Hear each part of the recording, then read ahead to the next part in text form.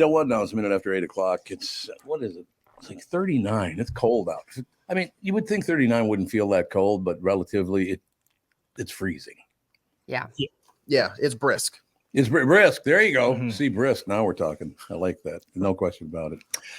In any case, Sam's Christmas Village and Light Tour offers the ultimate Christmas experience located in Somerset, Wisconsin on the scenic Apple River. Sam's Christmas Village is sure to light up the sky. It's woodsy, it's magical, and fun for all ages.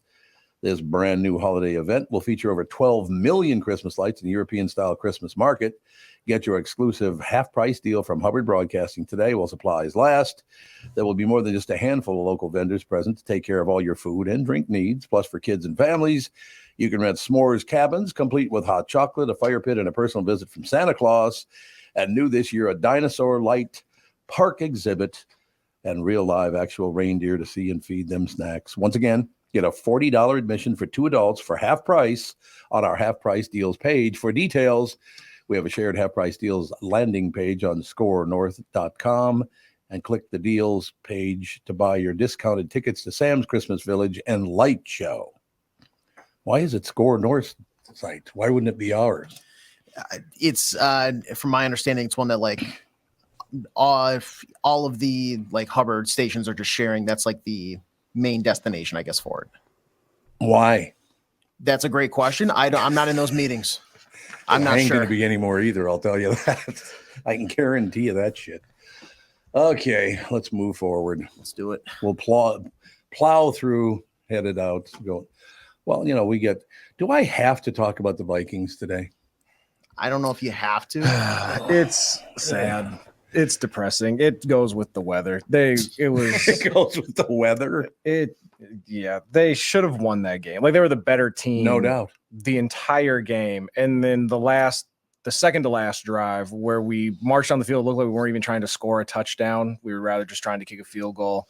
Didn't make any sense. The defense magically just started becoming a sieve. Oh, God. They're frustrating. We have no running backs. Our running backs all suck. Alexander Madison is terrible. He's terrible. He's terrible. Terrible. Ty Chandler did pretty well, but Yep. Alexander Madison, I don't understand how he still gets playing time. I don't get it either. Our pass rush sucks. That's the other thing. We didn't get near the quarterback, did we? No, I thought they did all right. I thought our defense, considering the fact that we gave them a lot of short fields on offense and held them to 5 field goals, I think they played really well. Wanham had a sack. It was one of Hunter those where, had a sack. Like, they looked really good, I think, most of the game, and then that last drive when it's like, this is where you want that sack to come, and they just couldn't do it. And then Smogs AP Ryan getting like a short dump off, and then he picks up 8 more yards. I know. And the thing about it is, what were we at one point? Like, we were lining up to take a field goal and kick the field goal, and we move forward, and then nothing after that. That magnificent play, and then after that, they're like, oh, okay, whatever. Yeah. It was, and then Josh Dobbs feels like he fumbles every other time he touches a football. No doubt about it. Like, it just was not good. I think the guy'd be probably pretty good if he didn't work for 7 other teams. And I mean, they all got rid of him for some reason. Right. I thought he was looking good the first couple of games he played. Yeah, and he looked, I would say, this game the same he did the rest of the games. It's just when you win, now all of a sudden it looks like he's about to be the next Patrick Mahomes. Like, even on the broadcast, his touchdown that he threw, Collinsworth was like, I don't want to say he's Patrick Mahomes, but that play looked a lot like Patrick Mahomes. And it's like, okay, everybody calm down. He is mobile, which we're not used to seeing because Kirk Cousins is not mobile, but Dobbs can't really throw the football that well. Yeah, I think the frustrating part, too, is that on the fumble that he had on the very first drive of the game, the hit that caused the fumble technically could have been called as like spearing because they lowered the crown of the helmet. And even the rules analyst on the broadcast was like, they missed that call there, but we're going to keep moving forward. And then they get the field goal from that. Same thing on the Alexander Madison fumble. Probably should have called it there, too. And, that's points that add up. And I'm not saying that those are the 2 main reasons that the Vikings lost the game. There's a million things, but it would have been nice to have those points back. Yeah. And there was a potential late hit. I believe it was on a punt return or kick return on the sideline. That didn't get called. So there were quite a few plays where it almost felt like, what do the refs have money on this game? Like, why are we not throwing these flags? That's, I texted my group chat. I was like, Sean Payton, is it just a coincidence by trying to connect dots that aren't there? But this feels like another bounty gate. I have a question for you. Is he maybe the biggest prick ever born? 1,000%. I don't even feel bad about God. saying it. I don't either. What a jerk. I've not heard one person say anything nice about him. I haven't either. I've never seen him do like charity work. No. I've never seen him like they don't bring people, Yeah, it's just everything I see about him makes me not like him more. Yeah. I am right there shoulder to shoulder with you, man. I just don't get why is he such a pain in the ass? Well, and because my favorite Sean Payton moment was the Minneapolis Miracle game. Right before that play, he was on the sidelines doing the skull clap and chanting and taunting all the fans that were kind of by the Saints bench because he thought they were about to win the game and go to the next round of the playoffs. So then we hit the Minneapolis Miracle and he had to sit there and eat crow. Right. So yeah, screw you, Sean Payton. I couldn't agree more. I've never talked to the guy myself, but I've heard from many people he's just a raging prick. Yeah. Kind of like most of the people in radio. You know what I'm saying? But yeah, actually we were out to dinner last night, so I only saw the second half of the game, so I didn't see the first half at all. Mm-hmm. I don't know. I had some feeling it went too smoothly I've been a Viking fan since I was 15 years old. When everything's going that smoothly, you're about to get kicked right in the nuts. Yep. Mm-hmm. It's just how the Vikings are, and they've always been that. There is no way they should have lost that game. No. And of course, it was Russell Wilson, who we have our own track record with, and Sean Payton just kicked us square in the groin. In the groin, ladies and gentlemen. The groin, I say. No, it was very difficult. I mean, they're 4-5. We're 5-4. You can't beat a 4-5 team that's got nothing going. Yeah, they're and especially after the year they had last year. And if you don't want to talk about the Vikings, we can always talk about your magnificent Gopher. Oh my God! Not expecting 37-3. Yeah, not expecting them to beat Ohio State to begin with, but put up some sort of fight. Just the saddest field goal of all time. Yeah. You're down 30. Yeah, let's go ahead. And I guess, we don't want to go for it. I know. Just kick a field goal. You're down by what at the time? 30 points. Something like that. Yeah. Oh God. No. Storm the field. Didn't get shut out. Yeah, we got to get rid of that. What's that other Hunyuk's name? That Peter Boyle or whatever his name is. Mark Coyle. Mark Coyle. What's his name? Peter Boyle. Isn't that? That's somebody I know. That's the husband of Susan Boyle, who was on Britain's Got Talent. But no, Mark Coyle is the name. Mark Coyle. The terrible singer. I thought she Susan was Boyle. No, she looked like she was. Everybody thought she was going to be a terrible singer because they judged her off of her appearance. And then she was a great singer. Yeah, she was like a trained opera singer. Yes. Wait a minute. Who's married to her? Oh, sorry, that was just a joke. Because the name. Okay, because of the name. Brittany, do you remember her? Oh yeah, I know Susan Boyle. Okay, yeah. I for some reason that like sticks out. She probably has done nothing since like 2011, but I remember her very vividly in my mind. Well, she's a great singer, but she looked just a little older than my grandmother. Remember how old she looked? And she wasn't that old. She looked very old. But they ended up giving her a little bit of a makeover. And did they? Yeah, but it was like really beautiful because she sang, I think Les Mis or some opera song. She came out and it was just beautiful. And I think she put out some CDs. But I'll double check on what's going on with Susan Boyle. Yeah, see, Nick, you guys are cheering me up today because you just reminded me of something I heard someone say on the radio. And you'd know who it is, but I'm not going to say her name because she's actually kind of a friend. Not a great friend, but a friend. She actually was on the show. This is many years ago. I'm listening to her show. And she said, I must tell you, my new favorite of all time, and I just adore this play. It's just wonderful. I'm all in on Les Mis. Was it Les Mis? What is that? A racy porno? What? It's like an off-brand. She said Les Mis. Les Mis. Although there are words where if you read them before you hear them, you just go with whatever is first to your mind. Who doesn't know Les Miserables? Yeah. I thought it was Les Miserables. Blah. Not Les. Oh. Blah. See? Blah. Bleh. Bleh. Let's go see Les Miserables. Let's all vomit on Phil Mackey. What do you say? Yes, let's go to the real theater guy here. Yeah, the real theater guy. Yeah, my wife and I did go see a couple months ago. We saw Shane at the Guthrie, one of the great Western movies turned into a play. Yeah. It was very good. It was very good. Glad to hear that. No intermission, by the way. Just hour and 20 minutes. Get you out of there real fast. Get a cocktail, sit down, hour and 20 minutes, clap, get out of there. You don't need 3 hours with an intermission. That's too long. It's too long. I don't know how many years ago it was, but it was many, many years ago. And I haven't been to a play at the Guthrie since. But they were doing what's the big Christmas play they do every year? It's the Christmas Carol. The Christmas Carol. Is that what they do? Yeah, I think so. What it is? They cut one of the characters out of the play because they thought it was too politically incorrect. Scrooge? Did they cut Scrooge out? One of them. I think you might be right. Yes, you might. They cut the guy out of a play. What is that play? 150 years old? Oh, at least, right? I mean, it's based in maybe 300. Who knows? No. We know better. We're going to cut that character out of the play. Yeah. Oh Jesus. That stuff's getting really old. We should have cut Alexander Madison out of the Vikings play I yesterday. like it. That's a good call. You talk about Les Mis. Yeah. Les Miserable. Les hang on to the football once in a while. Huh? Les get Dalvin Cook back. Les see about the Bears next Monday, maybe. Well, that's Monday night too, isn't it?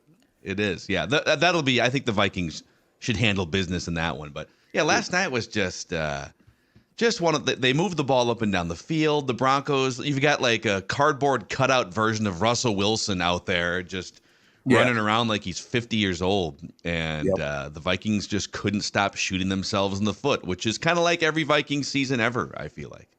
Phil, I got to be honest with you. I am in agony right now because when I was with Capitol Records, I spent a lot of time in Detroit, obviously the R&B section and all the rest of it. Mm-hmm.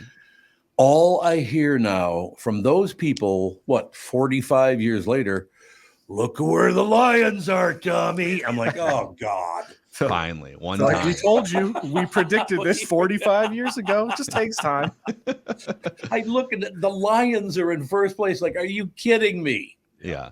Dude, it is a weird, the division being led by the Lions, and it's not a fluky Lions team too. No. They're legitimately one of the probably 5 best teams in the NFL. Yep. And they've got a professional wrestler as a head coach, basically. This Dan Campbell. If you get a chance, if the audience hasn't, you can just Google Dan Campbell Lions locker room speech and just pick any number of them. Oh. But he's got the voice. You guys, man. And he goes to Starbucks every morning and he orders the 2 largest. Are they called Ventis? I think it's Venti. Yeah, I believe. And he orders 2 of those and he chugs both before he starts anything at practice or just mainlining caffeine. Can you tell me that at least it's iced? Because that is an alarming thought to think about him downing hot coffee. I think it's iced. I'm pretty sure it's iced. Oh, thank God. Although it wouldn't surprise me if it was just scalding hot coffee and he's like, yeah, this is how men drink their coffee in the morning. Because wasn't he the guy as well with the biting kneecaps speech when he first got hired? Yes. Yeah. He's we're gonna so Dan, what's your coaching strategy gonna be with the Lions? We're gonna bite their kneecaps. We're gonna kidnap their children and murder them. Dan, whoa, dude, calm down. Biting kneecaps, out of all body parts, kneecaps. That's what you're gonna go for with your teeth. There was some sort of if you get knocked down and you got to get knocked down twice, get back up 3 times. But his was we're gonna bite the kneecaps on the way up to. He's like a Yorkie. So I do have to say, my 1.5-year-old has now adapted that tactic at school, and we are our daycare, and we are terrified she's getting kicked out. So I would tell him that it's probably not the one. Well, she's biting people. Yeah, Phil. There's 7 kids in her class, and she's bit 5. She's a serial biter. She's Jaws. Yeah, bout him. So I was like, should we get her one of those a little Hannibal Lecter masks, or get her a cone that you put on your dog when you don't want it to lick himself? You should. It's like have you guys seen the movie Con Air? And Steve Buscemi plays this horrific serial killer. Yes. And they keep him caged up in the back so that he can't interfere with all the other passengers. Maybe that's what has to happen. I rewatched Con Air about like 8 months ago. Not really. You guys, that movie's wild. The whole plot is just wild. It is. Yeah. Put the money down. It's like peak Nicolas Cage. Nicolas Cage had a run there in the 90s. He punched somebody so hard they died. Like, that's how that starts. And then he goes to jail or like extreme prison for life. Like, yeah, he's being attacked, and I get that his hands are technically lethal weapons because he's like isn't he like a special forces, right? Right.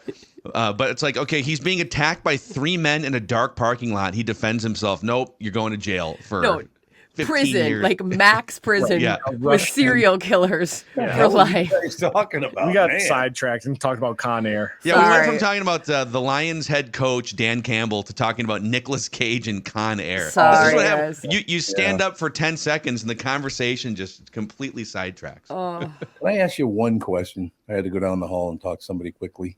Yeah. And then this guy walked past us. I can't show you because I can't move the camera, but I'm going to do my impression of, okay, so when I walk, and I guess this is unusual. My feet are very straight when I walk, and I don't know why that is. I guess it's unusual when that happens. They either turn in a little bit or out a little bit, but not straight. This guy was like, full pigeon feet. Yeah. what the hell? How could you even walk like that? Was it the clown from It just coming down the hall? I think it was, absolutely. I think you're absolutely right. It was a clown from It. No, I'm not criticizing the guy. I just don't understand how your legs would do that. Yeah, there are some people where their natural standing posture, you're like, how do you not just tear every ligament in your That's knee? what I'm saying. That's exactly what I'm saying. Like, what the hell? Yeah. All right, so we're done pissing on the Vikings, I hope, because that's why I left. I didn't want to hear anymore because I was going to start No, screaming. I mean, I'm happy to piss more. Listen, I got plenty more. I have hours more where that came from. And quick, because you said you didn't watch the first half. No, I did not. You would have hated the way the game started. They called, like, for as much credit as we give Kevin O'Connell for being a great coach with us, Job Dobbs stuff, he made one of the most bizarre play calls. He takes his quarterback, Josh Dobbs, puts him at running back, takes his tight end, who normally doesn't play quarterback, and puts him under center and decides we're going to run a little toss play and has our tight end pitch it to our quarterback, who then decides to fumble the football after getting a helmet-to-helmet tackle. And in fairness, the defender did come in illegally, like full torpedo helmet into Josh Dobbs' chest, and the ball popped out. The ball was out, I believe, just a hair before the torpedo incident. But just the overall thought of let's have multiple points of people that have never done this before, other than in practice, and like you could have fumbled it on the exchange from center. Then we've got him. He's going to pitch. Like, it just all made no sense. I mean, it's kind of like having Brittany on a pod. Oh, wait a minute, Brittany's here today. awkward. Take that home with Who's you. the closet lady? What's happening? Oh. The closet lady? But Just in there with her cats and her dresses. I'll be honest with you. The Vikings had the lead the whole time I was out with my family having dinner. It was very special. By the way, honest to God, so many nice people. I literally took pictures of people and said hello for about an hour and a half. It was just we were taking pictures together, and they were big fans of the old show and all that stuff. And we gotta let those people know this show's on, because not one of them had ever heard of this show. Not one. Out of about 200 people. You need to be like, what's the movie with Robert Redford? Indecent Proposal, where he has business cards that just say his name on there's no contact information. It just, good idea. It just says TomBernardShow.com, and you just pass them out to people at dinner. But I have this show, and I have this job. Why do I have to have another job? Well, no, I'm saying when you're out and about and people want to take pictures, and boy, I miss you on the radio, you hand them the little business card that says, Look, here's that's where what you I'm can going to have find to me. do. Yeah. Once you print them out for me and send them over. I'll get right on that. I'll get on that for you. But honest to God, so many nice people. Oh, this thing, I know we're doing sports here, but I got to mention, because everybody's name came up at the Doobie Brothers and Eagles concert on Saturday night. It was packed, 21,000 people.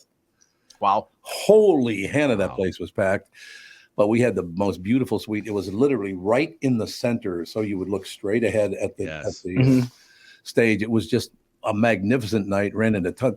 Doug Sprinthal and I are walking down the street to the event. we get stopped like 4 times by people. You know, just, hey, God, I knew that was you guys and blah, blah, blah. It was just such a sweetheart of a night. And then, you know, Michael, honest to God, Michael McDonald is. So we got Michael McDonald did show up with the doobies. We got the Michael McDonald. Oh, he did. He just pops in and sings the high notes for like a third of a song. Such a long way to, and then he's gone, you know, then he comes back. I love it when he does that because he does. Forget. That's exactly how he sings right there. Because I don't know if it was Sprinthal or who it was, but they had me doing that. And then because I used to do that on the air all the time. He came from somewhere back in long ago. You can sprinkle Michael McDonald into anything, you know. You can just be, you know. We're just talking. Josh Dobbs is a. Josh Dobbs sucks, but the whole team is worse. Can we do that? I have a Michael McDonald story for you, actually. Oh, I love it. So I'm a huge yacht rock fan, and yacht rock meaning like late 70s, early 80s, sort of corny soft rock. But then also like I'll get into the doobies with or without Michael McDonald. So, you know, Steely Dan kind of crosses over, like 10% of their catalog is yacht rock. So then you get into the other 90%. So I've just been a huge Michael McDonald fan for pretty much my whole adult life. And I have a group of friends that also loves the same type of music. And so about 10 years ago, so we would have been in our like mid to late-ish 20s at the time. And Michael McDonald was playing a concert at the Minnesota Zoo. It was like, it's like maybe 1,000 people in an amphitheater. Really? There's like a giraffe peering over the fence over here. And, and then there's Michael, just gets up there in his little black t-shirt and, you know, there must be some. He's just doing his Michael McDonald thing. So we had shirts printed out of Michael McDonald's silhouette. It was one of his album covers from like way back in the day. And so it was like a black and white silhouette photo on the shirt. And we're sitting like literally second row, the youngest people there by 4 decades. And before, as they're setting stuff up, the stage manager looks over and like kind of elbows one of the other guys looking at us like, oh, these guys are great. So he calls us over before the concert starts. And he said, hey, love your shirts. Come down here after this is over, and I'll see if I can get you guys backstage to meet Big Mac, right? Very sweet. And so sure enough, like the show gets over and they lead us down this, I don't know, this like long street corridor, and he's got a tour bus back there. And he comes walking out of the tour bus, just soaking wet, black shirt, just literally like sweat beads dripping from the bottom of his shirt onto the pavement, you know? And he talked to us for probably 10 or 15 minutes, like, hey guys, thanks for coming out today, man. I hope you guys enjoyed the show. You guys want some pictures? All right. And so we've just got like Michael McDonald's sweaty arms just around us. Greatest night of my life. Second greatest night. Love my wife. Great wedding. Second greatest night of my life. Yeah. Honest to God, that's a minute great story. by minute. Oh. Minute by minute. God, I loved it. It was. I tell you what, the acoustics in that arena are amazing. Yeah. The sound was just perfect. Really cool. It was a great show. If you ever get a chance, definitely do it. Okay, I got to tell Phil this story quickly, and the listeners too. So I get there, and I did not know this, but the company has a policy against having liquor in the suite when you have events like that. Yeah, the company can't buy the liquor, I think, is what right. they're worried about. But see, I assumed I could because I don't work for the company. Right. And you're just buying your 25 closest friends some beer. Yeah. So I bought 5 6-packs of beer. And then I was told I shouldn't have done that. But it's like, but I don't work for you. We're partners in this deal. I don't work for you. I don't work for the Hubbards, right? I work with them. But, you know, and I understand I wouldn't do it again if they don't want that done. That's fine. It's your event. And I just didn't know. I just assumed because I wasn't an employee that I could do that. Mm-hmm. And then God punished me for doing it. Phil Mackey. I bought 5 6-packs of beer. It was $1,000. Yeah. Oh God. Yeah. Touchdown. $1,000. Now I know why Stanley said we ain't buying you beer. Now I want to see Tom turn in that expense report on Monday. Yeah, that ain't happening. $1,000 for 5 6-packs of beer. Yeah, they get you. Oh yeah. How much is one beer? $26. Damn. It's aggressive. Really big beer. Oh, it was like, Michelob Light. Yeah, of course. Yeah. Well, somebody try wanted to know getting about- like a double mixed drink down the hallway in that suite level. What's that, about Take $75? take out a loan just to finish that cocktail. But I will tell you, man, and I got to mention this to all of you because all of your names came up. All of those morning show fans that were in that suite, and then people in the hallways, ran into a bunch of listeners in the hallways, ran into people going into. We must have met 100 people going into the stadium, and then once inside the stadium, it was just a magnificent night. They love this show. I will tell you that. Love it. They do. I mean, not AJ so much, but everybody else. Yeah, Pretty much everybody else. Yeah, That makes sense. but that's par for the course. Oh, geez, AJ's job should just be like twice an hour, just come in with like a Michael McDonald, seasoning of someone else's take. That's a great take from Tom. It's a long time ago. God, if you ever get a chance, go see him. Go see him while he's still playing, because he's got to be getting close to 80, isn't he? Oh man, he is.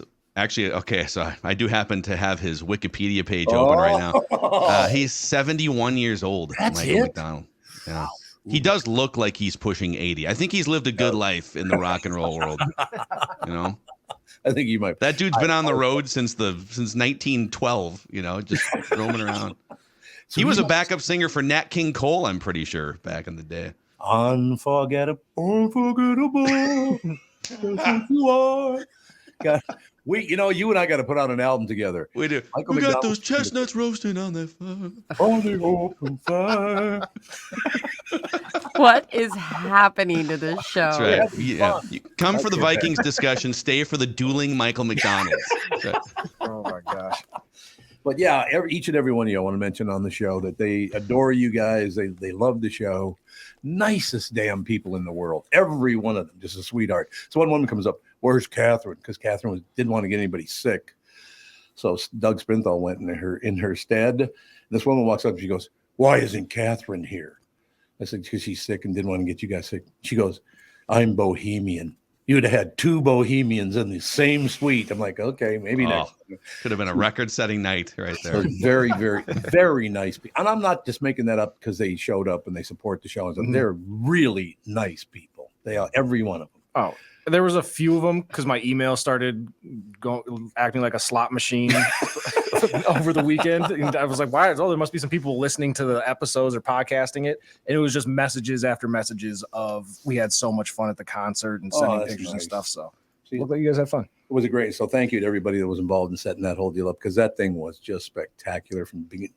But I'm telling you, Phil, I know you got to get going, but Michael McDonald just killed it. God, he was good. Just a legend, man. He is a legend. Just slinging fastballs at age 71. He Just the came high from heat. somewhere back in the long ago.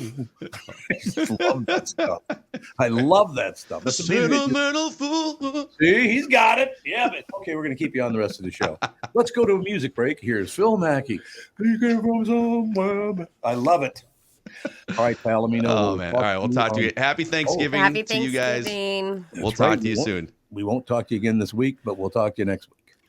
Sounds good, guys. All right. Thank Take you, care man. now. Thanks for bringing on, man. It was great. Phil Mackey, ladies and gentlemen. We got to take a break. My God, that's my fault. I ran way too late. K&L Surplus and Ammo is your one-stop shop for all firearms-related products and is the preferred choice among top enthusiasts and waterfowl hunters for over 25 years. K&L is an authorized SKB shotgun dealer with a huge selection of youth models and has a huge selection of trap loads. Fall hunting is here, and that's what you need to do right here. Head to K&L Surplus and stock up on waterfowl loads. K&L now has a lot of the calibers that have been hard to find in stock. That's because he does a great job. Great guy, too, by the way. K&L Surplus and Ammo is veteran-owned and offers first responder and veteran discounts. Check this out. Mention this show, and receive 10% off anything in the store. That is anything in the store. K&L is also committed to safety and a licensed FFL retailer. Find out for yourself why K&L Surplus and Ammo has been the choice of gun owners for over 25 years. Go to www.klgunstore.com. Why should your business bank with North American Banking Company? Here's Landon and Gavin Miller of D&B Plating. I've always been impressed with their speed of answers to our questions, and that has allowed us to expand and capitalize on opportunities in the market. North American Banking Company has never made us feel like a number. They've always treated us as a partner. For more information about North American Banking Company, go to nabanco.com or stop by any one of their Twin Cities locations. Member FDIC, equal housing lender. This is Bob Sansevier, and I want to tell you about Dave Bialki from Bialki Law. Dave represented my wife, Mary, when she had a significant workplace injury. She was very happy with the job Dave did. If you have a work-related injury and have Dave represent you, I'm betting you'll be happy too. Dave is a down-to-earth guy. He grew up in northern Minnesota, rides a Harley, and worked various jobs doing concrete, electrical, plumbing, roofing, and carpentry work. Dave works for people with work-related injuries. If you work construction, or anywhere for that matter, and you're hurt or even just hurting, you should talk to Dave. Let's face it, our bodies wear out. If your body is worn out from work, if your knees or back or shoulders hurt from things you do at work, do what Mary did. Call Dave and talk to him about it at Bialki Law to set up a free initial consultation. The number to call is 763-571-2410. That's 763-571-2410. Or visit bialkilaw.com. That's BIALKE law.com. I'm having a horrible time today. I want you to know that's not fun at all. You're all horrible and horrendous. Is that the ticket? Yeah, I mean, it's very believable. Believable. I thought we were in the clear with Brittany at home. Yeah, that's right. Ladies and gentlemen, Tom here, and I just read a success story from MN Fat Loss client Elizabeth, who just completed the program. Congratulations, Elizabeth. That's great to hear. Elizabeth writes, I'm a 54-year-old woman who has struggled with losing weight. I had almost constant heartburn, trouble sleeping, and brain fog. I tried counting calories, eating bars and shakes, and several other programs in which I would lose 5 to 10 pounds after months of struggling, only to gain it right back. After 60 days of the MN Fat Loss program, I was down 25 pounds. MN Fat Loss had really empowered me to believe that I can control my eating and my weight without having to sacrifice foods that I like. Let me assure you that the short 60 days is totally worth it. If you're thinking about finally committing to improving your health, this is the time to start. You won't regret your investment in yourself. Great job, Elizabeth. I'm so happy to hear about your success, and I truly am, actually. See, when I do commercials, I like people to succeed. That'd be good, right? Yeah. Are you ready to lose weight and feel better? Go to mnfatloss.com, schedule a free phone consultation. It's so easy to see if MN Fat Loss is a good fit for you. They offer a free phone consultation to learn about the program. You don't have to take time off work or get a babysitter for the kids. It's as easy as getting on a quick call with the expert staff. You can share your goals, learn about the program, and see if it's a good fit to help you lose weight and feel better. They also have virtual options to help you if you live far away. To schedule that free phone consultation, go to mnfatloss.com. The only thing you have to lose is the unwanted weight. That's www.mnfatloss.com. I cannot wait to hear about your success story. Chris Eggert is here to do the news. Oh my God, I was loving that conversation. I love Michael McDonald. Oh So my funny. God, phenomenal. Do you really love him? Yeah. I do too. Phil Mackey loves him. You love him. I think we all do, actually, kind of for the feeling in the room. Icon. Yeah, I've He never is heard amazing. one of his songs, but just off of your renditions, big fan. You're a racist. Really, how about this I one, don't Tevin? listen to honky music. How about I mean, this one, Tevin? Racist. I keep sure- forgetting, not in love anymore. I keep forgetting things will never be the same again. Go. Is Oh, this I've heard Sing that. the Sidewalk? I've heard that song. Keep going, Chris. Never be alone again. I've heard that song. They're doing the wave, got the lights going, the whole deal. It was a phenomenal, phenomenal concert. Nice. That venue is amazingly beautiful. Beers are only $26 a bottle, so that's good. Yeah, I heard you. I heard I missed the party. $1,000. Yeah. Okay. That's great. Nice talking to you. That's all I have to say. Sneak them in next time. Yeah, I did not know that. I assume because I'm not an employee of the company, I could buy it, but they don't want me to do that either. So whatever. I will follow the rules. I just didn't know the rules at the time. Right. Lesson learned. Lesson learned. No, when I gave them all heroin, that was okay, though, wasn't it? Well, yeah, as long as you didn't buy it. You didn't buy it, just give it to them. Yeah. That'd be a good deal. We, honest to God, Chris, we had so much fun over the weekend. We went to 2 family functions, and oh God, it was fantastic. So last night we're sitting at the restaurant. Don't want to say where it is because for other people's privacy. We're sitting there, and there's a guy. Well, the place was packed. I mean, it was packed to the rafters. And my phone dings, and I look down, and it's Tim Flynn. often Copper Tim Flynn, Vince Flynn's brother. I don't know if you know Tim or not. Great guy. He says, "Hey, I heard you're at the blah, blah, blah restaurant in Mendota Heights. You having a good time?" I'm like, how the hell would he know that? And he's like describing where I'm sitting and the whole deal. I'm like, what the hell?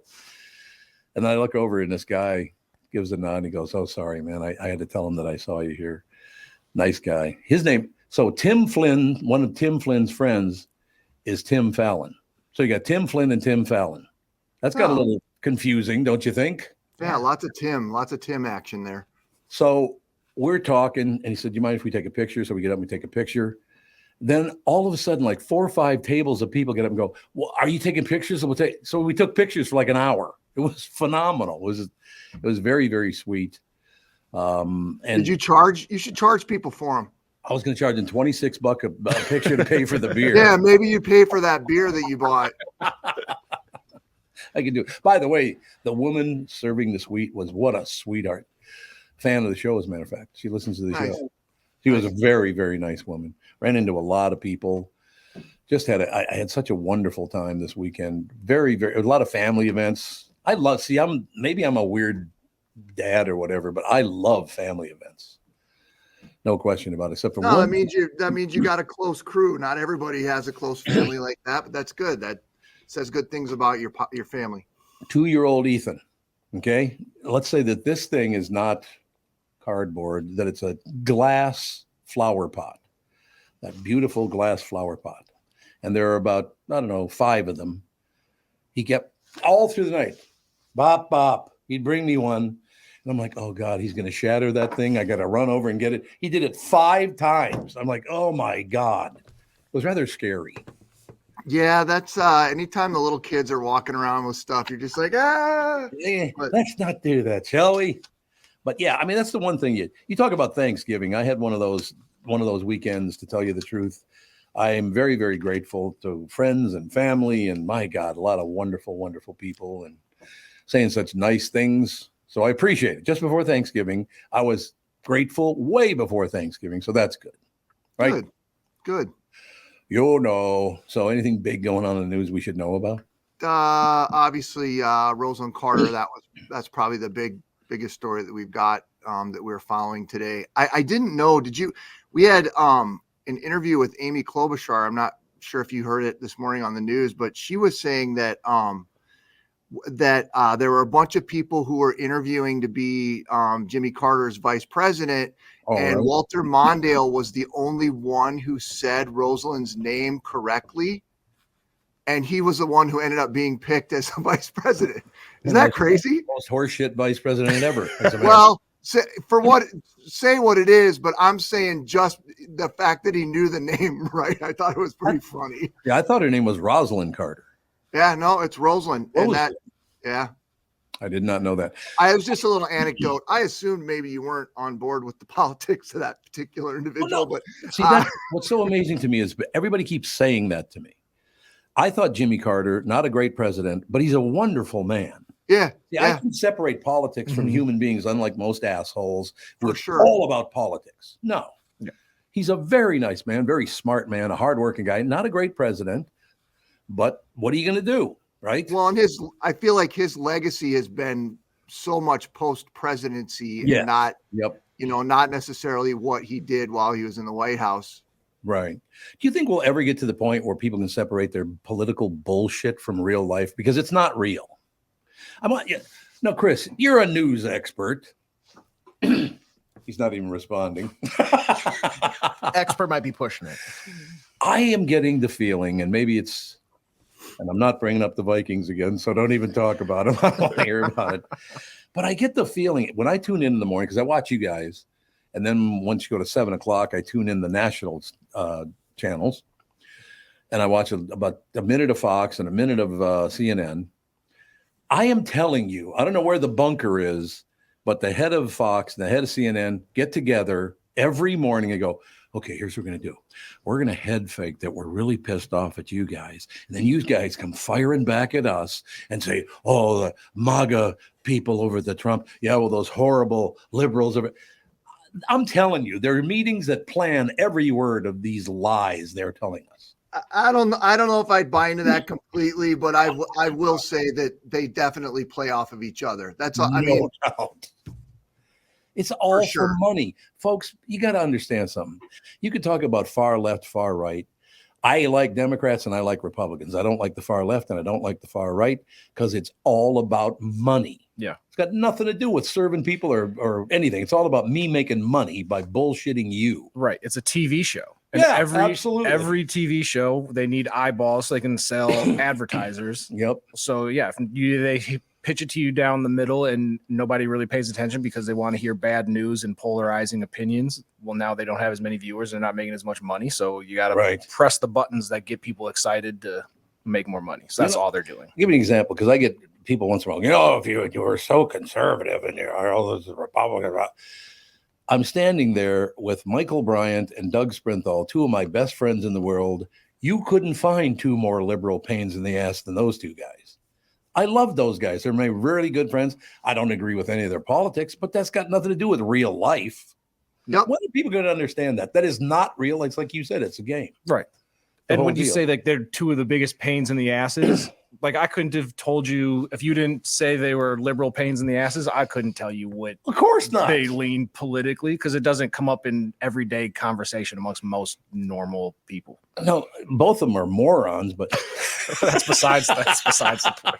Yeah, it's got nothing to do with the politics. No, we got to get to the point someday. And I know if you watch television and listen to the talk shows and all that stuff, they're trying to make you upset so you'll watch more. I would just like to put this disclaimer out there that you guys are talking about the national news media and not the local media. I make that very clear. The local media does a nice job. I do. I bring that up every time, and I'm very serious about that. But stop buying into this. That's nothing but a scam they got set up to make money. And these far right people and far left people, go find something else to do other than bitch at people about how horrible the other guy is. I don't care. Right? Right. Relax. Relax. Take it easy. Although, all right, I'm out of time, unfortunately. No, you can't go. Phil went long with all of his. He did. That's a really good singing voice you got there. He lied. Thank you. Thank you, sir. We'll talk to you tomorrow, man.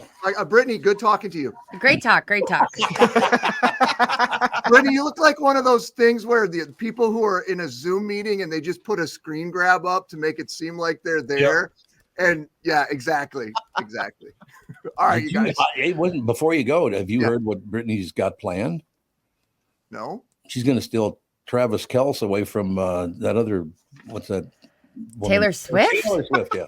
I don't know if you know that or not. I know Taylor Swift. I still don't understand the attraction. I thought you were about to call her a hunyuck for a second. She is a hunyuck. Brittany the hunyuck. Well, I think it would be pretty easy to go ahead and steal Travis Kelce. I'll use my sexuality. That's a perfect answer. Okay, I got to go on that note. Bye. Goodbye. News brought to you by Mr. Money Talk, Josh. I'm going to call Josh for your free 48-minute financial evaluation.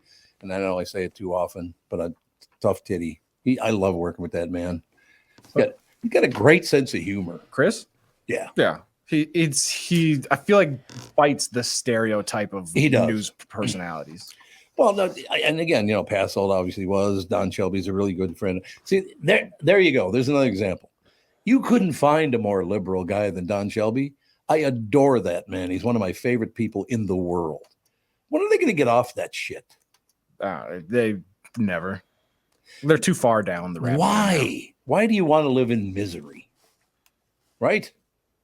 That's a great question because it sucks to live your life that way. I got to believe you're constantly stressed out. Oh, did you see what happened today? Like, settle down for Christ's sake. You sugar tit. Yeah. Right? Yeah. Right. Sugar tit deal all the way, isn't it? Yeah. What, AJ? No, just the way Brittany said that. Speaking of Peter Boyle, that was in his movie. Yeah. Joe. Remember, did you ever see the movie Joe? I don't think so. Oh, you guys got to see it. I'm thinking of the big gorilla movie. Kong? No. Was it Mighty Joe Young? Mighty Joe Young, yeah. What is your problem? Mighty Joe, yeah. That was a good movie, though, too. But Peter Boyle's playing this guy named Joe. Okay. He's a very conservative guy, and I don't want to ruin the movie by setting up why these two guys meet at a bar. Mm-hmm. They start talking, And they're talking basically about politics. And it doesn't matter which one Peter Boyle as Joe was talking about. He goes, yeah, those people over there, let me just tell you something. He's got this real New York accent. Yeah. He goes, all these people, they line up, they go in their offices, they do nothing for us. Let me tell you flat out, sugar tit all the way. Also, I love that you say you don't want to spoil this movie for anybody. It came out in 1970. I know. Yeah. Well, yeah, but you haven't seen it. You haven't seen it. But if you haven't gotten around to seeing it, if you've been kind of busy for the last 50 years. Thank you for not, because some people like Tevin like to go around and ruin movies for people that have been out for like 50 years. You, on the other hand, you have a little integrity, you have a little respect. Well, I know last week, remember how he ruined the ending to Swamp Thing? I mean, I didn't want to hear about how it ended. Right? It's a classic. I don't think I remember that conversation. I don't think I do either. This one probably came out in like the 40s. Oh, that's nice. No, because you love classic movies. Well, I go all the way. But see, I love. That's how I study culture, though. Mm-hmm. Is I go all the way back as far as I can go. Where did this all come from? Right. And I will tell you flat out, and then I promise I'll move on. But the Democratic Party and the Republican Party were founded to make money. That's a flat out fact. And I believe their policies originally were flipped, right? Yeah, they were. Yeah, like Democrats used to be Republicans, Republicans used to be Democrats. Yep. That's when I found that out, that's what made me be like, you know what, this whole politics thing is really a scam. It's bullshit. Yeah. Vern Gagne, I think they went to talk to Vern Gagne with the AWA and said, okay, let's flip the script. You guys, when you get in the ring next time, you'll be the Democrat and you'll be the Republican. Right. It's all-star wrestling. That's all it is. Yeah. They just did a heel turn. That's it. Right. Heel From the turn. top rope, Joe Biden coming down with the people's elbow. Oh, God, Biden's here. Biden's here. Oh, my God. I would love to see Trump and Biden in a wrestling match. Boy, that'd be something. I don't even think they could get into the physically get into the ring. Yeah, there's no steel steps. It's the steel ramp. Yeah. That's exactly right. No, that stuff was, I don't know. Oh. I just want people to understand they're just doing that stuff and getting you all whipped up to make money. Don't keep falling for that bullshit. Ugh, it's disgusting. What else we got to talk about? Oh, we got to do some spots here, don't we? Yeah. You know, if Tom would pay attention and do his job.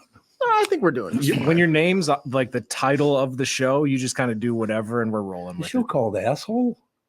No, not anymore. We told them No, not anymore.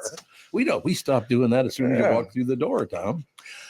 You need to know a guy for your auto repairs, legal issues, banking, and more. The same goes for the investment advice you need. You need a guy to help you be successful, someone you can trust who gets results. Well, I got a guy for you, Josh Arnold. Josh gives you straight talk, not sugar-coated advice about your financial situation. Josh has seen it all when it comes to economic and market conditions, and Josh can make sure that your retirement objectives match your investments. Do yourself a favor and call Josh now for a no-obligation 48-minute evaluation.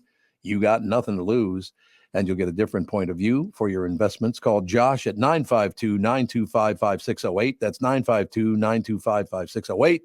You'll be glad you did. Investment services offered by Josh Arnold Investment Consultant, LLC, a security and investment advisor. Past performance is no guarantee of future results. All investments involve risk. All comments and opinions are Josh Arnold's and do not constitute investment advice. I am Tom Barnard, and I'm a paid endorser. Tom here, and I just read a success story from MN Fat Loss client Elizabeth, who just completed the program. Elizabeth writes, I'm a 54-year-old woman who has struggled with losing weight. I had almost constant heartburn, trouble sleeping, brain fog. I tried counting calories, eating bars and shakes, and several other programs in which I would lose 5 to 10 pounds after months of struggling. After 60 days of the MN Fat Loss program, I was down 25 pounds. MN Fat Loss had really empowered me to believe that I can control my eating and my weight without having to sacrifice foods that I like. If you're thinking about finally committing to improving your health, this is the time to start. You won't regret your investment in yourself. It's so easy to see if MN Fat Loss is a good fit for you. They offer a free phone consultation to learn about the program. They also have virtual options to help you if you live far away, which I think is a brilliant idea. To schedule that free phone consultation, go to mnfatloss.com. The only thing you have to lose is that unwanted weight. That's www.mnfatloss.com. I cannot wait to hear about your success story. And please let them know that Tom sent you. Is that text you're sending so important that you missed your turn? Is that text you're sending so important that you ran the red light? Is that text you're sending so important you didn't see the ball coming onto the road or the child that followed? Hi, I'm Mike Bryant from Bradshaw & Bryant. When you take your eyes off the road for in 4 seconds, your vehicle travels 100 yards. That's the entire length of a football field. If you absolutely have to text, you need to pull off the road somewhere safe and do it from there. Texting and driving is against the law and can cause serious injury or even death to you and others. Now that is important.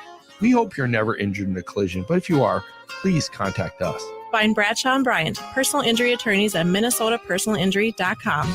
Going farther with Mike Bryant on your side, seeking justice for the injured. Bradshaw & Bryant. You all have helped support MyPillow and their employees in these tough economic times. Mike Lindell knows this and continues to give back to listeners with deals on his most popular products. You've heard me recently speak about the My Slippers, the Giza Sheets, MyPillow 2.0, and more. Well, great news. The MyPillow 6-pack bath towel sets are back in stock. The proprietary technology makes them extremely absorbent, yet still provides that soft feel you look for in a towel. The set comes with 2 bath towels, 2 hand towels, and 2 washcloths. Regular price is $79.98. And for a limited time, you can get this 6-pack towel set for only $39.99 with promo code TOM. That's a 50% savings. So go to MyPillow.com, use promo code TOM to save 50% on the MyPillow 6-pack towel sets. That is just $39.99 for a set. This deal will not last long. Enter promo code TOM for this special and many more. You know, I'm not a language expert, but I have to believe there's no such phrase in Spanish as indecision de molesta. No way. No, that's like the lazy, I'm gonna run-o to the store-o type of Spanish. Or the NBA, they do their Hispanic Heritage Night jerseys, and they'll just say El Heat or El Timberwolves. And it's like they actually have names and words for those in Spanish if you want to change it. Yeah. El Pacers. Yeah. Indecision de molesta. Yeah, right.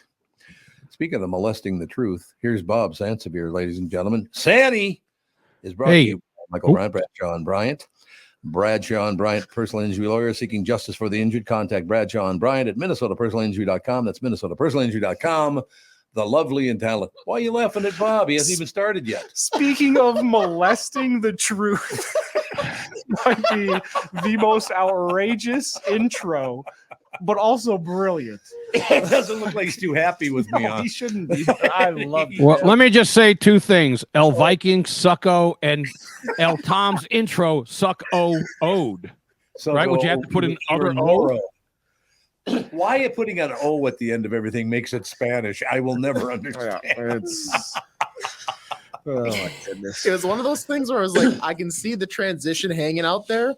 Will he go after it? And you delivered. I have a friend who's half Irish and half Puerto Rican.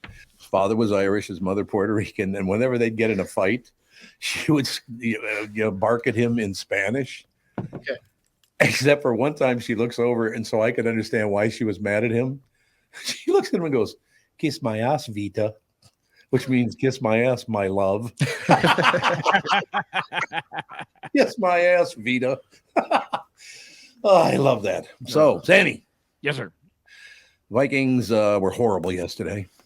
Well, horrible. Dave Bialke wrote the headline for today's for what happened yesterday. Pastronaut comes down to earth, so he can make turnovers all over the place. ... Bob, it was just horrendous. And the fact that they lost to that Denver team is terrible. It is terrible. And Tom, you know what? I'm sick. I was all into the whole Joshua Dobbs story. Hey, 4.0 rocket scientist. Sure. Yep. I don't care. It sucks. His story sucks. You don't win the game, you suck. That's how you have to look at it.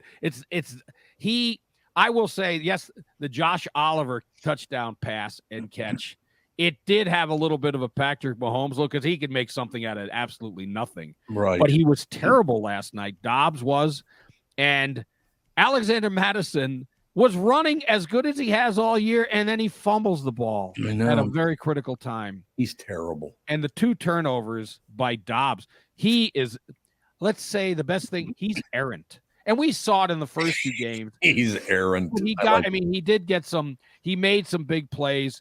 but there were really no big plays to Jordan Addison. Hawkinson, hey, he's back to here. What's this? Let me drop it and not catch Constantly dropping the ball yesterday.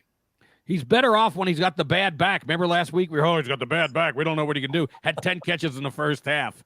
Somebody should kick him in the back before the game starts. Ooh, can I? I'd like to kick him in the back.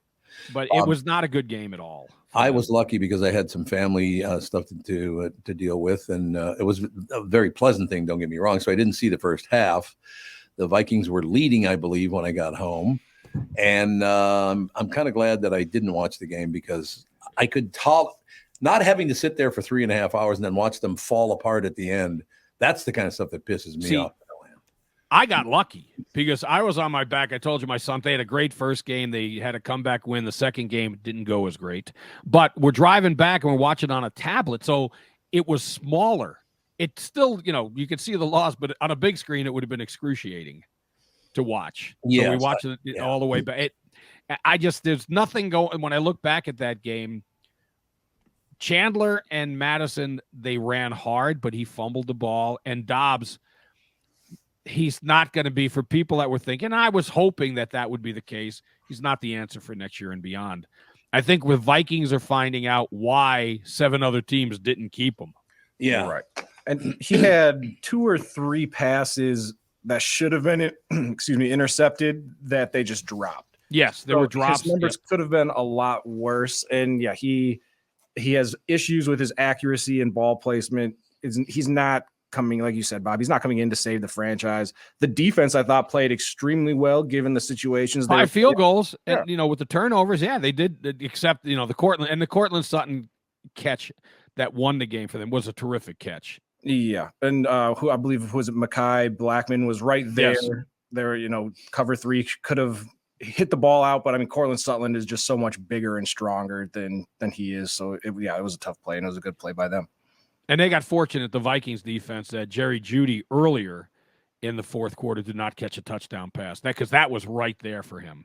Mm-hmm. So, I mean, it's a game that's for the Vikings, it should be an eye-opener. Now, this was a game we thought they'd win, and now suddenly, they're not going to catch the Lions. There's no question. No way. But now you wonder about the Bears, because the Bears had the Lions, and then they let that one get away from them. But what happened yesterday goes back to what we talked about last week when they did win and put themselves in some peril. You got the lead on a team, stomp them out, but you got your foot on their neck, take them out, and they can't. Yep. No. Well, that second to last drive, it felt like they were purposely playing for a field goal rather than that, nailing the coffin touchdown. And that's a problem. That will cost him in the playoffs, and it's cost him this game. When I say he, Kevin O'Connell.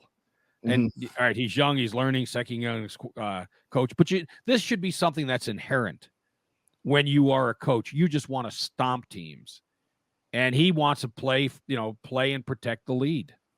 I will say this: the way he plays defense, Brian Flores he would stomp you if he was the head coach. Now, Bob, I have to ask you: wasn't there a team in the state that got stomped on Saturday? I actually thought it'd be a worse stomping than that. What was that? It was 24, right? I said, I don't bet, but if I was going to jump on a team, it would have been Ohio State. But they're 37-3. And actually, the Gophers are the reason that Michigan has fallen behind Ohio State in the standings, because they just crushed the Gophers. And Michigan had a tough game against Maryland. They won, but it was closer than it should have been.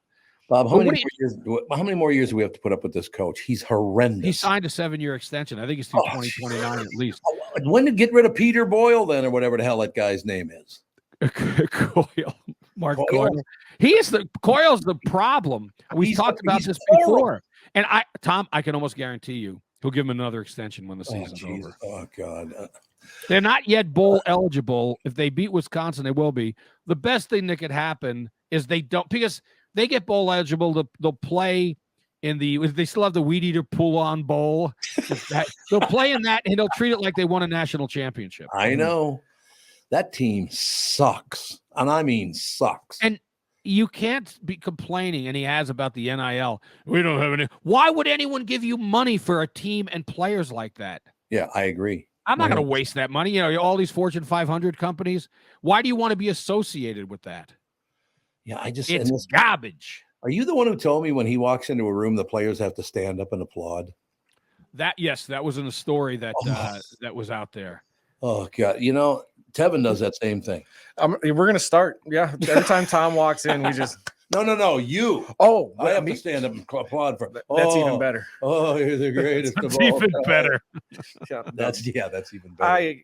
Are the other Bob? How closely do you follow kind of all Gopher athletics? Are the smaller, kind of less popular sports, you know, your rowing teams and things like that, gymnastics and whatnot? Are they excelling? Is there a reason why Coyle still has his job and it's just football and basketball that are struggling?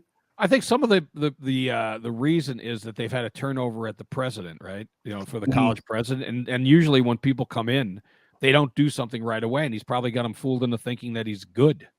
Yeah, you know, that's problematic. And honestly, when Gable Stevenson was wrestling, he got NIL money. There was money for him. If you're good, you'll get money. Yeah, and PJ Fleck's whole kind of attitude and rah-rah, it works when you're winning and, you know, you can row the boat when you're winning, but when you're losing, you can't sit up there and deflect and blame that, you know, we're young, because he was saying we're young when he first got here. God. Which year zero, that's what he called it. Yeah, year zero. And then now at this point, when he says we're young, well, that's your fault because you're not keeping players long enough. You're not being aggressive in the transfer portal. You have to change in mind, doing it. In year zero, his best teams were teams where he inherited the talent he got. Correct. And he didn't inherit it from a great coach. That's another thing. So Jerry Kill was okay, but there were problems there, you know, with his health. And he might see. I don't think that Jerry Kill projected for Mark Coyle that corporate persona that he wants. For some reason, they love this Kill. I mean, the guy.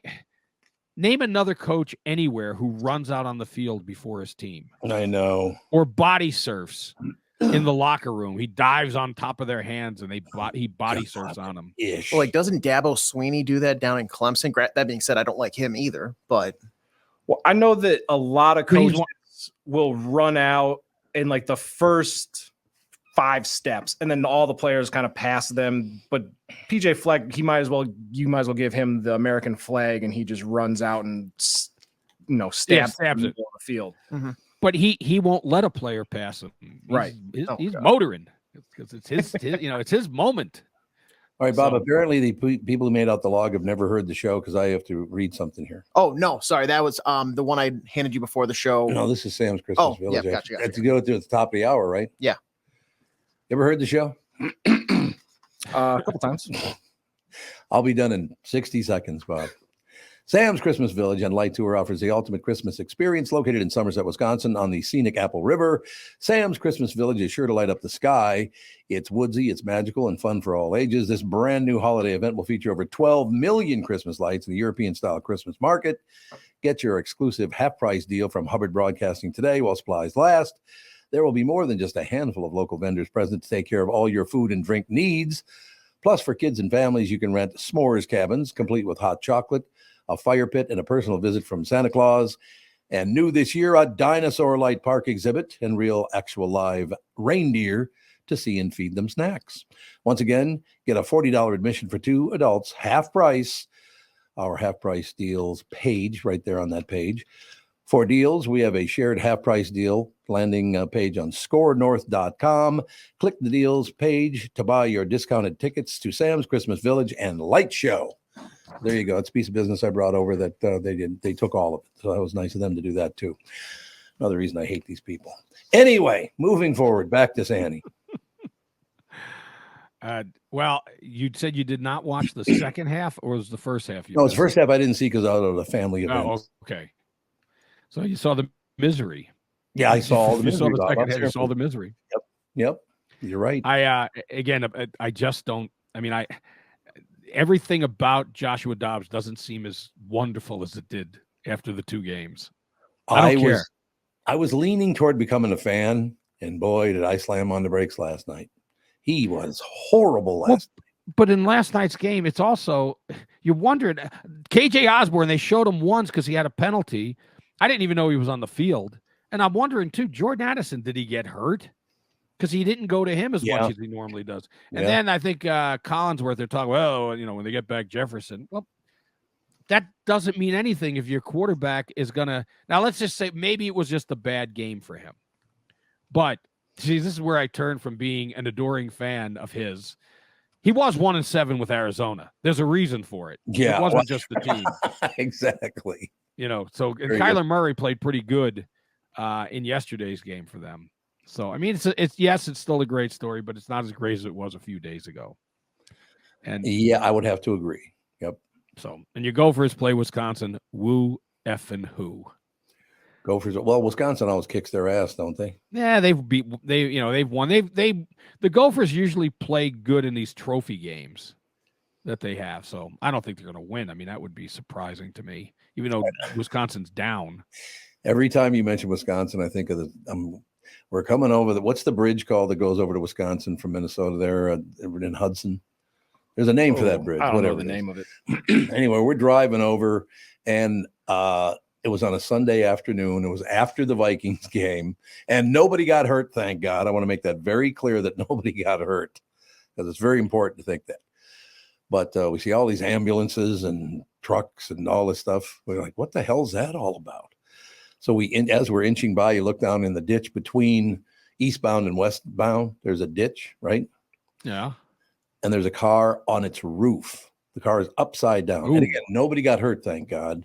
But the best part of that was apparently there were some Green Bay fans coming home from the Viking-Packer game. And the reason I know that, on the inside roof of the car were 4 of those cheese heads. Oh, you can just see him sitting there. They're just sitting there on the roof. That could have saved their lives. It could have. Brittany, you got a point. They could have saved their lives. I'm going to start driving with one. Well, you look good in one anyway. I wonder if Packer fans get their kids those instead of bike helmets. Yeah, good call. They strap them on. They are attractive. I mean, there's no question about that. Yeah. No question. Hey, don't keep you. Brittany, how you doing? You've been quiet. I'm good. I watched a little bit of the Vikings game, but I usually like to take it in with you guys because I don't have a lot of good things to put out there, especially after that game. But I did write Bob the Molester, so I'm trying to make that work for you since your intro. Oh my! Well, you know what? My if you shorten it'd be Bomo. Yeah, see, that just flows. Yeah. Bomo. Sounds like a clown name. Bomo the clown. Hey, okay, it sounds a lot better than Bob the Molester. Yeah, we probably should keep saying that. Think about that. Very important point to make, Bob. Yeah. No question about it. So what else you got, Pally? Well, I mean, does anyone really care other than the Gophers getting riddled and the Vikings getting their ass kicked? Right. They suck. They're both horrendous.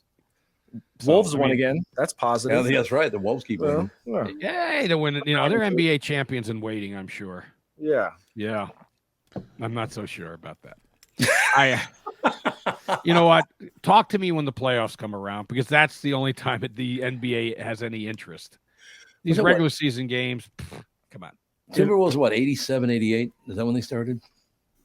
Seems like they've been here since the mid-40s. the long before we were born. The Minneapolis Lakers were, but this team. Yeah, the Lakers were, yeah. AJ's on it, I could see. You can see that he's on it. I think it was 87, 88, something like that. I'm not sure about that, but we were so excited. 89, 90 was their first season. Oh, 89. So yeah, so basically they became a team in 88, and then they had their first season in 89. Yes. Yeah, and they played in the Metrodome their first year, correct? Well, they getting 29, 30,000 fans. They were just packing the place. They were. I was very excited about it, and then I watched them play and went, okay, nothing to be excited about here. So let's move on. That'd be good. You knew Pooh Richardson was going to be a Hall of Famer. Yeah, that's true. His first name was Pooh? Yeah. How do you spell it?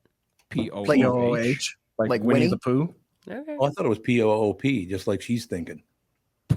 I was just shocked at how casually you said somebody's first name was Pooh. I've never met a real person whose name was Pooh. I would doubt that his first name was actually Pooh, and it was that was his grandma's nickname for him. AJ, you on it? What's his real name? I'm pretty sure it's Pooh. No, it's not. No way. Yeah, and he was really good friends with Crap Johnson. Crap Johnson. Ooh, that's not a good area. That'd be, what's that called? Your pubic bone? Okay, I didn't. No, it's Jerome Pooh Richardson. That's right, Jr. Jerome. Ah. Jerome. Who does sound a little better. We were talking about, because I told you about the rugby team, about nicknames. One of the kids' name, his mom made the mistake of telling someone, because he's, when he was little, she called him Peanut. For the last 2 years, Peanut, get on the ball. Poor kid. And then you guys do that. We were late in telling. We told the coach the other night, we were talking about the nicknames, and Spencer, my son Spencer's, he would write his name in reverse, and his older brother Sawyer. Brittany, I don't know if you've met Sawyer, but Tom has when he was little. He would call him, because he wrote it in reverse, Reckneps. So Spencer sort of escaped that one. I think he may get, the fact that he didn't get called Reckneps throughout his career playing rugby. Bob, do you know, and I don't know if it turned out this way, but if it didn't, it's your fault. What? That if a child can do that, it shows a sign of high intelligence. Okay, he was a 4.0 with a 32 ACT. There you go. Matter of fact, he was not, he aced the every portion but the math portion, which dropped it to 32. No, I'm telling you, that is a very clear sign of some big time intelligence when you can write backwards. Well, let me tell you what mine is backwards, Bob. Yeah, that's a bitch. How's that for brilliance for you? Mott. I got Ja. How about AJ? I bet AJ can do his quick. Ja. How about Nevitt? Nevitt Nampit. I like Nevitt. That's not a bad one to go with. No question about it. But you're in mine, Bob and Mott. That's not good. Brittany's still trying to figure hers out. No, I looked at mine for a half second. I was like, I go by Brit now for this joke. It's Enat Turb. By the way. Enat Turb. Enat Turb. Nice to meet you. All right, and get the hell off the show. All right, sorry about that. I feel horrible. But you're a good man. So what else? What do we got going next week? Next week we have Monday Night Football. Yeah. Yes. And Pat Eberts, our pal, called me. If you want me to call in, Wednesday or something, because I know we got the big holiday this weekend coming over this week. What's so just he talking about? Let me know. Well, he just called me, and it's the goddamn program director. No, but he was calling to see if that was something I was going to do or wanted to do. He's trying to help Tevin out. You're not on what? No, I'm not on Wednesday on Wednesday, but I'm normally on Friday. You're not having you're not going to do a show Friday, are you? No. So why? Talk to you a week from Monday. But people sticking their nose. No, it's that this is Pat. He loves you and he loves this show. I understand, but it's none of his goddamn business. How about that? No, I probably spoke more than I should have. I've never liked Italian, so if I ever pointed that out to you. I've learned that. Hey, you know what I found out? Because I came across this. My brother sent it to me very quickly. He did this Ancestry.com, and it's off the charts on how much Italian. But there's a. I always thought what's that? Your brother did this? Yeah, he did this. So I, got the same heritage. But I always thought we had a lot because my dad's parents or his mom was German, but I got a feeling that they came up from Greece or from Eastern Russia, because there's not a lot of German, based on that. It's more Greek is the next biggest one after Italian. It's not much. It's in single digits. Really? You got a lot of Greek in you? Well, like 8 or 9%. I meant that literally. Yeah, no. Hey-oh. Well, okay, I got to go because I got to go tend to the sheep or goats. Exactly. You got your goats going. Oh, boy. Sammy, brilliant report, I thought. Yeah, I bet. All I right. did. Have a wonderful Thanksgiving, kids. You too, See Sammy. you, Bob. Take care. And he's a good man, no question about it. Bob's Hands of Your Sports brought to you by Bradshaw and Bryant, Michael Bryant. Bradshaw and Bryant, personal injury lawyers seeking justice for the injured. Contact Bradshaw and Bryant at MinnesotaPersonalInjury.com. That's MinnesotaPersonalInjury.com. We'll take a break, be right back, and keep things moving in a very positive direction. Don't you think? Yeah, absolutely. Positivity. It's been the overarching theme for the show today. Especially when it's in your damn business. Was that part of the positivity? We'll throw it in there. But I love that. He's a sales guy. Let me redo the chart for Wednesday. What? Yeah. Bob, if you want to be on a show, he can be on a show on Wednesday, I guess. Why don't you go back to General Metalware? I'm just going to get out of radio and podcasting completely. Go back to General Metalware and do wrought iron tying. I could just see you working in a steel factory. Yeah, I hope they're hiring because I would love to work next to you just to see what that would look like. That's You and my favorite. Iron. when I was over at General Metalware over in Northeast Minneapolis, and a guy, I think he was from Russia, comes to work one day. Tom, I went to doctor yesterday. Very, very proud. He says, I am cute alcoholic. Oh, no. Oh, boy. I'm pretty sure he meant acute, but Oh, I am cute alcoholic. I am adorable He's alcoholic. like, I've got good news and bad news. Bad news, I'm an alcoholic. Good news, very cute. Very cute. Well, he was kind of handsome, so God, I will never forget that guy. You would get takes on him, like after a Viking game. Mm-hmm. Uh-huh. And you get what it's like, what are you saying? I have no idea what the hell you're saying. But as we moved along, he was still a cute alcoholic. All right. The song Kokomo, it's supposed to be off the Florida Keys, right? I hate to break your Beach Boys bubble, but that's a fictitious place they made up for the song. Fortunately for the rest of us, the Florida Keys island chain are as real as the taxes you have to pay in Minnesota if you're a Minnesota resident. Now, that's a reason to move south. In addition to Florida and all of the Monroe County being beautiful, and I'm telling you, it is gorgeous. We used to go down there with the Q all the time. The Keys from Key Largo to Key West are even more beautiful. This is Tom Barnard, part-time Florida resident myself. And if you want a second house or a new retirement home or want to become a Floridian, might I suggest you contact Matt Carlson from One Key West Realty. Matt grew up in Litchfield, and he's a super real estate agent. When it comes to finding your tropical island space in the Keys, he lives there and here. And Matt knows what's best in Key West to buy for your second home in Florida. Matt teamed up with fellow Minnesotan from Sartell and Alexandria, Kristen Eklund, who's one of the top mortgage brokers in the country from Coast to Coast Mortgage. She'll get you the financing you need to buy a home in Florida or in Minnesota. Matt's part of the Lakes Sotheby's International Realty Group here in Minnesota. And Kristen, his mortgage colleague, lives and works in the Keys, so they both know the Florida Keys, new and existing homes for sale, and are Minnesotan through and through. Contact them by heading to onekeywest.com. That is onekeywest.com. I highly, highly tell you, you would love it there. Never been there? You guys ever been to Key West? Oh, it's No, I have not. amazing.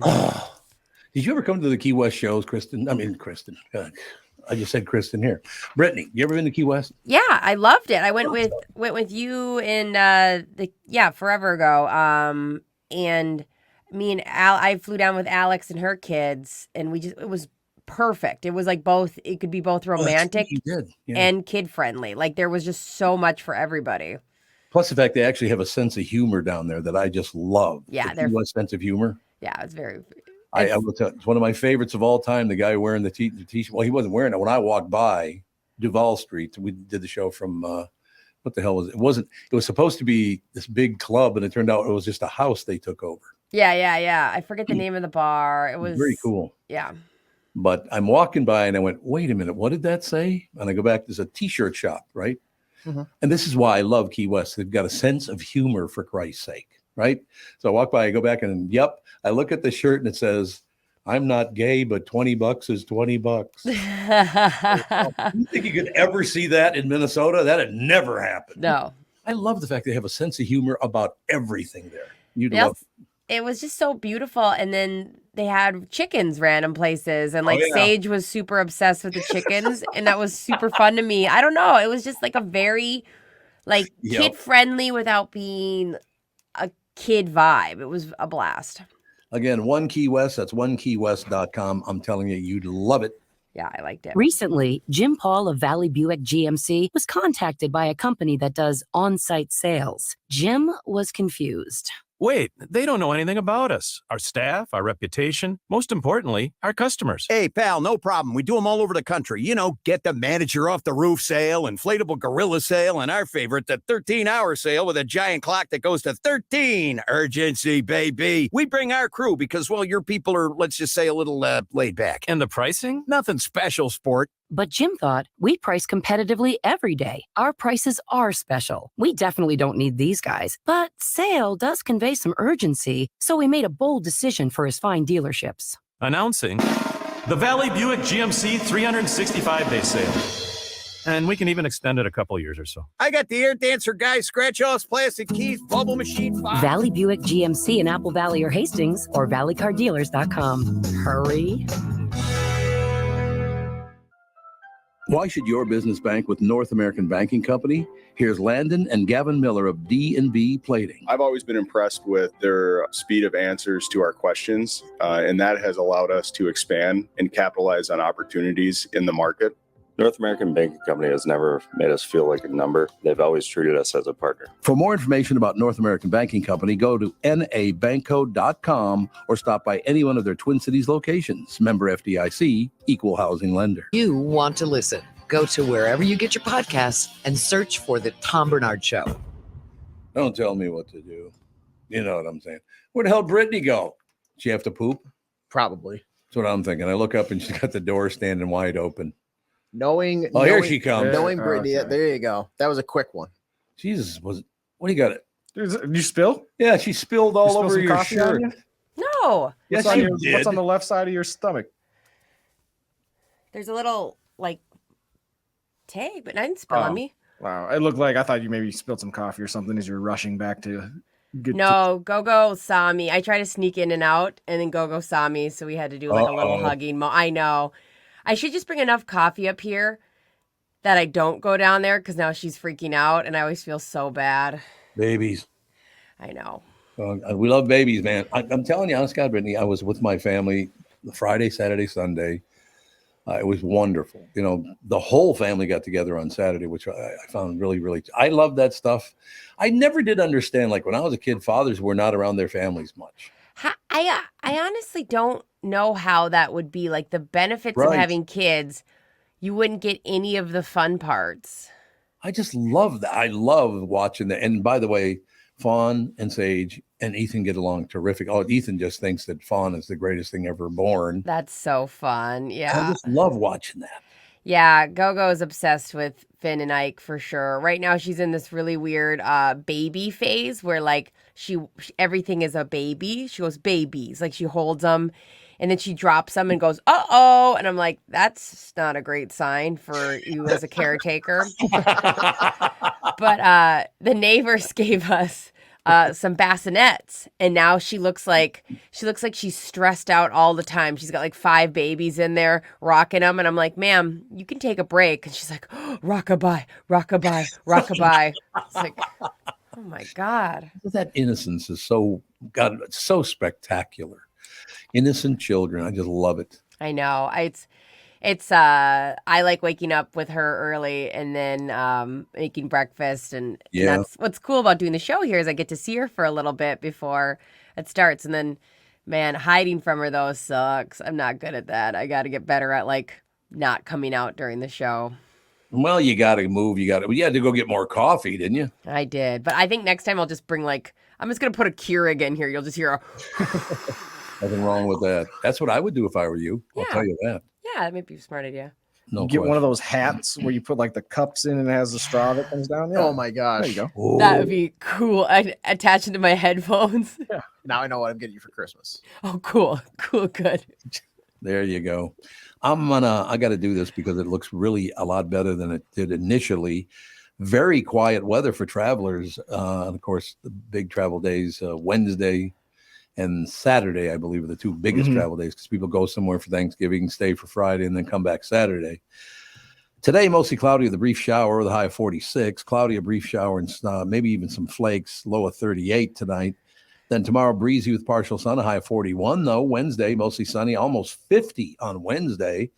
And then Thanksgiving, they said originally was going to be like 25 degrees. Well, that's going to be the low Thanksgiving. The high is going to be 32. So, yeah, it's going to be breezy and chilly because it's 32, but it's a hell of a lot better than 24 and breezy.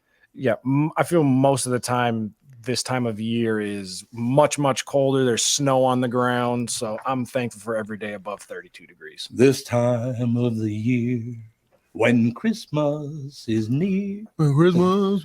Oh, Christmas, baby. Christmas. It is right now 40 degrees and cloudy, by the way. It's 40 degrees and cloudy right now, but high of 46 today. And the weather looks pretty damn good through Thanksgiving. A little chilly on Thanksgiving, but look, we've had Thanksgivings where it was like 65 degrees. I remembered a couple of those. Matter of fact, I think my first Thanksgiving with Catherine all those years ago, I think it was like 60 degrees Thanksgiving. And you'll be having to adjust to like that Florida climate here pretty soon, right? Yeah, I'm going down for a few days or in a few days or whatever the hell it is. And yeah, it's not a bad adjustment. How long is that? Like I've never moved and like lived in a southern climate before. So like, what's the adjustment like of, you're used to now it's been like between 30 and like 45 or whatever the past couple of, weeks or whatever. Going down there, it's going to be back up to like, I imagine like 70, 80 ish. Like, yeah, probably that's true. But to tell you the truth, I'm good until probably 27, 28 degrees. Anything above 29, 30, something like that, I don't really care. Unless it's windier in some bits, then it's very cold. But unless it's really, really cold, I don't really mind it much. Yeah. And then suit up. Once it gets to a certain level of cold, it's all just the same amount of cold. It is. Like it doesn't, whether it's That's true. negative 30 or, whatever, 0 degrees, it's all still sucks. Your soul dies every time you open the door. Your soul dies. A little bit. One concern I do have, and I was talking to some friends of mine, because like I said, I have many friends across different venues. Grew up with a lot of nice Jewish kids, still have a lot of Jewish friends, which does pain me greatly to watch the news. I am so sick of this whole thing with the Jews and the Palestinians and all the rest of it. Why we can't just find some peace and just leave everybody alone, for Christ's sake. But we have a problem, and I think I may have brought this up. Brittany knows this one, that our dog goes down with us. Even if we go for like 2 days, he still comes down, because if we leave him at home, he whines constantly, I guess. So his name is Jude, Hey Jude by the Beatles. Now, if he starts acting up while she's giving him a walk, and she has to go, Jude, everybody turns around and looks at her. Oh, no. Like, no. And then she made it when she went, no, I mean Judah, which is just. Yeah, it's the male version. That's why you got to go Judy. Sorry, he's Judy now. Yeah. And once you start scrambling to try and explain yourself, it just makes you look so. You sound insane. You sound absolutely insane. How are we doing on that? I've not been keeping a close. I was literally busier than the sumbitch all weekend. Did you see what happened at the University of Wisconsin on State Street? What? No. There was a parade, from the video I saw, looked like 5 or so huge black flags with just a white swastika on them, and they're walking down State Street, which is in Wisconsin. Yeah, which is the big main strip of Madison. Right? Yeah, the University of Wisconsin. Swastikas? Yeah, huge flags. Like it looked kind of like a parade. It's always funny with those, because for how proud of that stuff they are, nobody ever has their face uncovered. They're always wearing masks. Funny. Always funny. Funny how that works. Honest to God, they're carrying swastika flags. Oh yeah. What do they not know what that is? Well, and because then the other thing that made its rounds was the Osama bin Laden letter to America, and everybody was like, I think that kind of makes sense what he's saying. Oh, and so, God. It's the whole world is just chaos right now. Wait a minute. I'm getting the impression you think he started with Tom's an asshole. Is that what you're thinking? No. Start out strong. The whole speech. Well, the thing about the Wisconsin, I'm just gonna say, the Wisconsin Nazis. It gets. You guys ever seen the Blues Brothers movie? The Wisconsin Nazis. Well, I mean, if they're walking around, you're right. You're right. You're not wrong. It just seems wild to hear that. Like, call them like I see them, but no, like the Blues Brothers movies where they're sitting there and what's the holdup? Oh, those bums won their court case. They're marching today. Damn Illinois Nazis. Illinois Nazis. Yeah, just get out there with your police cruiser and pave a way. Do you think they take the time to research what that flag actually means? Tom, frankly, I don't think they have the mental capacity. I couldn't agree more. True. To do research in general. 7 million Jews were executed. That's not enough for you? Is that the problem here? I will tell you very, very strongly. I have many friends that are Jewish. I got some. I don't think I've ever met a Palestinian. I know some Arabs. They're not from that area. It's a different area. But I just don't understand the whole thing. Right. Shut up, back down. Right. Back off, not down. But why do people want to be so mean and hateful right now? I don't get it. Yeah. And people aren't. I mean, they're just not willing to listen to the other side. Like, you'll get one side that will go, well, they shouldn't have slaughtered everybody at the concert venue, and then they'll go, well, yeah, but they shouldn't have done this over here, and it's just a finger pointing game of going back and forth. And it's like, okay, you can agree that everything on both sides is just completely effed, and let's all try to come together and solve this rather than just keep it going, because that's all that is going to continue to happen. So did they know that, what was a grand total of 13 million people were executed under the Nazi regime? Yeah, I think it's somewhere around there. I mean, it's 13 million people. It's like it's not a like an exact figure, but I want to say it's between 6 and like 13 million is the window. And that's just because of like fluctuation of how, like what groups you include in there, you know? Yeah, well, that's a good point. I understand what you're saying. Yeah, but it's just, how do you not do some research and find out? Look, I don't have the same experiences that either, Jews have or Palestinians have. So I can't, this is how it should be, because I don't know all this stuff. I did some research on it.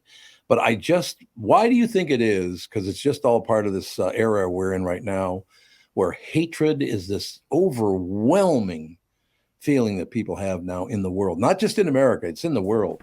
Where did all this hatred come from now? I don't know. It's such a great question. It blows my mind. Like when I think of Wisconsin, I do not think of anything like that. I mean, it's like live and let live kind of vibe when you're over there. And so it just blows my mind that young people would be taking up for this. It's disgusting. Well, I mean, even at when I was in high school in Wisconsin, there were people that would wear Confederate flag belt buckles. Really? Oh yeah. Like, and I remember there was one kid that, I mean, he claimed he's like, I don't know, it's just an old United States flag, like they didn't know type of thing. But there were definitely, you definitely do get some, like I'm not 100% surprised that there was a neo-Nazi parade down State Street in Madison. So you're not, you grew up in Wisconsin, so you would know. Yeah, I mean, it's just like anywhere else in the world. Like there's some people that are a little out there, but yeah, there's most of the people I would say are just fine. But yeah, it's not the most surprising thing that there's. I remember we had a Russian foreign exchange student, and somebody painted a swastika on her garage door. Jesus. What? Yeah. It doesn't even. No, it didn't make any sense. Like that's where people don't do any like research or anything, but they just thought, oh yeah, you're from over there. So people are nuts. People are not. Why do they have?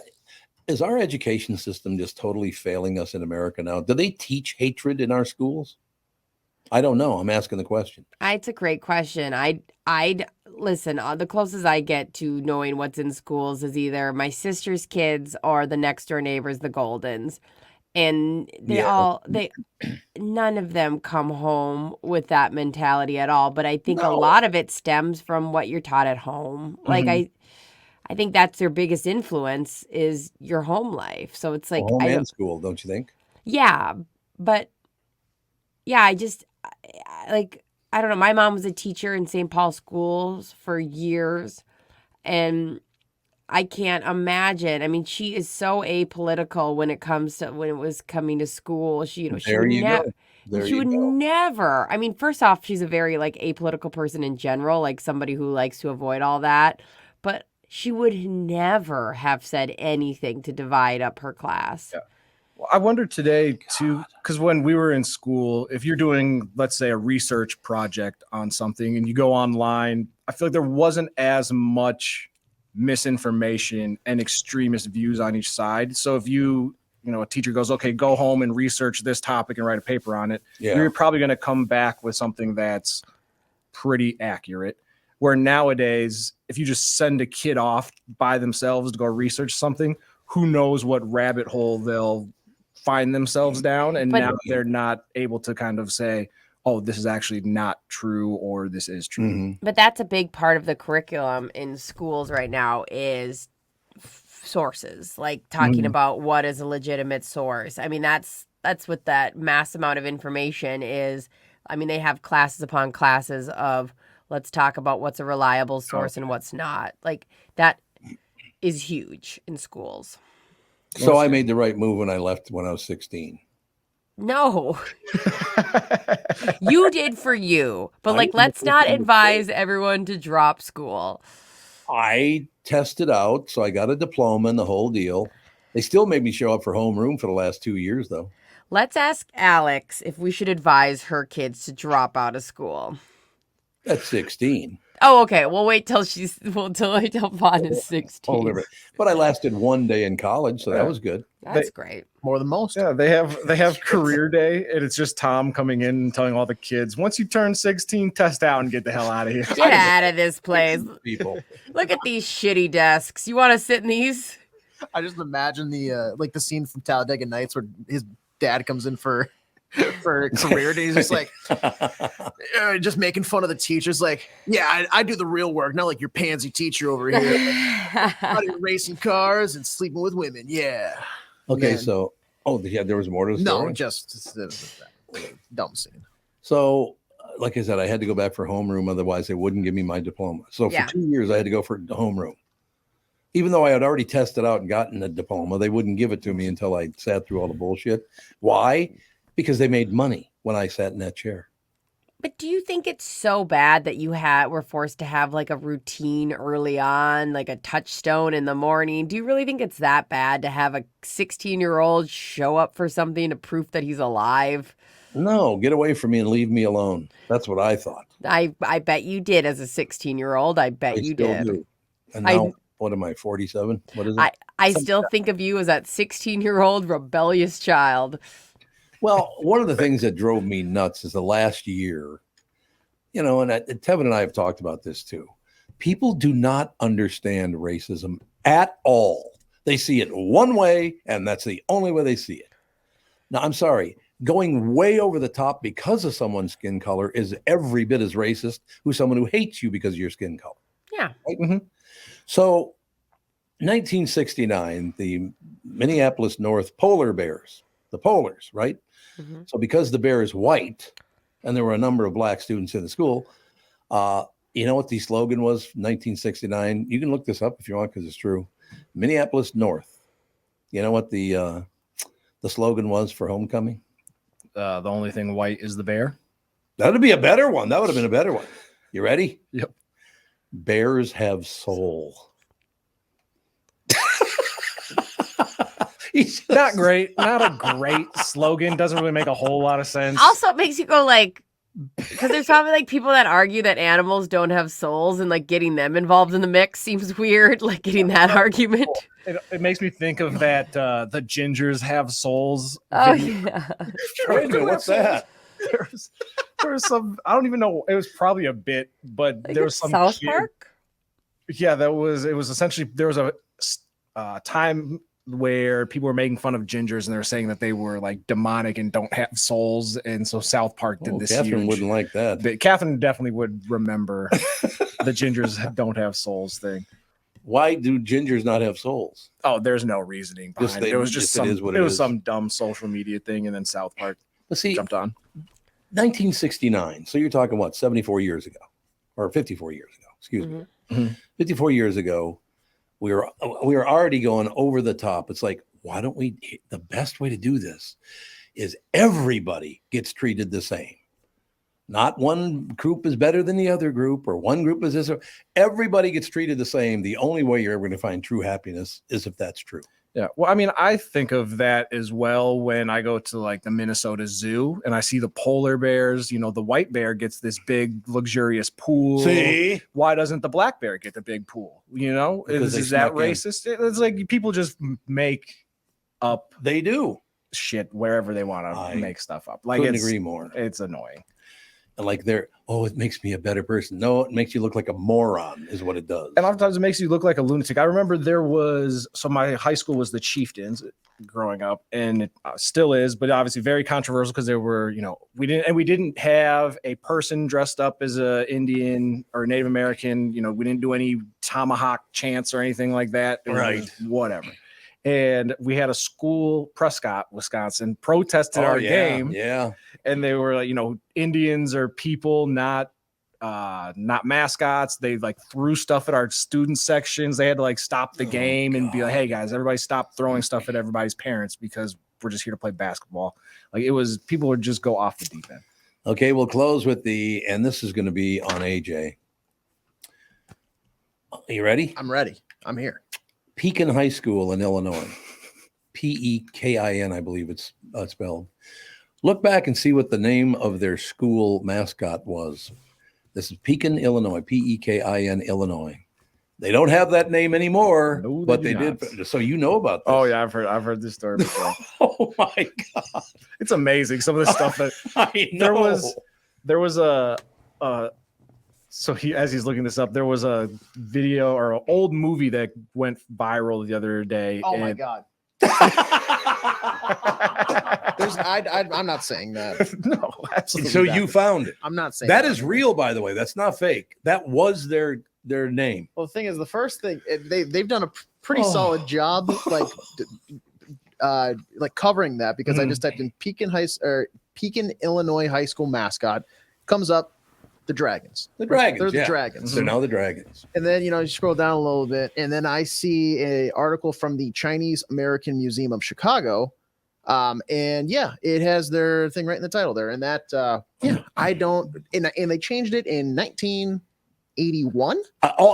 That short time ago, they finally changed it. That's not that long ago, you guys. Brittany, you know what we're talking about? Yeah, I know. Okay, for people who might not figure this out, when soldiers used to have to wear armor into the battlefields, the only way you could get a sword through, and this is the fact, is if there was a chink in the armor. Correct. They call it like an opening is called a chink. Correct. That was their mascot. Yes.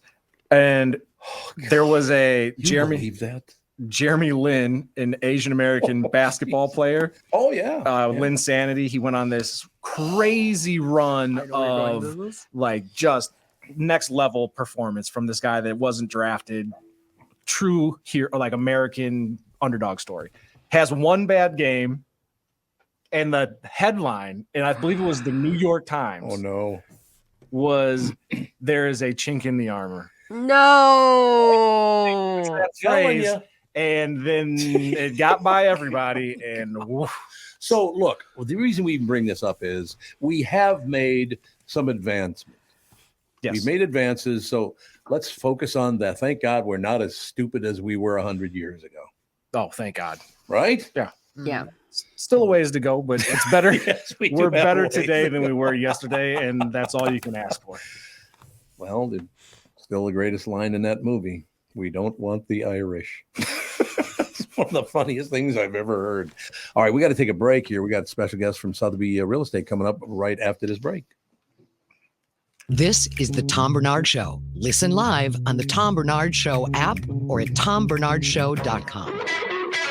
Guys, if you want to reignite your intimacy once and for all, listen, just give Twin Cities Premier Health a call for a discreet and confidential in-office evaluation by their highly trained staff of medical professionals. Acoustic wave therapy sessions are 25 to 30-minute treatments with no pain, no downtime afterward. And right now, Twin Cities Premier Health is offering a free treatment and a free consultation when you book today. Receive this $800 value when you use code word TOM at TwinCitiesPremierHealth.com. You may know that age-related erectile dysfunction is most commonly caused by a buildup of plaque in the arteries that supply blood to the erectile tissue. Acoustic wave therapy can rescue your relationship and has been clinically proven to break up plaque. Definitely take advantage of this limited time special offer. Receive a free treatment and a free consultation when you book today. This is a savings of $800 when you use code word TOM at TwinCitiesPremierHealth.com. Be sure to use promo code TOM so we get credit for sending you. I wouldn't recommend a service like this unless I knew they could help you. TwinCitiesPremierHealth.com. Is that text you're sending so important that you missed your turn? Is that text you're sending so important that you ran the red light? Is that text you're sending so important you didn't see the ball coming onto the road or the child that followed? Hi, I'm Mike Bryant from Bradshaw & Bryant. When you take your eyes off the road for even 4 seconds, your vehicle travels 100 yards. That's the entire length of a football field. If you absolutely have to text, you need to pull off the road somewhere safe and do it from there. Texting and driving is against the law and can cause serious injury or even death to you and others. Now that is important. We hope you're never injured in a collision, but if you are, please contact us. Find Bradshaw & Bryant, personal injury attorneys at minnesotapersonalinjury.com. Going farther with Mike Bryant on your side, seeking justice for the injured. Bradshaw and Bryant. Recently, Jim Paul of Valley Buick GMC was contacted by a company that does on-site sales. Jim was confused. Wait, they don't know anything about us, our staff, our reputation, most importantly, our customers. Hey, pal, no problem. We do them all over the country. You know, get the manager off the roof sale, inflatable gorilla sale, and our favorite, the 13-hour sale with a giant clock that goes to 13. Urgency, baby. We bring our crew because, well, your people are, let's just say, a little laid back. And the pricing? Nothing special, sport. But Jim thought, we price competitively every day. Our prices are special. We definitely don't need these guys. But sale does convey some urgency, so we made a bold decision for his fine dealerships. Announcing the Valley Buick GMC 365-day sale. And we can even extend it a couple years or so. I got the air dancer guy, scratch-offs, plastic keys, bubble machine. Valley Buick GMC in Apple Valley or Hastings, or valleycardealers.com. Hurry. Look at them showing up on the screen. What? Uh-oh. Can they not hear us? Oh, they don't have headphones on. Oh, they might be able to hear through the speakers. Okay, hi. We're here. What's up? Hi, everyone. Unbelievable. Where are you guys right now? We are in my house in Cudjoe Key, just about 15 miles out of Key West. That's too bad. I'm sorry to hear that. Oh, my gosh. This is so surreal. I literally grew up listening to you, shaking my head in the mornings, listening to the morning show. Like, I can't believe you just said that. I can't believe it. This is so awesome. And my dad called, and I said, you're never going to believe what I'm doing. And he was your biggest fan. And I said, I'm going to be on the podcast. We're doing a commercial and all that. Oh, my gosh. I had to hang up on him because that's all I did for 10 minutes was talk about you. Who loves you more than me? That's what I have to ask. You know what I'm saying? Yeah. So introduce yourselves if you would. That'd be great. You want me to start? Go ahead. I'm Kristen Eklund. I'm originally from Sartell, Minnesota, graduated from there.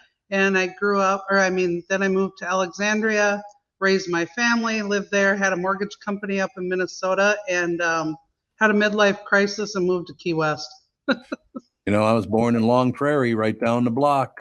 Oh, yep. I know exactly where that is. Absolutely. You know, that's why I had to go with high school like 3-4 times to figure it out. But no, it's not true. And sir. Oh, too funny. And I'm Matt Carlson. I grew up in Litchfield, went to school at NDSU in Fargo, lived downtown Minneapolis for about 20 years, and been down here for about 7 years at this point. And split time between here and downtown Minneapolis. Those are my two spots. Matt, every time somebody mentions Litchfield to me, because I love that town, but the Walmart comes in, they shut down every shop on Main Street. What the hell? I hate that. I love the town of Litchfield. I love that Main Street area in Litchfield. As a kid, I used to go up there all the time, just having a ball. I remember that. Yeah. God, it was wonderful. Where's the Ball of Twine? That's not in Litchfield, but it's on the way. That's in Darwin. That's 5 miles away. Yeah. How many miles? Like 5 miles or so. It's very close. Yeah. Very close. The only reason I bring it up is we're driving to Litchfield to play a great golf course, by the way, in Litchfield. Yeah. And we're driving out there to play some golf. So we went to see the big Ball of Twine in Darwin. Right. And me, once in a while, I like joking around with people, you know, even people I've never met or whatever, you know, joke around with them, all that stuff. So as we're walking out, there are these young people walking in, and I pointed to this one woman and I went, be careful. It's very dangerous in there. And she literally got this look of horror on her face. She was deaf and she thought I was actually threatening her. Oh God. I felt so bad about this. Like, no, that's not it at all. Okay, I got to mention one thing. First of all, my family, big fans of Florida. Spent a lot of time. We used to do, when I was at KQ, we used to do live shows down there. As a matter of fact, Matt, I think you went to a couple of those shows, or at least one of them, didn't you? Yeah, I did. When you were at Hard Rock, got a nice picture with you, got a hug. It was great. And I wasn't even drinking then, Kristen. So what does that tell you? Oh, wow. Oh, wow. But that whole area down there, it's just, if you've never been to the Keys, you need to go to the Keys. You start in Key Largo, which is beautiful. There's a place called the Bungalows up there, and just outside of town, just absolutely gorgeous. we used to go until we had children. We used to go to Little Palm Island all the time and stay, but they didn't let anybody under 16 on the island. I don't know if it's still that way or not, but they didn't. My family and I've spent so much time in Key West and Little Palm and Cudjoe, like you were talking about where you are. Yeah. It's a magnificent area. See, I think people think, well, if I go down, it's an island and, it's kind of, that's not how it is at all down in Key West. You wrap all the way around. I mean, you could go all the way up to New York if you want to, drive all the way up there if you want. It's a gorgeous area. People have a very laid back attitude from what I've found. Is that still the case, do you think? Oh, absolutely. Most definitely. Very laid back. Yep. I'd be in my pajamas right now doing this if it wasn't for you. I threw a dress on, so. Pajamas are not a problem. I got no problem with that at all. But I just we're dressed up right now, as it can possibly be. I've got a collar shirt on and everything. So did you two meet in Minnesota? No. That's what I heard, and that's why I'm asking that question. Even though you're both from Minnesota, that's not where you meant. I can't even remember. We connected. I think I met you at like Bobby's Monkey Bar or something. Yeah. Like in the middle of the night or something crazy like that. Yeah. We met and I was like, hey, you look like you're from Minnesota. Want to be friends? Did you really, honestly, God, think you look? Well, he does look. He's from Minnesota. Well, you both look like you're from Minnesota. Yeah, blue eyes, blonde. We look like we're brother, sister. Yeah. Yeah, I'm 100% Swedish, so a little Norwegian in there, but. Yeah, so no, we just met, and I'm like, because we both moved down at the same time about 7 years ago, and so found out he was a realtor and I did mortgages, and then it was just match made in heaven ever since. Yeah. So honestly, God, you just happened upon, what did you have dinner one night or something, and you were at opposite tables, or how did you meet? Just met, like, I don't even know. We just chatted and had fun with each other, and he was with friends and I was with friends, and. When you're in Key West and like you said, it's just so laid back and everyone's just, we were just having fun. And then we found out we like each other and then all of a sudden, I don't know, a week later, he sends me a client. And then after that, once you earn their trust and they like you, then it's pretty simple to do business together. So, and that was it. And then, we talk, we're friends too. So, yeah, Minnesota people just trust each other. We have that Minnesota background that you can't get, away from, which we don't want to because we're very loving and trusting and Swedish and, all the good things. But all the good. And by the way, you're showing off. I'm looking at the picture right now. It is 40 degrees and cloudy in Minneapolis, St. Paul. Mm-hmm. And you have your ceiling fan on because it might be a little toasty where you are.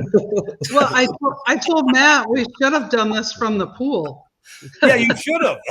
Yeah, actually. It's wonderful. Next time, yeah. We talked about this morning, Matt, that Key West, well, both of you actually can respond to this. Key West has its own brand or own sense of humor, I guess is the best way to put it. And you find it's very engaging. You go up and down Duval Street, you'll meet all these different people. They're going from wearing costumes to looking just like the two of you look right now to whatever.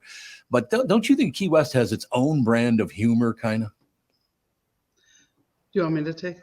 So I always tell everyone, it's the only place that literally you can walk down a street carrying a beer in a swimsuit or no swimsuit. And not be arrested. You can literally, we have a Facebook page Key West does. It's called the Chronicles of Key West. And we take pictures of everyone that passes out in different areas. Someone will pass out in a tree, on the courthouse steps, on a bike rack, people sleep. You name it.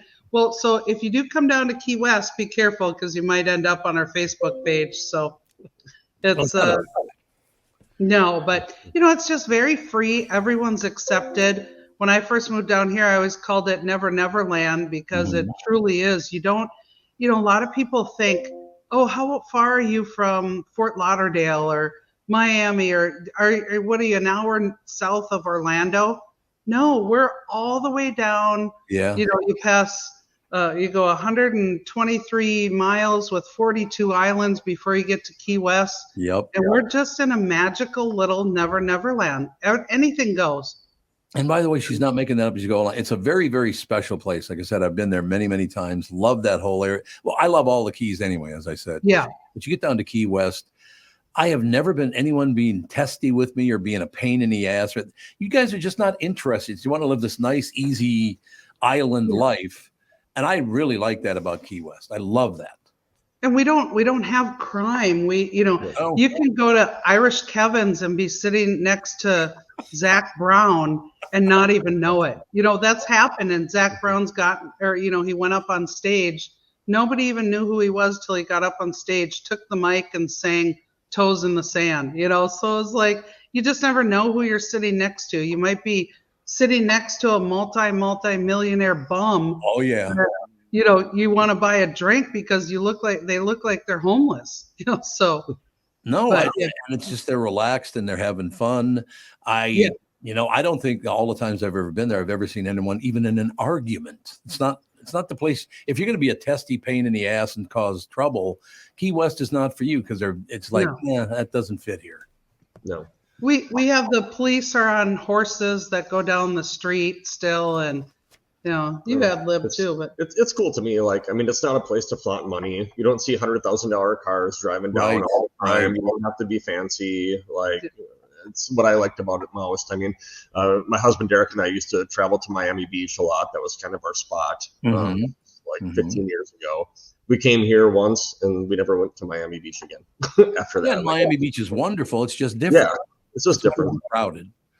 For one thing, I have one complaint about Key West, and this is the only complaint that I have about the entire area. You ready? Okay. Ernest Hemingway had to build a bigger stairway to get to the second floor. The thing's like this wide, for God's sake. Yeah. Built the very first pool in Key West. Did you know that? Yes. Yeah. Yep. Ernest Hemingway built the very first. And by the way, it's a really nice swimming pool anyway. Yeah. At least I think so. But that staircase. No, that was a nice property. The backyard was pretty in the pool, and so much history there. Harry Truman at one time wanted to move the White House to Key West. Well, Key West was the capital of Florida at one time. Yep. It was the biggest city in all of Florida back in, I don't know what year, but I don't know why that keeps beeping. Do you hear that beeping? That's fine. It's not a problem. Okay. I don't have that at all. We're talking about Key West. I don't care. Distract all you want. I'm having these scenes going through my brain as I'm talking to you right now.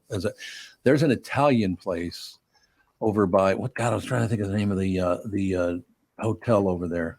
The Reach. Is there a hotel called the Reach? Oh yes, yeah. I love the Reach. Yep. Yeah, there you go. So we stayed at the Reach last time I was there, and that was an Abbondanza, I think is the name of the Italian place, something like that. I think it's phenomenal. Yeah. What? Yeah, I think it's something different I don't now. see it. No, it went out of business and it sold. The Italian place went out of business. Now my heart's broken. Way to go, Matt. You've ruined my day. We'll find you something else, Tom. Come down. My husband's a charter captain. We'll take you fishing and Latrotte's really good. Yeah. Right? Anyone on the panel, if you want to come down, we'll show you our life and absolutely, Brittany, I got you. Yes, queen. That's all I want to hear. You know how you said you're not in pajamas? I am. So I could hang. I'm ready to rock. That's great. Yeah, we'll take you on Duval, go to a sandbar, do some fishing, and have a blast. Yes, I love that. Now that we're going to be talking about real estate in Key West and all the rest of it, I've been asking because we used to come down with KQ. What did we come down there, Matt? Like 3 times, I think it was. I think so. Yeah. I think we were actually, Kristen and I were going to sponsor last time during COVID. Like we had a whole thing worked out with Chris O'Connor to do a sponsorship and stuff. And then because of COVID. But God, we got to get back to, I think this new audience we have over at Hubbard, getting down there and just seeing all the things. That sunset, the bar, there's several bars, but there's a particular 330. 330. Yeah, to be exact. In a 2x4 mile island. Yeah. Jeez. You look over Sunset Island, you got a drink in your hand, there's a rail there so you don't fall in the ocean. But watching that sunset behind Sunset Key is just, my God, is that beautiful. It is. Yes. And that's the people should understand this is not just, some, over the top, overdeveloped. oh God, we're going to shove everything down your throat. That's not what Key West is at all. It's much more laid back. You can find palatial accommodations. You can find a little, hotel with a one room and one bed. You can find whatever you need there. It's not some hoity-toity place at all. No. The opposite. I mean, we have bougie hotels, but those are people that, I like that. That are looking to really stay for more of a luxury experience. We do have that, but the majority of the island, we're just here to chill and be outside. Yeah, it's all about being outside for sure. Unless it's August, none of us are outside in August. But a little toasty. Oh, you sweat just going to get the mail. What's the name of the bar again that all the famous? Well, Ernest Hemingway used to hang out at the bar. What's the name of that bar again? Captain Tony's. Captain Tony's. Sloppy Joe's. Sloppy Joe's, yeah. Well, that's the one he put in his book, I think. Sloppy Joe's. Yeah, right? yeah. Right. Wrote about it in his book. Now, Andy and Brittany, you both been there. Give me some takes on your takes on the West. Yeah. Well, I was just saying what I really like about it is like it doesn't cater to one group. So like I went with Alex and her 2 kids, and I'm like a kidaholic. Like I love hanging with kids. And me and Sage had a blast finding cats and looking for chicken. But it wasn't like this is a kid's place only or this is an adult place only. Like I would love to take Margot because I think she'd just get such a kick out of it. Yeah. But like, it's not like we're at Disney World where everything's catered to kids. It was just, I think, a really fun and easy vacation to fly in there and everything's just ready to go. It is very, very true. And by the way, Ernest Hemingway, again, his name comes up again because he had all the 6-toed cats. Yeah. Yeah. Phenomenal. I love that. Andy, your take. There's so much history. No better place to find a key lime. I suppose that's I'll tell you that much. I know what I'll send with Matt next time he flies up. I don't come to Minnesota in the wintertime just because, a little chilly now, but my daughter's having a baby. She lives in Alexandria and she's due in March. And I said, I gave them a time where they could have kids. Yeah, that's she's a monster. How dare she? Oh, she's just so bad. No, but I'm going to send some key lime pie and some awesome T-shirts from Duval Street that you can all wear on the podcast. We were talking about the T-shirts this morning. The other thing about that place is everybody I ran into had a terrific sense of humor, and I love that. Oh, they don't fight about much. Yeah, it's pretty hard to get somebody upset in Key West because they're so laid back and they're just having a good time that they have a wonderful sense of humor about it. They don't get upset about anything. No, we don't down here, but if I post anything, I've got a Facebook page that has 50,000 people on it because when I moved from Minnesota, I wanted to showcase the Keys and I wanted to develop a page that brought Minnesotans Midwest to the Keys. And so I've done that through just my experiences. But I put some of that stuff on there and oh my gosh. like what'd you put on? I need to hear something you put on there. Oh, some of them are so there was and I try not to be political on the page or they'll eat you alive. Well, as you know what you can post and what you can't post. But there was a Trump t-shirt with all the past presidents.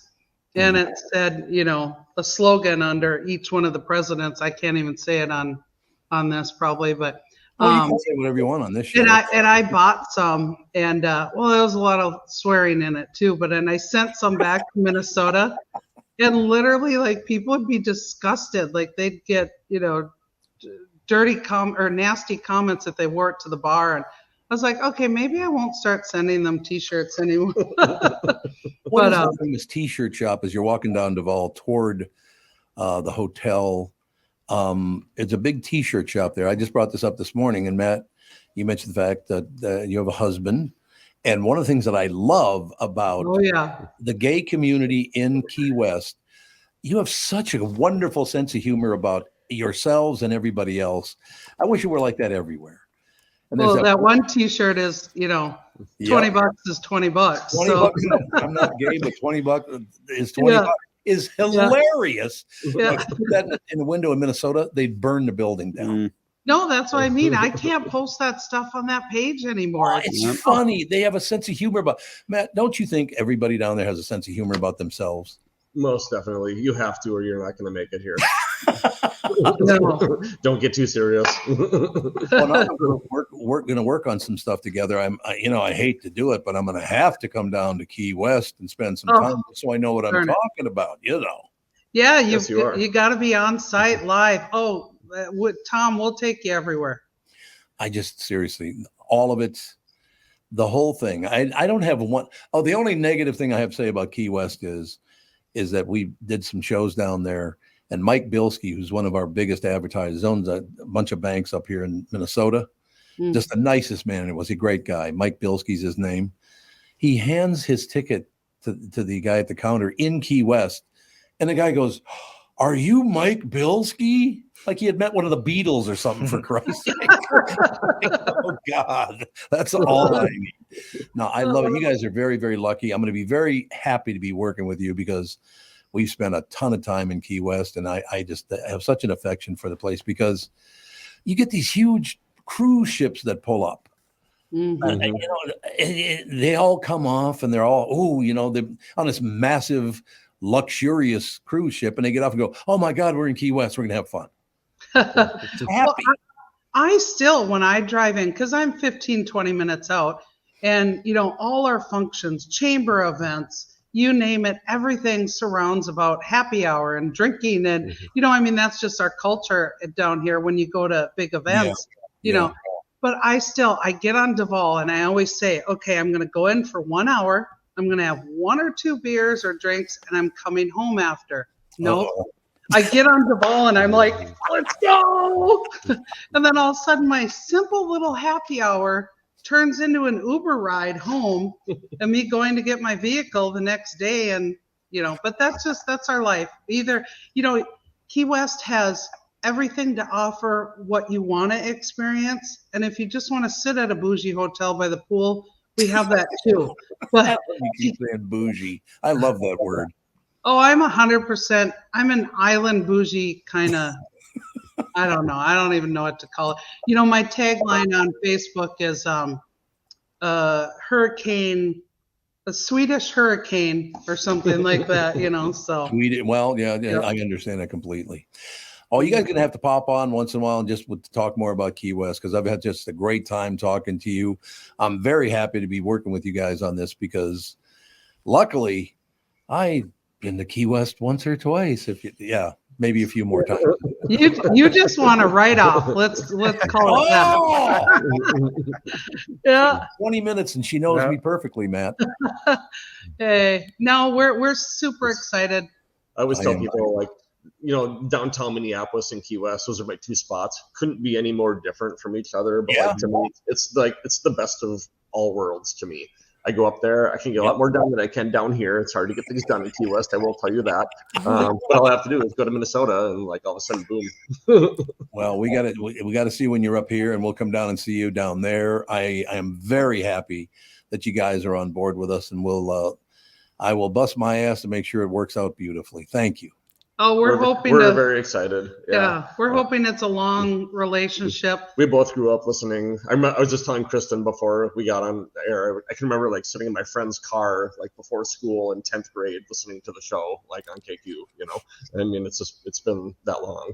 10th grade. I was going to say you were probably 3. Yeah, I'm 55 now, so I don't know what you were like. 16. You gotta go. I'm old. When you're in town, you'd have to come. So, Kristen, you never come back to town. Is that what you're saying?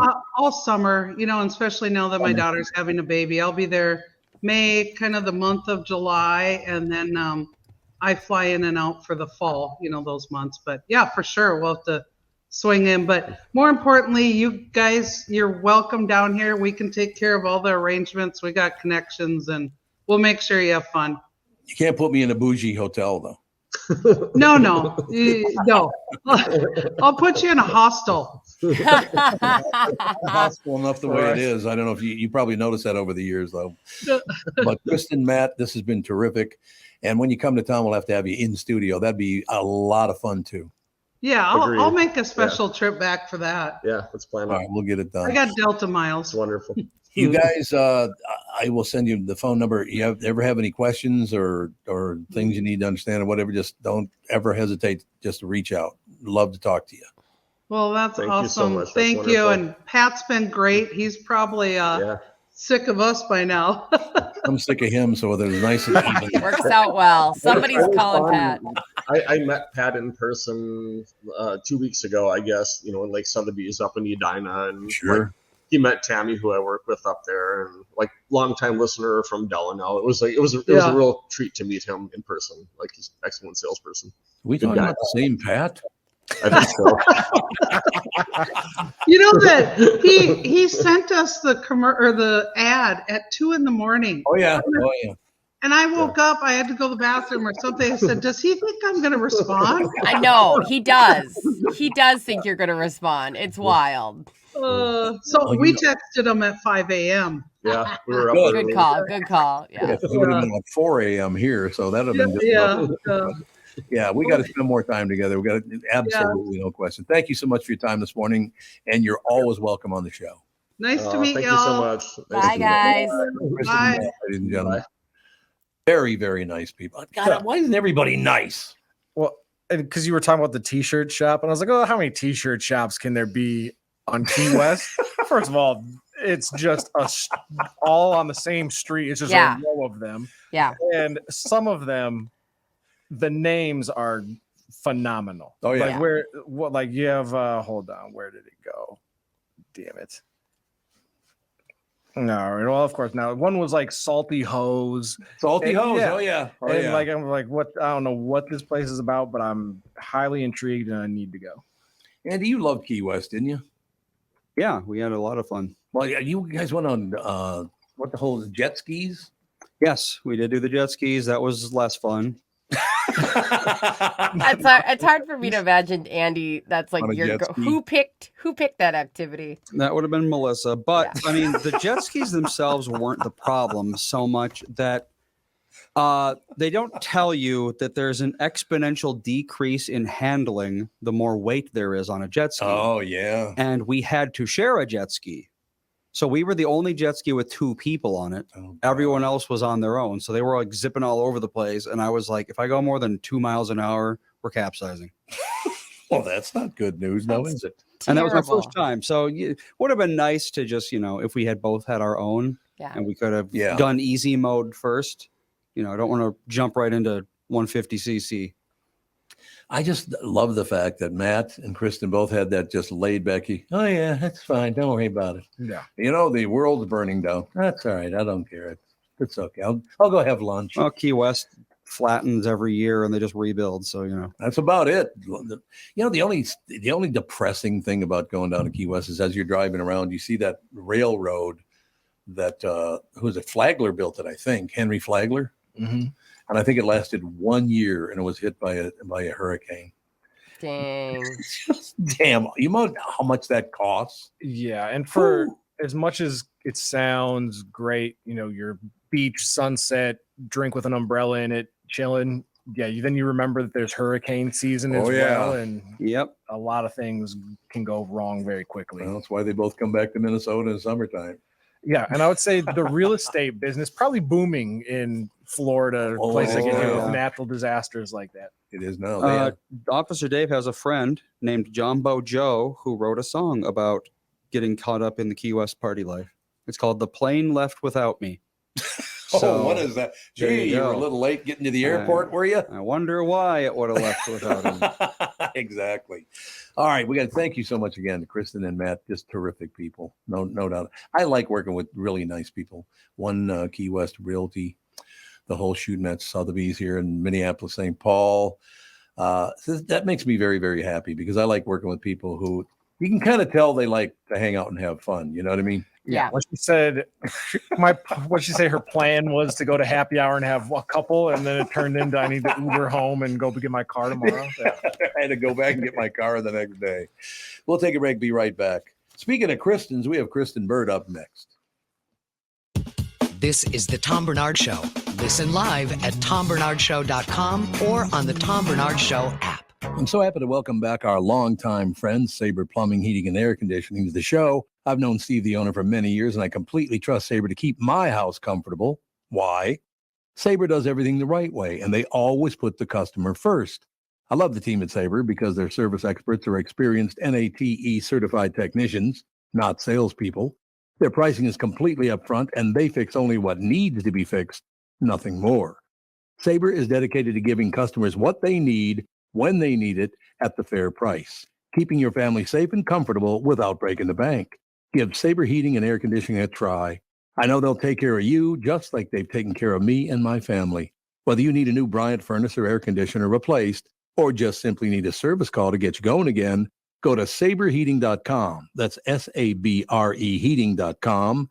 Sabre and Bryant. Whatever it takes. Tom here, and I just read a success story from MN fat loss client Elizabeth, who just completed the program. Elizabeth writes, I'm a 54-year-old woman who has struggled with losing weight. I had almost constant heartburn, trouble sleeping, brain fog. I tried counting calories, eating bars and shakes, and several other programs in which I would lose 5 to 10 pounds after months of struggling. After 60 days of the MN Fat Loss program, I was down 25 pounds. MN Fat Loss had really empowered me to believe that I can control my eating and my weight without having to sacrifice foods that I like. If you're thinking about finally committing to improving your health, this is the time to start. You won't regret your investment in yourself. It's so easy to see if MN Fat Loss is a good fit for you. They offer a free phone consultation to learn about the program. They also have virtual options to help you if you live far away, which I think is a brilliant idea. To schedule that free phone consultation, go to mnfatloss.com. The only thing you have to lose is that unwanted weight. That's www.mnfatloss.com. I cannot wait to hear about your success story, and please let them know that Tom sent you. You need to know a guy for your auto repairs, legal issues, banking, and more. The same goes for investment advice. You need a guy to help you be successful, someone you can trust who gets results. Well, I got a guy for you. Josh Arnold. Josh gives you straight talk, not sugar-coated advice about your financial situation. Josh has seen it all when it comes to economic and market conditions, and Josh can make sure that your retirement objectives match your investments. Do yourself a favor and call Josh now for a no-obligation 48-minute evaluation. You've got nothing to lose, and you'll get a different point of view for your investments. Call Josh at 952-925-5608. That is 952-925-5608. You'll be glad that you did. And tell him his guy, Tom, sent you. Investment services offered by Josh Arnold Investment Consultant, LLC, a security investment advisor. Past performance is no guarantee of future results. All investments involve risk. All comments and opinions are Josh Arnold's and do not constitute investment advice. Tom Barnard is a paid endorser. The Tom Barnard Show is proud to have partners like North American Banking Company, Bradshaw & Bryant, and attorney and advertiser Dave Bielke. I've been advertising on Tom Barnard shows for years. I like Tom, not just because he's a good guy, but because the ads I run on his show bring me new clients that are hurt at work and need legal help. Tommy B works for me. If you'd like to find out more about growing your business with the Tom Barnard Show, go to tombernardshow.com, keyword partner. We've got the closet stack going on the far left. We have Kristen, and then just above Kristen is Brittany, and they're both in the closet. Yes, we are. Oh, separate closets, but the closet. You don't know that. For all you know, we are in the same exact closet in the same place. Oh, you are. There's a big closet then. Yep. I do have a big closet, actually. Yeah, reach out and hold hands. I saw that. That was good. So, I got to throw this in at the very. Look at you two, you pain in the ass. Anyway, for about the 10th time, and I've had it. I'm sorry. Everybody's upset with me. I tried to watch John Wick 4 again. I lasted about 10. That show is terrible. The movie. I love John Wick. I love John Wick, but the number 4 one is 3 hours long. First of all, I feel like this is now half a year you've been trying to get through this. It's been about a half a year. You're absolutely right. Because Yeah. I love Keanu Reeves and I love John Wick, but that one, I found okay. it boring as hell. I think now that you've given it 6 months, I think it's okay to say I quit. 6 months. That's right. It was about the 5th time I've started it up. Sometimes got it's my just 20 not meant bucks. for you, Tom. This isn't meant for you, I guess. They got my $20 when I bought it on Voodoo, so they made money off me, so that's good. $20. Yeah. You couldn't wait that long?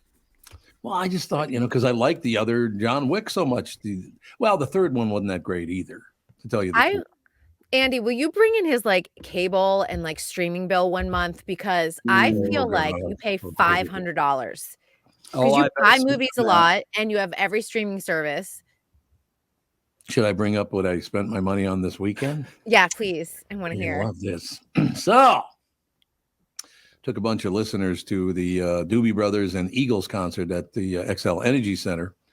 And they have a policy at the company that they cannot serve alcohol. They don't like doing that. So there's no alcohol in the refrigerator at all. Now, because I don't work for the Hubbards, we're partnering on this podcast. I don't work for them. I thought, well, since I'm not an employee, I could just buy the beer and, buy enough there were like 25 people in there. So I bought enough for like 1.5 beers a piece. So you spent like $700 then? You were close. $800. So it was $1,000 with the tip. Yeah, I was going to say with that tip, for 5 6-packs of beer, $1,000. What? I don't think any of us are honestly surprised if you're up in the I mean, that sounds about right. In fact, I bet in LA it's probably double that. Oh, dang. I bet. Pretty dang. I always feel bad because I'll go to like a Vikings game or a Twins game or Timberwolves game, and you'll see somebody buy a drink and they'll take one step and drop it, and they just turn back and look at the bartender, and the bartender's like, sorry. No, that's so awful. Oh, God. Even Starbucks will refill your drink if you drop it. Really? Yeah, I've dropped it, and they just go, oh, no problem. We'll refill it for you. Were you boozing it up? No, I'm not a big drinker. I didn't think you were, but what do I know? No, I'm just clumsy. That's a given. I trip up the stairs all the time. I would not think of you as a clumsy person. I've never met you in person, so I don't know. Maybe. Yeah, I walk into things a lot. Even this morning, I was like walking around. I have a very large coffee table in my living room, and I was walking around it, and it's easy enough to avoid. It's not a cramped space. What did I do? I walked right into the corner, which means that I'm going to have a bruise this large. And Bill is always like, where did you get that bruise? I'm like, either the car door or the coffee table, or I tripped up the stairs. Or something, yeah. I'm with you, Tom. I don't, probably because you talk about and you go to like Dancing with the Stars all the time, that I just project their athleticism and dancing ability onto you. So yeah, the fact that you are clumsy shocks me. I'm a former professional dancer myself, but dancers are the clumsiest group out there. I'll never fall on stage, but in real life, I trip over myself. I'll trip over a blade of grass. What's the toughest dance? It was like the polka. Is that tough? The polka's really fun. I think the polka's really easy to learn. That's why it's a great social dance. I think ballet, they usually say, is one of the more ballet. Hip hop's very challenging, actually. I think some people think it's really easy, but if you don't know how to go in the pocket, you're going to look a hot mess doing it. And then the samba. The samba is probably one of the most difficult out of the ballroom dances. So we'll say with the white dances, that's what you're saying? Yes, hip hop is very traditionally notoriously white. Yeah. Yes. I love it. You always cringe when I say things like that. He's just trying to bait you into saying something we can put on. I'm just literally like, I'm going to let someone else respond. All yours. Let's hand it over to Andy and Devin. It all works out in the end. So what is the latest? I was trying to think of really nothing. I spent Friday, Saturday, Sunday with the family. We had wasn't that a great weekend, Andy? You were there for a couple of them. Yep. Just a wonderful family deal because Andy's son's 2 years old now, and he just loves, Sage and Fawn. All 3 grandkids just love one. It's just great to watch. It really is. That's nice. It's so fun to be able to get together and do that. I grew up with my cousins living across the street, and to this day, I am so close. I consider them my brothers instead of my cousins. No, I can understand that, but yeah, we saw our cousins all the time growing up. I don't think I ever did. Well, I did once in a while, not very often though, because they all lived up in Long Prairie or down in I don't know. They either lived north or south, one of the two. They didn't want to come anywhere near us. I know that. What'd you do to them? Oh, I love this. It's no shock on any of your faces. And also, like, not new information to me. North I Minneapolis. just said, what did you do to them? Hey, you got to come and see us in North Minneapolis. Yeah, I don't think we will, but We're good, thanks. we're good. We're covered. We don't want to come up there, but yeah. So I was trying to think of anything. We're hanging in with the Righteous Gemstones. That's a wonderful show you recommended. That show is very funny. Yeah, it's I mean, there's a lot of great shows out there. I think this is going to be the year, like if you're not watching Christmas movies, which is what I had to spend my entire weekend doing because I have all these interviews all of a sudden because every publicist in the world is like, we have a Christmas movie, we can finally promote something. Yeah. I think like this is going to be a great opportunity for anyone who hasn't seen Suits, Righteous Gemstones, like make those lists, Stranger Things, catch up on some of these great series that have come out because it is going to be on the lighter side for probably the next 6 months or so. It'll start catching up within a year's time, but it's just going to feel different. That's all. We have a new Bass Reeves for tonight because it comes out on Sunday, so that's good. That's a great show. I know you're loving that. Yeah, I do. It's very well acted and it's very real. There's not that phony edge to it. It's just a very real show about people dealing with one another and the whole situation. It's based on a true story, Yeah, and David Oyelowo is a really good actor too. Oh, he's really that guy's a hell of a good actor, no doubt about that. But yeah, so it's for what you guys just went through out there in Los Angeles, when the whole United States went through it. But thank God there was a lot of stuff on streaming to watch, and we're going to have that for about another 3, 4, 5 months. You think? In terms of delays, some of the delays will go into 2025. Like that's the one thing people. 2025? Yes. Holy God. Some of the series will be delayed until 2025. Some of the films as well. Because this was 6 months. And I think what, we forget is that a lot of it was delayed on the writing end too, not just on the acting end. So things that were supposed to be written and, already shot by now are just being written now. And then we won't get the actors back on set until the start of the new year. That makes sense. So yeah, it's just a lot of like delays on the production side, and it's okay though. I mean, we're all going to like survive. There's plenty of content out there to catch up on. Yeah. And I think some of the streaming networks still have some stuff banked, so it's not going to be horrible, but some of your favorite series, it's going to take a while for them to come on back. Yeah, that's unfortunate, but do you have a favorite series that you will be missing out on for that year and a half? Emily in Paris is one of my favorites, and they're going back at the start of January because they have to film their entire season ahead of the Paris Olympics. So they're under the gun because they film right there in the city, and they don't want to be anywhere near the Olympics and trying to film at the same time. It's just not going to work out. So, but by the time they get everything edited and done, it's probably going to be about Christmas 2024 before we see it. God, that's 13 months, 13 and a half months, something like that. We'll go around the screen here. Brittany, is there something you're missing badly? I'm like the worst one to ask because now let's go on to... Oh no, because I'm playing catch up so much with like we're doing Gemstones like once a week still. I still have episodes of that. It's so good. I'm just in that like a little bit behind mode. So like if we keep parsing it out with what's going like. I might be able to not feel the strike as much as most because like we've got a lot still to watch.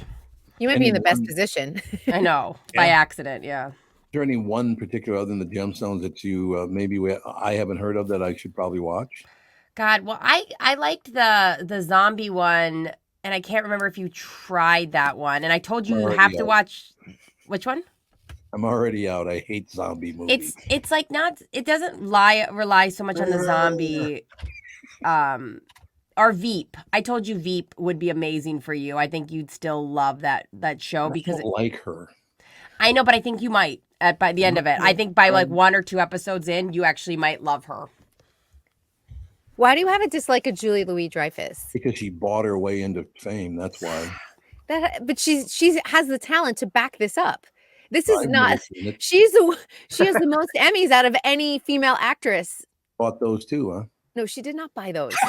What store did she get those from? Yeah, she just went to the Emmy store and was like, "I know that Meryl Streep's going to pay $1,000, but I'll pay $1 million." Yeah, no, $1 million.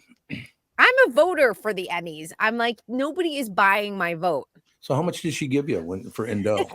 You get like 10,000 cash. Has anybody tried to buy your vote? Oh no, honestly, no. The only thing that they can do to kind of like persuade you, and listen, if it's a good show, it's a good show. If it's a bad show, it's a bad show. The only thing that they do is they throw the FYCs for your consideration parties. So usually it is an evening of catered food. They show an episode and then they bring out the cast for a Q&A.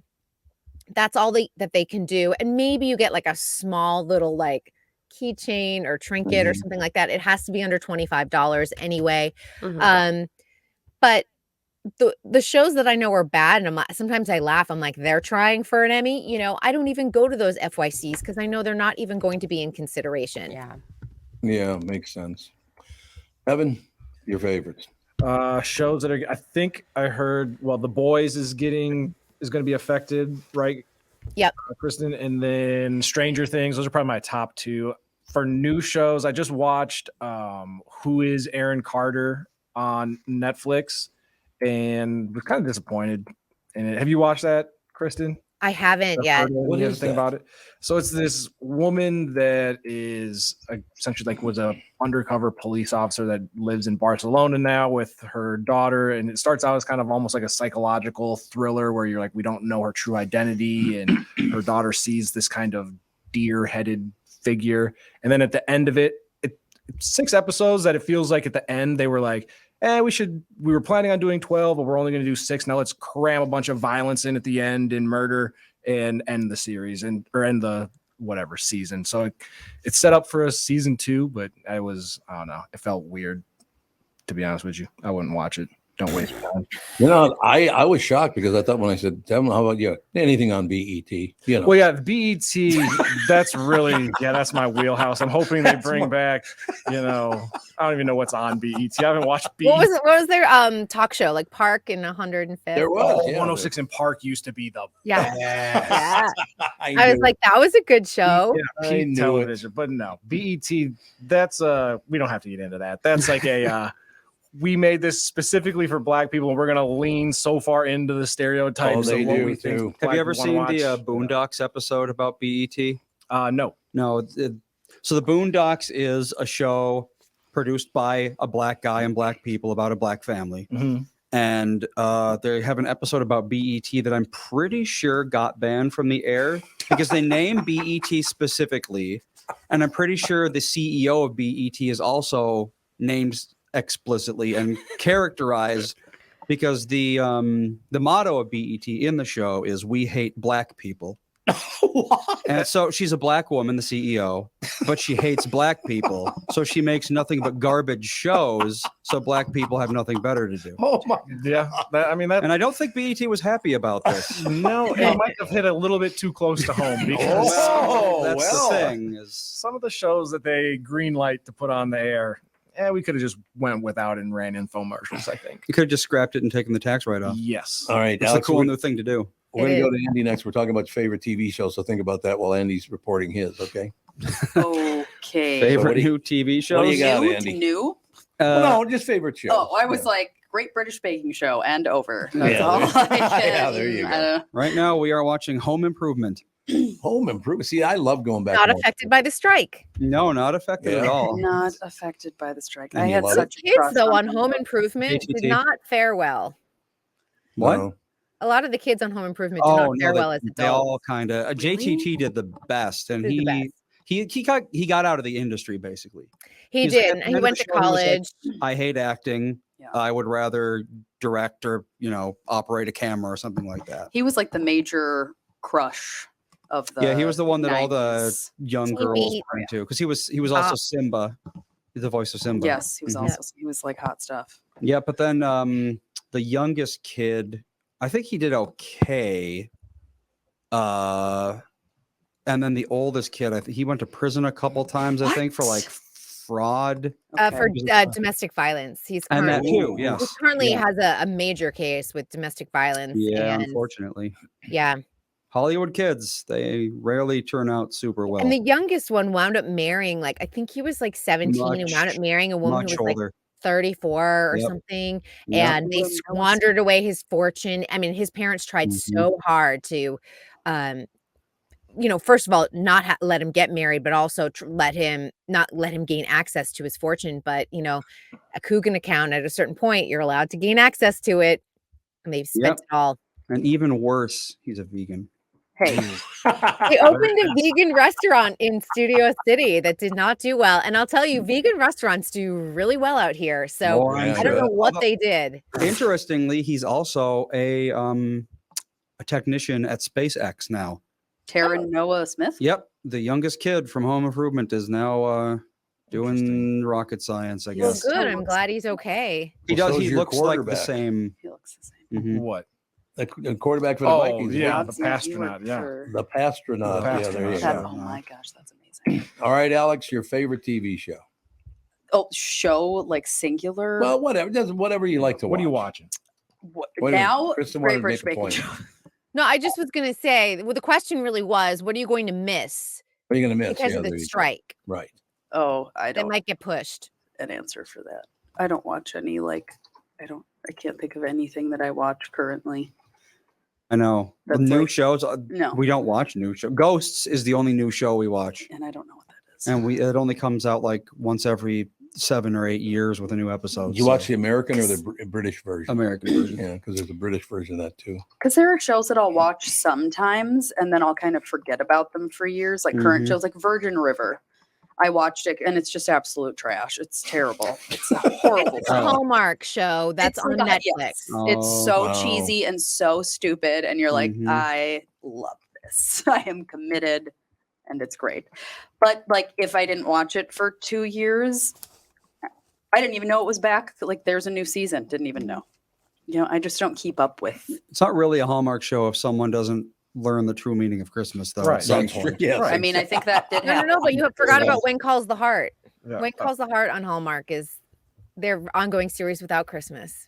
Hallmark. No Christmas. Hallmark just came up with one general story arc and just keep hammering Over the and hell over, out yep. of it. They It's do, either don't they? A It big is. city man moves to the small town. He's Every stranded time, because it's too much snow. Falls in love with the barista. Yeah. They live happily ever Yep. after. I saw a thing that was like, I would love to see a Hallmark movie about a woman that lives in a small town and has this like lame boyfriend, and then she decides to move to the city and become an executive, like reverse Hallmark movie. I'm like, yeah, I would like to see that. I just saw a good one over the weekend on Freevee, which is Amazon's Mhm. free network.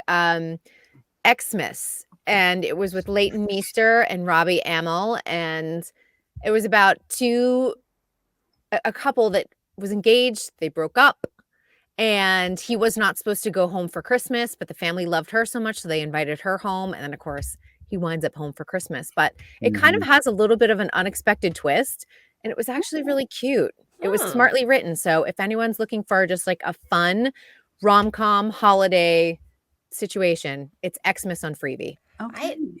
I mean, you guys can make fun of it, but those shows are so like warm. Like you just want, you're like, okay. Yeah. Yes. I was sobbing at this one because of the unexpected twist.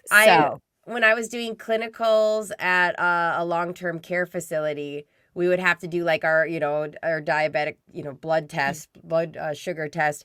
And I would like stay in people's rooms longer so I could watch them because they were always watching Lifetime shows. I'd be like, I better prick one more finger. They're like, oh. Just really got to make Well, sure. I have a question because this kind of came up. We know that Hallmark and Lifetime, so many of the networks are now just totally into the Christmas game. Yeah. But someone was saying we've already seen the last of the great Christmas movies. Like the last great era was like Love Actually, The Holiday, Elf. And that because now they're just cranking them out where, Hallmark does like 36 a season. Can you think of anything like maybe later than The Holiday or Elf or Love Actually that you're like was a great Christmas movie? No.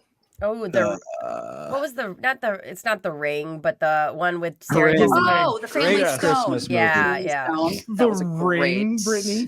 The Family Stone. Thank God Alex is here, otherwise I'd sound That's insane. also around that same era too, I think. I feel like It might- that was around the same time. Yeah. It might be a little later than Elf. How about Black Christmas? Doesn't anybody like that movie? But anything like within, let's say, like the last 5 to 8 years. Not Nothing that I would consider like a classic, like, everyone's No. going to be watching this for the next 50 years. Yeah, they're like that's like this is mandatory that I watch this every year. Like And they that's, tried with the Grinch remake again, but it didn't really take. We already have like 3 Grinch I know movies. We don't need more. There did not need to be another. Yeah, Family Stone's 2005, Elf's 2003. I know. Yeah, I'm Polar surprised. Express. Yeah. I'm surprised they were only 2 years apart, to be honest. Yeah, me too. Polar Express, The Holiday. Those were like the movies. The Holidays 2006. Yeah, they're all like the around Chris the same- Brown Christmas movie. What was that Chris Brown Chris Brown. Christmas There's one. movie. Yeah, got to represent for the BET community. Okay. Oh God. Oh, there is a cute one on Netflix. There was one with what's his face from Schitt's Creek. That was cute on Hulu. Oh, this Not Christmas. Eugene Daniel Levy. Dan Levy on Hulu. Yeah, that came out. And that was like cute. Oh, That was Michael cute. Blaine has a good one. Christmas Chronicles with Kurt Russell. I don't know what that is. That it was actually it was a good one. Oh. Yeah. Yeah, and then they did Christmas Chronicles too. And And then made ruined it it. too. Yeah. They ruined Did it? they? We haven't watched it yet. It's not as good as the first one. Christmas Chronicles though is a good. Last year I kept being like, we should watch Christmas Chronicles 2 because 2 is about isn't it more about Mrs. Claus or You something? see more of Goldie Hawn. Yeah. Can I say something controversial? Forget it. You always do. I hate Christmas. You guys love. Oh no, I love Christmas, but the Red Rocket, You'll Shoot Your Eye Out Christmas movie, Phenomenal. worst Christmas movie Phenomenal. ever. Okay. It's not really a local I think- guy. Yeah, I feel well, I like apologize to the local guy. No offense. You'll shoot your eye out. Frankie or whatever. Terrible. You'll shoot I feel your like eye that's out. like that's another movie that you're like, this is so stupid. Oh, you guys are Yeah. terrible. Yeah, Christmas It's more Story. like it's almost like a parody of Christmas movies Yes. more than Right. anything. It's not Yeah. really Wait a a Christmas minute. movie. The Decoder Heartwarming Ring. per se. Yeah. Yeah. The Dakota. Jingle Jangle was the other one I was thinking about on Netflix. It's a musical. What one? Jingle Dangle. Jingle Jangle. Have you seen that's that? such a good movie. Jingle. That's really good. So good.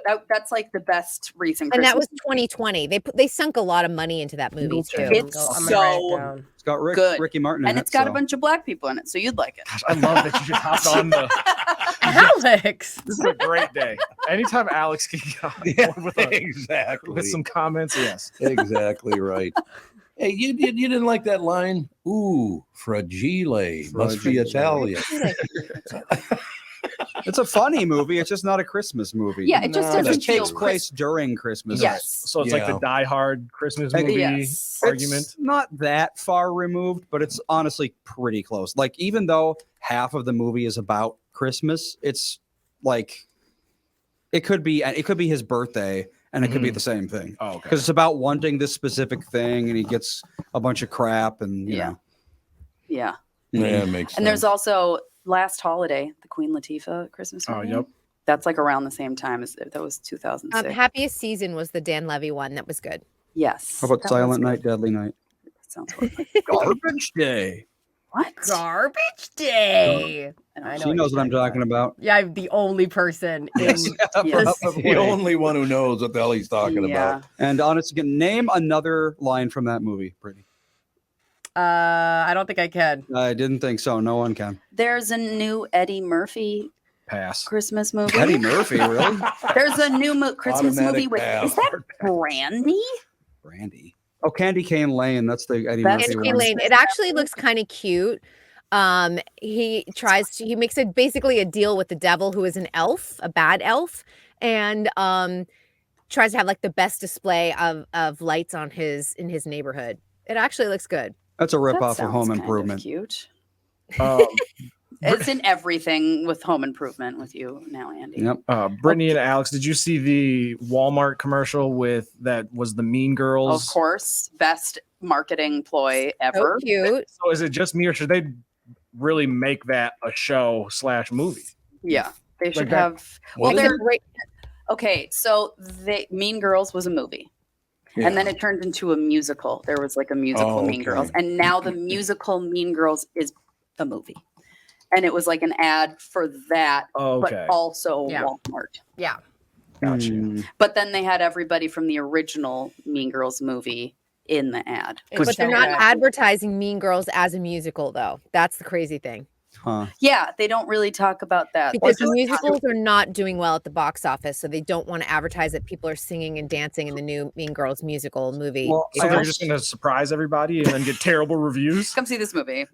You know what? The Broadway show did fantastic, so hopefully it's just as good, but it's just funny that they're just trying not to scare people off. Oh, okay. I love a musical. I do too. I spent like 25 minutes driving home yesterday singing show tunes. No, and they're making a film adaptation of the musical. That's what I just said. That's what we were just talking about, Andy. So it's oops. So they Welcome took to Monday. movie to a musical back to a movie. That's what I just Are they said. going to make a musical about the movie about the musical? Yeah, probably. Yeah, it's full circle. That's my question. They might make it a book at some point. Yes. A book based A children's book.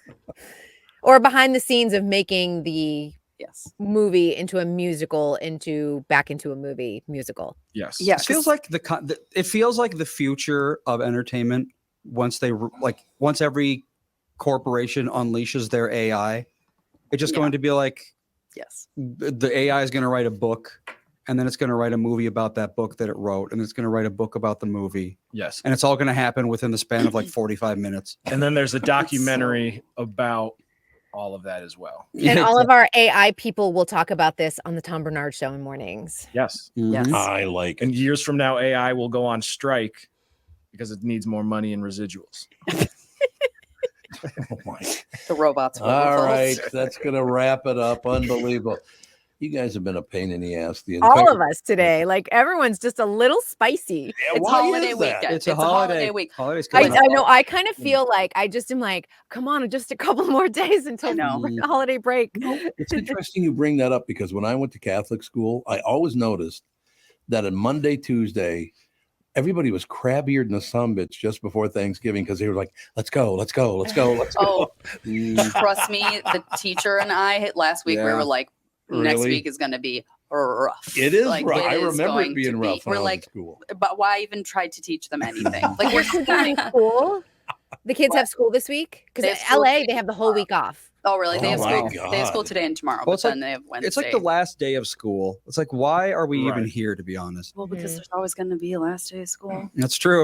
If we don't come in today, then that Then the makes next day yesterday is- the last yeah. day of school. It's Yeah. why do we just not go to school to begin Yeah, with? we're skipping like half of our lessons because we're like they're just not going to Yeah. retain anything. We're not All doing through. spelling. We're not doing writing. We're not doing science or social studies. Mhm. No, I definitely remember watching the second hand of the clock on the last day of school or the last day before Christmas break or whatever. Like you look at the second hand and you look away and then you look back at it and it's gone backwards. Yeah, it's It's been like, one. how is this possible? Somehow. I've been here That for was like me in my Pilates class. Hmm. All Will it right. end? Kristen, we will talk to you tomorrow, sister. You bet. Have a good one, guys. Thanks a lot, Kristen Bye. Burt, ladies and gentlemen. We'll be right back in a couple minutes. Wrap things up right after this. This is the Tom Barnard Show. Tom here, and I just read a success story from MN fat loss client Elizabeth, who just completed the program. Elizabeth writes, I'm a 54-year-old woman who has struggled with losing weight. I had almost constant heartburn, trouble sleeping, brain fog. I tried counting calories, eating bars and shakes, and several other programs in which I would lose 5 to 10 pounds after months of struggling. After 60 days of the MN Fat Loss program, I was down 25 pounds. MN Fat Loss had really empowered me to believe that I can control my eating and my weight without having to sacrifice foods that I like. If you're thinking about finally committing to improving your health, this is the time to start. You won't regret your investment in yourself. It's so easy to see if MN Fat Loss is a good fit for you. They offer a free phone consultation to learn about the program. They also have virtual options to help you if you live far away, which I think is a brilliant idea. To schedule that free phone consultation, go to mnfatloss.com. The only thing you have to lose is that unwanted weight. That's www.mnfatloss.com. I cannot wait to hear about your success story. And please let them know that Tom sent you. This is Bob Sansevier, and I want to tell you about Dave Bialke from Bialke Law. Dave represented my wife, Mary, when she had a significant workplace injury. She was very happy with the job Dave did. If you have a work-related injury and have Dave represent you, I'm betting you'll be happy too.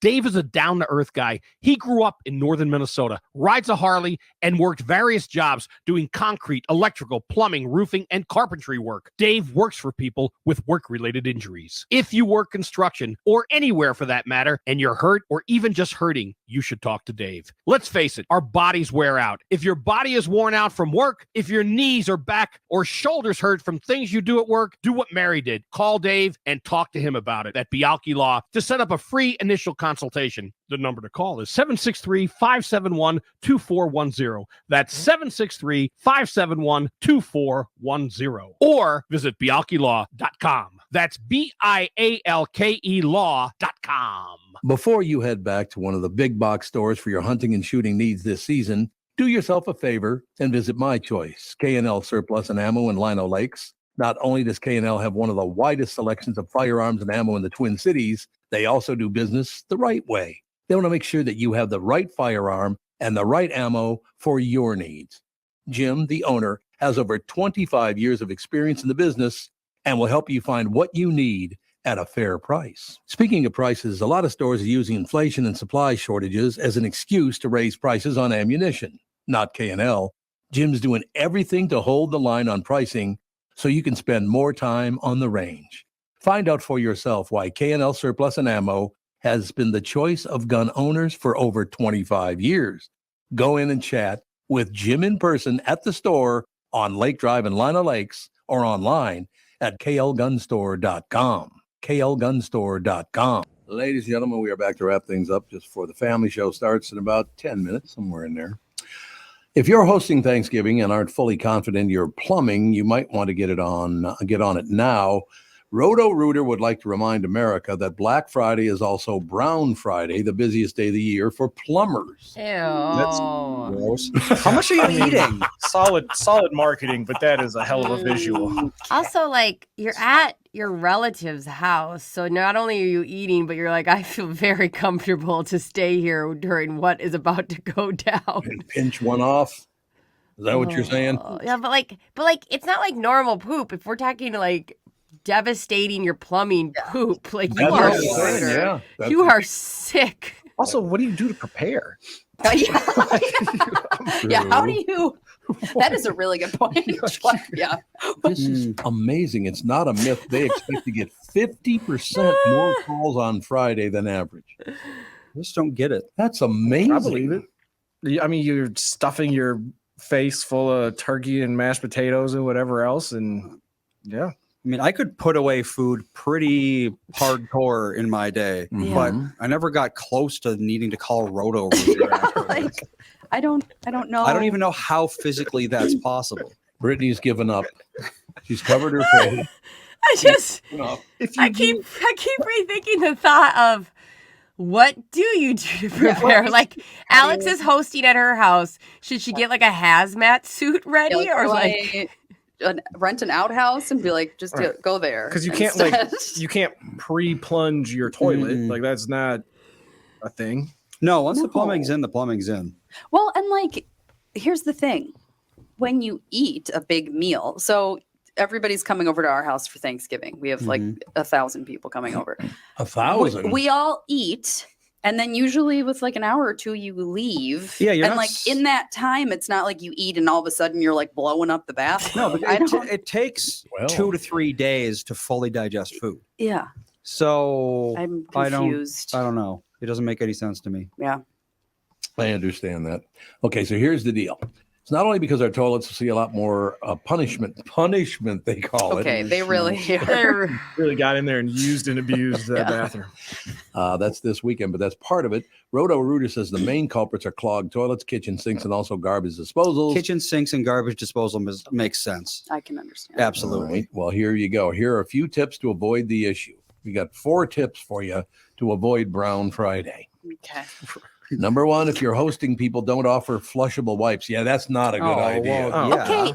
Why would you offer that to your... It's like, here, have a wipe. And people think that those... Do what you will with it. Enjoy. Flush as many as you like. No wipe is flushable. Technically. Well, they do make flushable wipes that are truly flushable. But not really. You know that's true because the second you touch them, they begin to disintegrate. Right. Well, there you go. They're wet not the toilet most... paper. Yeah, they're really not any better than nothing, but, you know. Well, they're saying they're really not flushable, just what you guys are saying. They're not flushable. No. If you have lots of guests, your plumbing isn't great, Ask them to wait 10 minutes between showers. It'll give the pipes more time to drain. Showers. Don't poop Showers. until 10 minutes after this person is showered. Yes.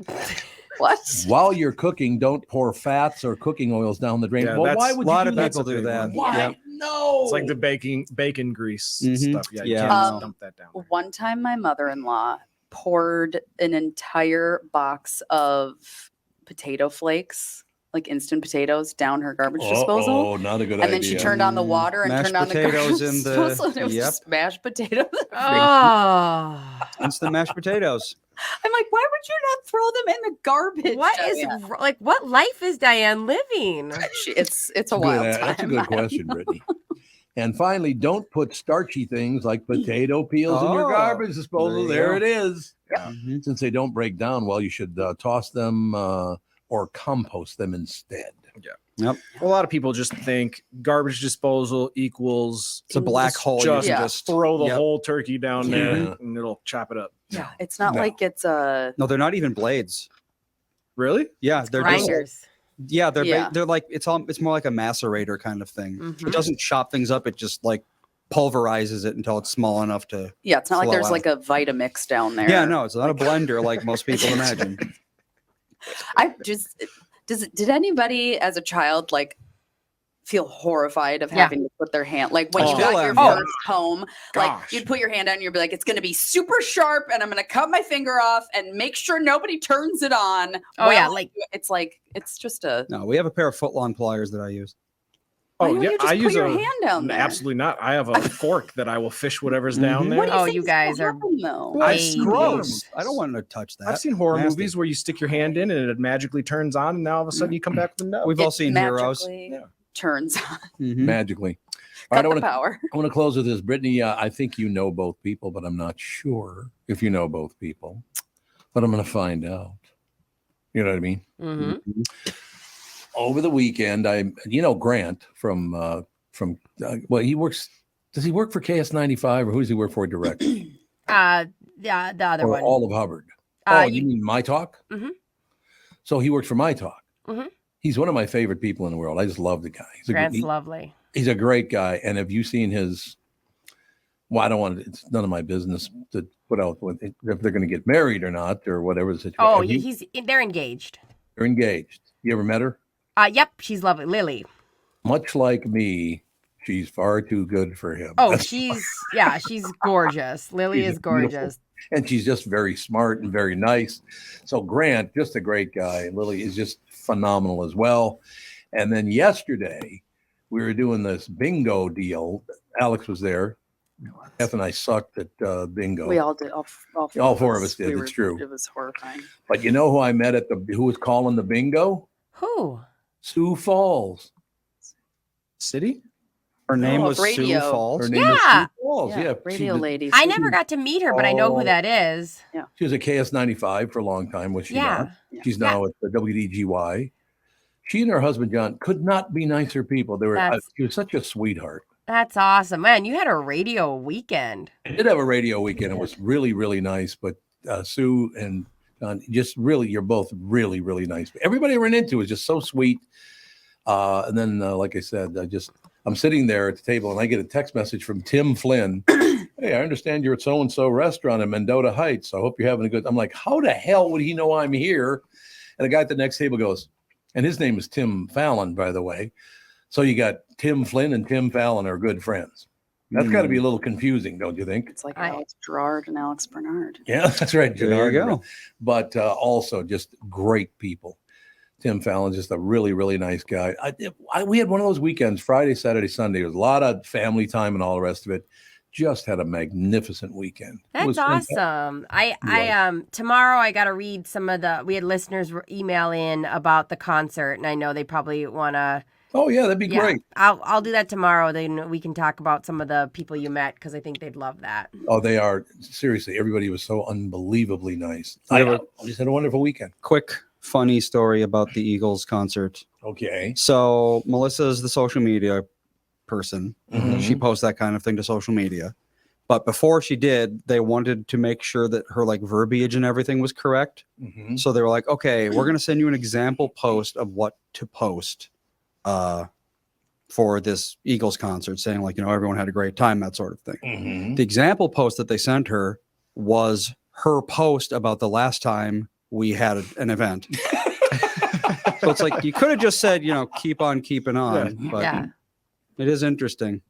Yeah. They're a weird outfit when it comes to that kind of stuff. We'll tell you what to do and say. It's like, no, you won't. Well, but what to do is what she already did. I know. So clearly she had she had it dialed in. It's a different mindset. I am too lazy to ever tell anyone what to do. So it blows my mind when people have opinions about anything. I'm like, what? Why? All right. Maybe it was the Eagles themselves who. It's probably the Eagles themselves. Yeah, definitely. I will tell you, Doobie Brothers were amazing. And then I got pretty tired because the Eagles were on stage apparently until like 11:15. They were? Yes. Dang, away. I don't really understand their demographic. Yeah, I was going to say, I think it's bedtime. Yeah, no, you're absolutely right about that. It's 4 hours and 15 minutes. Holy buckets. So Doug Sprinthal and I snuck out the back when no one was looking. I'm sure nobody noticed that Tom Barnard left. They're in the Tom Barnard suite. He said that was a great picture you just showed me. That was beautiful. Yeah. That was very nice. Yeah. All right. We got to bust it up because the family show is up next.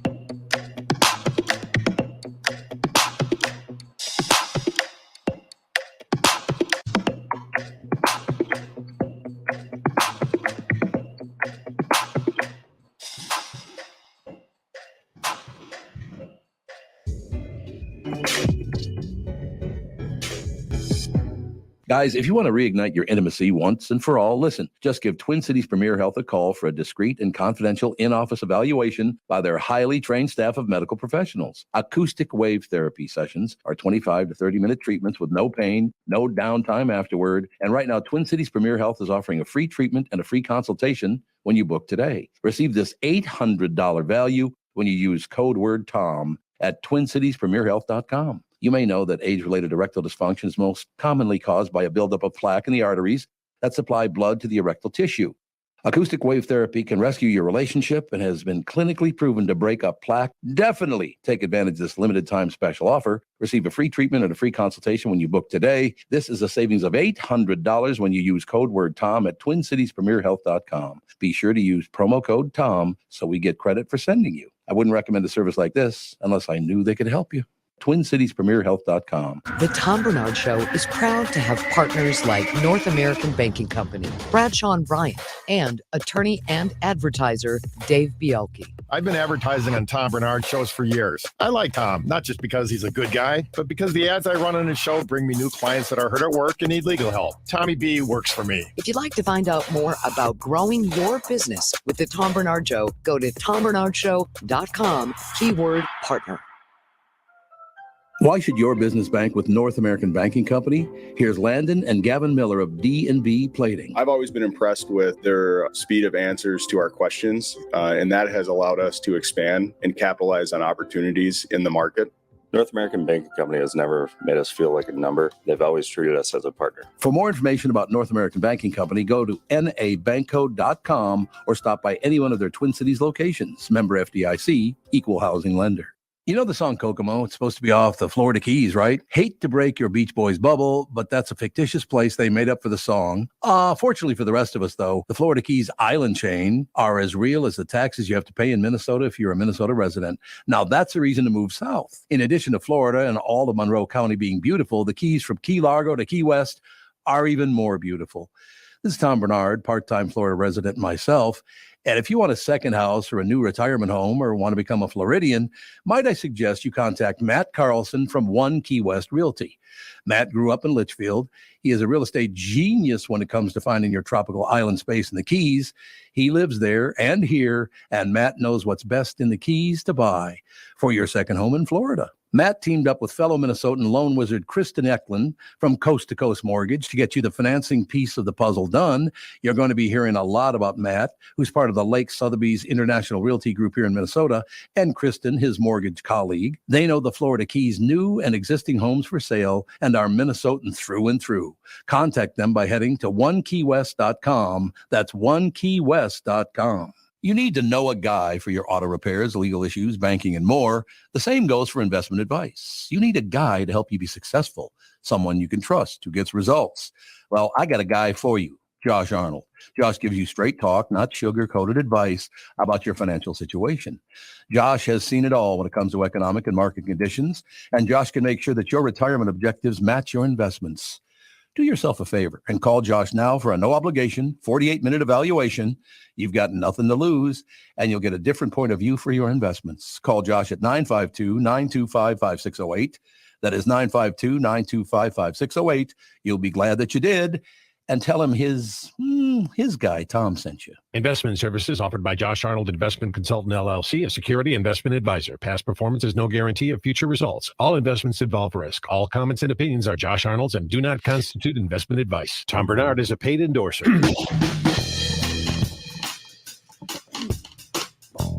Welcome to the family with Tevin Pittman, Alex Bernard Rasmussen, Andy Bernard, and Costaki Economopoulos. He's on with us because he wants to torture us about our horseshit football team. So thank you much for that. I would happily trade mine for yours. Yeah. No, not after that game yesterday. Denver is not even a good team. They beat some good teams recently, but yeah, I hear you. That's frustrating. All right, I'm just going to wallow in my misery. Yeah, the Pastronaut. It is at least a fun story. It's fun to watch. It was a good game. I mean, if you didn't care about the outcome. Boy, I got to go. Just look at the time.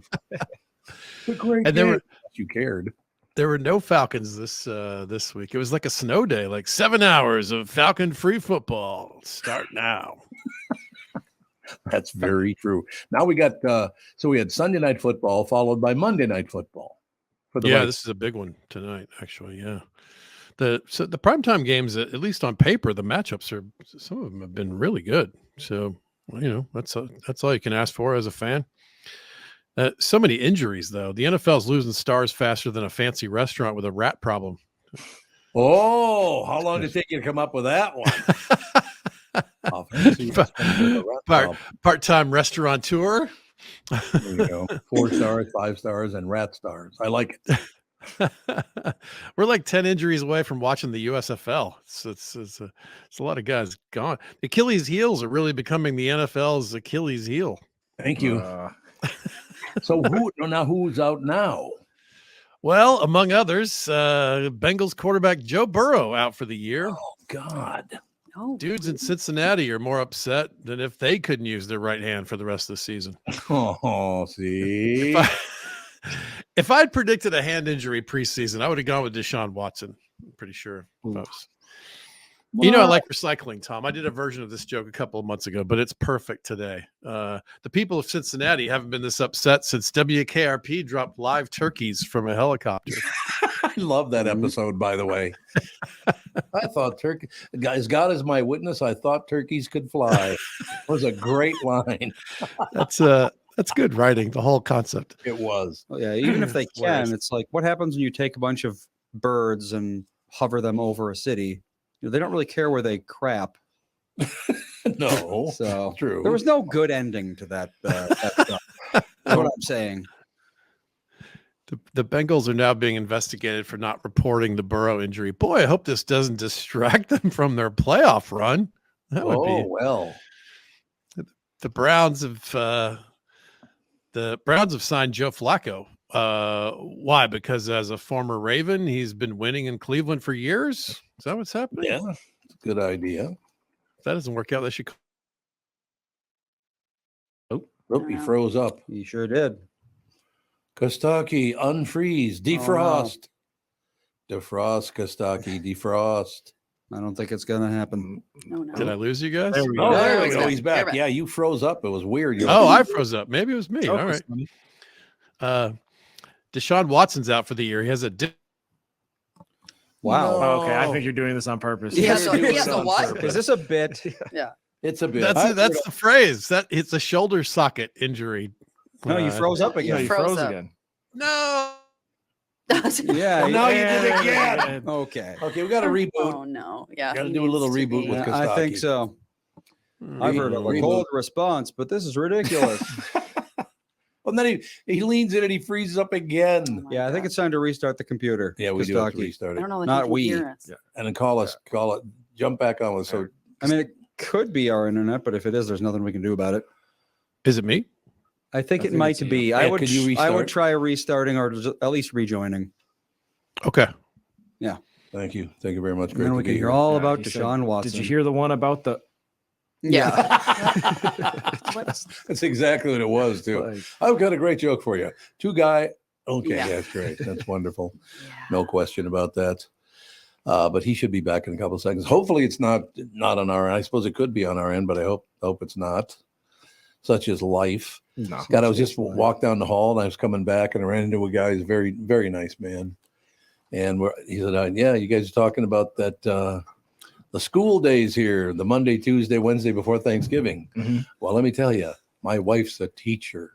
Yeah. It's like, whoa. Yeah. Apparently it's hideous. Oh, you can it's phone it gonna in. Be real. No, you can't. Not when you're a classroom full of 27 second graders that are just bouncing off the walls. What are they going to do? I said, I was like, should we do like every 15 minutes they have to do 20 jumping jacks? I don't know.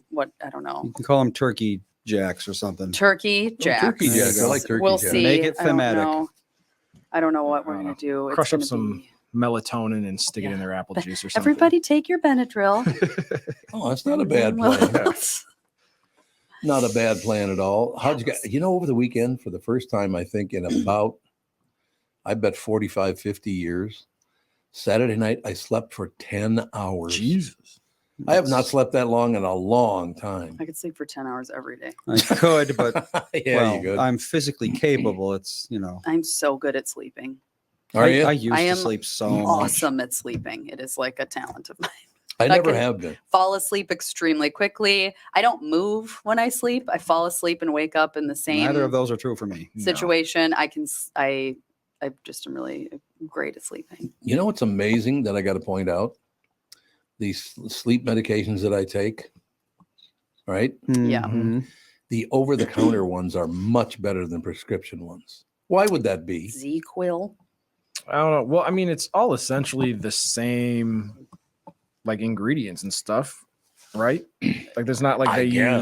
use I don't know. some. I'm pretty sure Depends if I on ever what you're took a taking. sleep medication, I would never wake up. So I'm That'd not be the You end. don't want to do that. You don't want to do I that. can't even take Dayquil.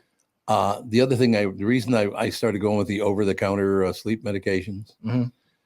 and melatonin, I add a little 10 milligrams of melatonin in there too. That helps. But I picked up went to the doctor and said I need some sleep medication because I got up at 3:15 for 37 years and I just cannot go to sleep and blah, blah, blah. So got the prescription, $1,000 a month. How much do you want to sleep? What? How bad do you want it? $1,000. We $12,000 a year to be on that medication. No. I said, no, we're not doing that. So what have you been taking? Unisom? I do a combination of Z-Quil and what's the other one? Then I do 5 milligrams of the only THC I use now is 5 milligrams. I used to take like 50 milligrams to sleep and then it just stopped working. Well, you build up a tolerance. Yeah, you build up a tolerance to all of it. I built up a tolerance to Costaki years ago, so I don't know if that's working. He's back and he's alive, ladies and gentlemen. He's alive. Test. Test. Yeah, we just talking about sleep medications that, like I said, getting up at 3:15 in the morning for 37 years. Now that I can sleep until 6:30, an extra 3 hours and 15 minutes, I've been having a bitch of a time. So, I guess we'll see how it goes. But so far, so good. Uh-oh. Oh, no. He's freezing up You did again. it again. Oh, no. Yep. Yeah, it's not looking too good. I'm going to do an internet test right now. All right. I'm going to make sure it's not us. If you're listening live, it might go nuts for a little bit, but deal with it. Deal with it, damn it. Should we talk during this or would that be of no use? Doesn't matter. Doesn't really matter what the deal is. Indeed. Our internet is looking fine. All right, so Costaki. Costaki. Yep. Yeah, he's frozen I up think there. his internet is a little messed up. I just don't get. Is it because he's Greek? Could be. Is that what it is? Yeah. What is the other one I take? I take ZQL. I do 10 milligrams of melatonin. Oh, Relaxium. That's the other one that I use. Oh yeah, I've heard of that. Yeah, it works. It works pretty. So I do 5 milligrams of THC. I do 2 capsules of the Relaxium, 2 capsules of ZQL. Isn't Relaxium the one that Craig Stadler or whoever the hell that is takes? Yeah, it's all over TV right now. Yeah. Have you ever tried just not drinking caffeine? Going to sleep. I don't drink caffeine after 2 o'clock in the afternoon anymore. Oh yeah, you're still doing that? Yeah, definitely a good idea. Yeah, I got off of. The biggest problem was the fact that I was on that. What is it? 500 milligrams of 5-hour energy. That's quite a bit. Horrifying. I mean, what was it? It was like 350 milligrams of caffeine. What if you didn't have any caffeine? What if you went off of caffeine? Then I'd never be able to wake up. Well, sounds like that's your problem anyway. So there you go. So No, I can't go to sleep. I'd never wake. Well, but now I'm I can go to sleep at least. That's good. But I'm saying, what if you just went off of? Because caffeine doesn't help you. If you didn't drink caffeine, it wouldn't affect your ability to wake up. Well, what we're going to do is, because I used to drink a lot of caffeine as well. So now I'm down to, I think, 4 or 5 bottles a day. That's for the whole day. That's a lot still. Yeah. And then they said you can do up to 400 milligrams of caffeine that will not affect you.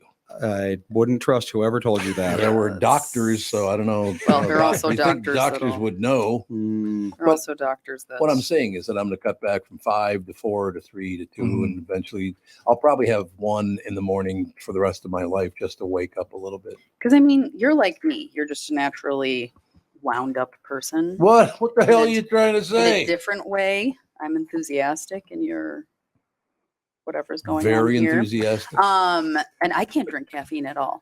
Yeah, some people can't.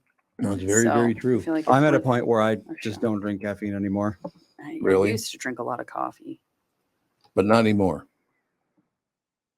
Yeah, it's Hey, whatever like a works. few years ago. I just started getting these horrible headaches when I drank caffeine, and now I don't. I will tell you, when I was on Just that easy. Oh, Kostaki's in a different room now. Oh, he's in a different room. Moved rooms. And he's still frozen up. No, he's not.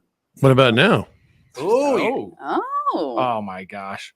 Oh, are you doing that on purpose? He's gonna start doing hit. You're doing that on purpose, you pill. What? Hello? He's just not moving. And now back to the brilliant reporting of Costaki Economopoulos. Sorry, guys. I'm at my mom's and I just ran downstairs. Maybe it's better here. No, that's great. Right now, it's perfect. I'm not where I normally would be. Yeah, Deshaun Watson also out for the year. Displaced fracture to the glenoid. That's the phrase. Glenoid? The glenoid. It's a shoulder socket injury. Oh. That sounds He's also got a complete dislocation from his moral compass. Thank So, you. No matter what direction he's facing, his compass always points at his penis. See, it's a tough. Could be a problem. People say the Herschel Walker trade was the worst trade of all time, and Cleveland was like, "Hold my beer." Now, which trade? To the Vikings or from the Vikings? Oh well, they basically built the Cowboys dynasty with that trade. You are correct. It was several picks and like 8 players. It was the craziest trade for one human being. Deshaun Watson, trading for Deshaun Watson, 3 firsts, a third, and a fourth. Oh my paying his God. 5-year contract, guaranteed $230 million. Why? Why do I they know. do these things? Yeah. Setting Are a they just budding doing- team back another decade, priceless. Exactly. Are they just trying to prove I'm richer than you are? I think they're just so desperate. They felt like they were one quarterback away, and they just overpaid and overcommitted to one human being. I get the motivation, but man, with all the baggage and all the strikes and all the yuckiness around him, to give him the biggest contract in sports global history, guaranteed money, no leadership qualities. horrific face of the franchise. Injury problems. Oh man, what a mess. It is a mess. They say identity theft is on the rise. This man impersonated a franchise quarterback and stole $230 million. Is that all guaranteed? All guaranteed, 100% guaranteed. Oh, God. The salary cap hits over the next few years are like 63 million a year, some crazy number. They're completely trapped. So they're praying that he gets better and isn't hurt. But man, they can't get out of it, at least no time soon. So he can't just like go AWOL though, can he? No, there's got to be clauses There in his has to contract be. where if he just doesn't show up, he's not going to get his money. Yeah, I mean, it is a contract that he signed that he's going to work for the team. But, you know, there's they can't really cut him in a traditional way because they're paying a giant percentage of their total team salary cap to him, you know. So it's a crazy situation. We reasonably thought at one point, surely the river catching on fire because it's so polluted will be Cleveland's lowest point ever. That's true. The Browns are like, no. It's like Watson said, boy, if I had a nickel for every time I thought about banging a masseuse, and the Browns were like, 230 million? Yeah, that's about right. That could be. People always say when they win the lottery, they're going to quit their jobs. That's what Deshaun Watson did. Both at the same time, actually. Yeah, actually, here's a big pile of money. Okay, yeah, I don't know if I can play today. God. All right, now this has been a bit of a pet peeve for me for a while. I still don't understand how it works. The passer rating. Are you familiar with the passer rating concept? Yep. So the buzz this weekend was that Brock Purdy had a perfect passer rating, which is of course 158.3. So that's easy to quantify in your brain. You couldn't scale it so it's 100 like a normal human when you build this thing. You're right. Why do they do that? Why just go to 100? 0 to 100 is good. It's 158.3 is a perfect passer rating. But wait, there's more to 333 yards, 3 touchdowns, no interceptions, 21 of 25. How's that perfect? I know. It's amazing. Doesn't even make any sense. He completed 84% of his passes, which is very good, but it ain't perfect. You got a decimal point there. So if he completed 25 of those 25 passes, he would have the same quarterback rating. Yeah. That's the dumbest system ever. Yeah. It's so dumb that they had to then create a 0 to 100 QBR scale to rate quarterbacks as well. So yeah, it's dumb. God. Yeah. And the other headline we saw this weekend, no Niner quarterback has had a perfect passer rating since Joe Montana in 1989. Oh. When he had 3 touchdowns and went 16 for 19. Also not perfect. No, not perfect. Is it like perfect by human standards? Is that what they're talking about? Oh yeah. Well, I get it. Like if your mom says you're perfect, you get the idea, like you're doing all right. You don't have to quantify it, but when you're crunching numbers and you have a scale that's math that goes to 158.3, it's crazy. It pretty much is. On December 30th, Jimmy Johnson will join the Cowboys Ring of Honor. Oh, I suspect there are a couple of dishonorable people in the Cowboys Ring of Honor. I'm just saying there might be a light dusting of cocaine on the ring. It's just a guess. A fake punt sparked the Jets to a touchdown. Then they went back to faking an offense. Oh, God. Sound like the Vikings. That offense is really bad. Yeah. This is a fun one. There was no hot water for showers in the Commander Stadium. And then after I saw the Chargers coach press conference, it turns out Brandon Staley was hogging all the hot water. He is in hot water. They are mad at that guy. What's he doing? Well, he is coaching a team that is packed full of talent, and they suck at football. Really? Yeah. I mean, I'm exaggerating a little bit, but man, they should be good for years, and they're just not. It's frustrating to watch them. I don't know. Losing to the Tommy DeVito-led Giants. That's kind of a cold shower all its own. You know what I'm saying? That would definitely cause some shrinkage. All right. Here's here's the closer, everybody. Aaron Rodgers said he wants to return to practice December 2nd. What? Then he went back to rubbing his Achilles with goat placenta and salamander tears. That's probably true, by the way. That is probably true with that nut. That guy's a nut job, isn't he? He's got his own way of doing things. God, does he ever? What a goofball. Jesus. Is his ego as big as it looks on screen? Oh man, it sure seems like it from the outside. God, he's got a huge My ego. favorite Aaron Rodgers story is he was standing at a crosswalk waiting to cross, and a kid with his mom walks up next to him, and the kid looks at him and oh my gosh, it's Aaron Rodgers, but doesn't say anything. And Aaron Rodgers looks at the kid and he goes, "Yes, it is me." Oh, and then proceeds to walk It is away. I. Oh, God. Oh, can't take it. Oh. Really. Yeah, if I had his fame, I would definitely do that, though. Just like walk into Target and go, "It's me, Andy Barnard. I've arrived. I've arrived. Take it Please all in." Don't interrupt my shopping experience. Restrain yourselves if you must."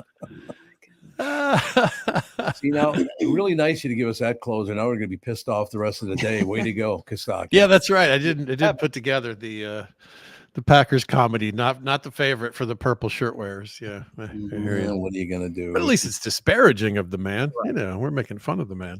I got to be honest with you. That was one of the worst games I have ever seen the Vikings play. They should have slaughtered Denver, and they just hung around just long enough to get their ass kicked. Yeah, that's how they do. It is how they do. Yep. That's how they do. But again, I would trade quarterbacks with you today. I understand. Your guy's fun to watch, and some of the team around him is good. I think they still have 80% chance of making the playoffs. Something they're in pretty good shape. I think that's right.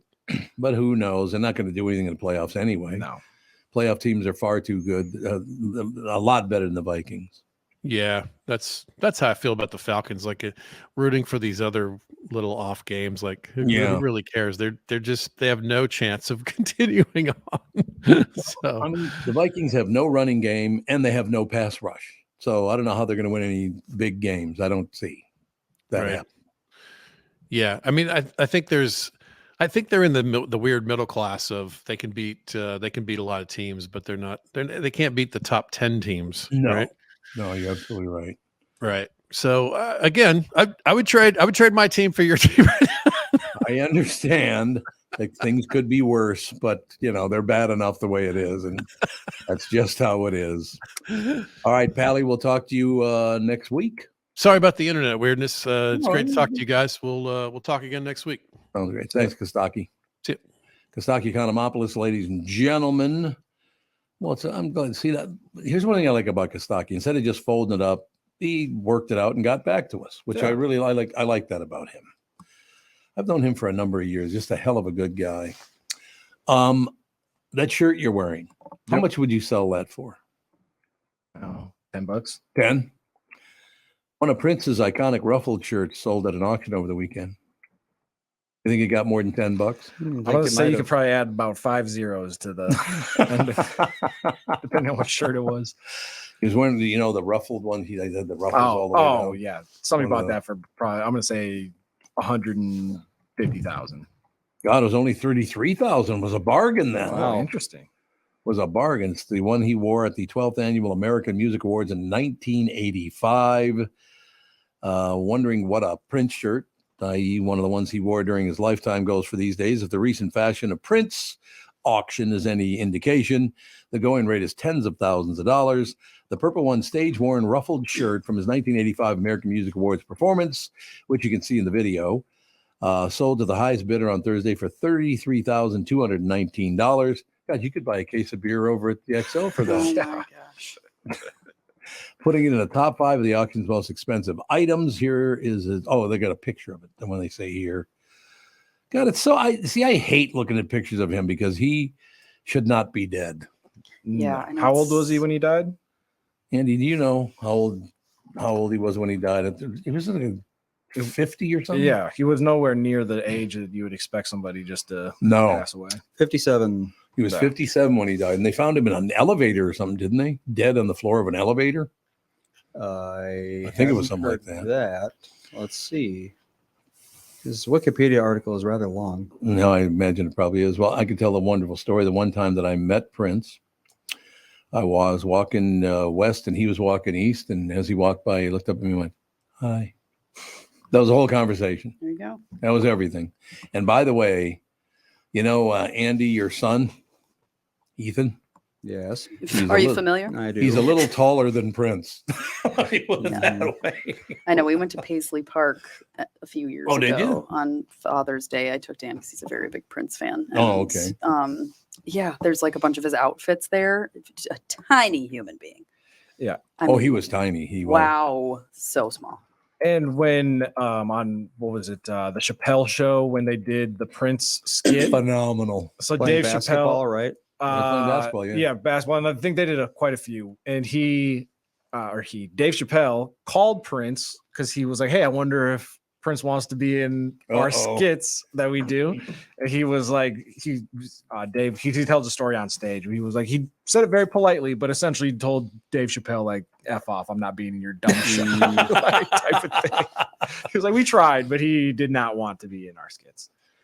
Well, yeah, but Prince was just like that anyway. Well, yeah.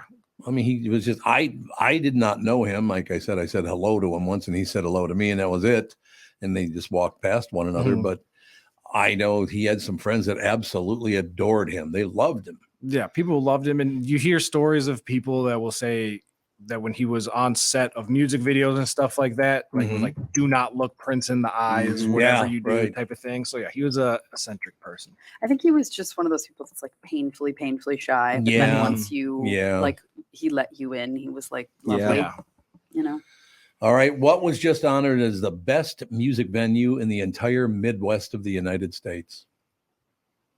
I couldn't name one, so you could name one. I don't know any others than ours. Yeah, like First Ave is probably on the list, depending on how long the list is. They won it. There's the number one music, First Avenue honored as best music venue in the Midwest. And what is First Avenue? You don't know what First Avenue is, really? Nope. Well, it used to be a bus station. I could start out with that. Really? Oh, you didn't know Sounds that? like a pretty crappy music Have venue you to me. ever been to a concert? Nope. Okay. Yeah, Andy's not a big. Do you count concert when the guy. Splatter Sisters were at Golden Valley? No, that was at Midland Hills. Was that at Midland Hills? Yes, it was I at have Midland been Hills. to- Yeah. The Splatters. The Splatter Sisters. Like a kids, like Let's two see, sisters singing kids songs at They're a very Christmas event. Yeah, I was saying "It's My Blankie" and "I'll Cry If I Want to." Yeah, Yeah. that kind of stuff. Yeah. I have been to countless concerts. I've been to a lot of concerts at First Ave. Yeah, I always love the venue. I Well, always they did. do such a great job of booking.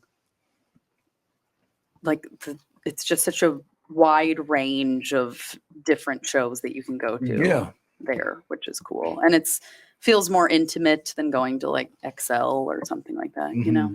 I have great memories of going to First Avenue before it was First Avenue, when it was the bus station for Minneapolis, and pick up my grandma Minnie. We would go pick her up at that very building, which used to be the bus station.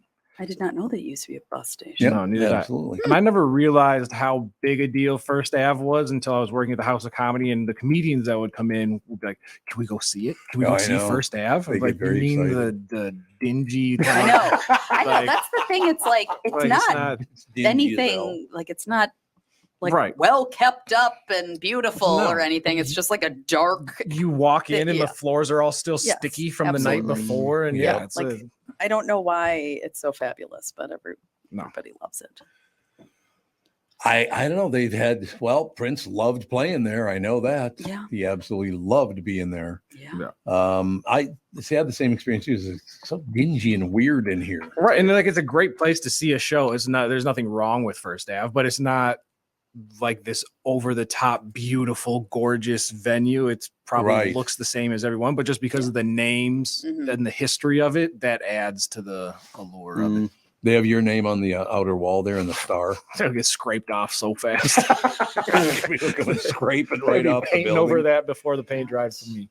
Honest to God. Boy, what is going on in Minneapolis, St. Paul? Another man killed in an apparent altercation between motorists in Minneapolis this weekend, identified as a 34-year-old resident. Randy John Burris was fatally shot late Friday night on the Franklin Avenue ramp to West River Parkway, where the 24-year-old suspect shortly thereafter called 911 to report he had shot another adult male after being attacked. Officers arrived to find Burris with life-threatening gunshot wounds. He's taken to Hennepin Healthcare Center and ultimately pronounced dead. The 24-year-old was arrested at the scene. According to a Minneapolis Police Department news release, preliminary information shows that the suspect had driven the wrong way down the road, leading to an altercation between him and Burris. During the altercation, he shot him. Okay.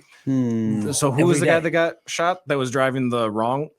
One person was driving the wrong way, and then the person The guy who driving got shot was the guy who was driving the wrong right way. Oh, the right way. He was driving the right way. He just started arguing with the guy going the wrong way. And this was at what time of the day? I'm assuming it was probably the middle of the night, don't you think? Yeah. Just before midnight. Just before midnight, yeah. I just... Sounds about right. Very, very sad, though. This every damn day, at least 2-3 people are shot to death in Minneapolis, St. Paul now. Every day. So when are we going to wise up and get our police force back on full force? First, you gonna gotta be a while. Find enough people that actually want to be police Who officers. the hell would want to be a Minneapolis cop right now? No, and the amount of steps that they need to take to kind of fix this whole mess that we've created for ourselves, it's going to years and years and years. And there's going to have to be radical change where we don't just then go back after 5 minutes because we don't think it worked. It's going to take a long time. You know, I was talking to a psychologist about this very problem. And I said, what is the deal with this now? With going after the cops? He said, Tom, you have to understand something. For kids like you who grew up without a dad, my dad was 7 when I was 7 when my dad was hauled off. He said, you never had a dad around. So then kind of in a way in your brain, the cops became your dad. So you automatically hate them.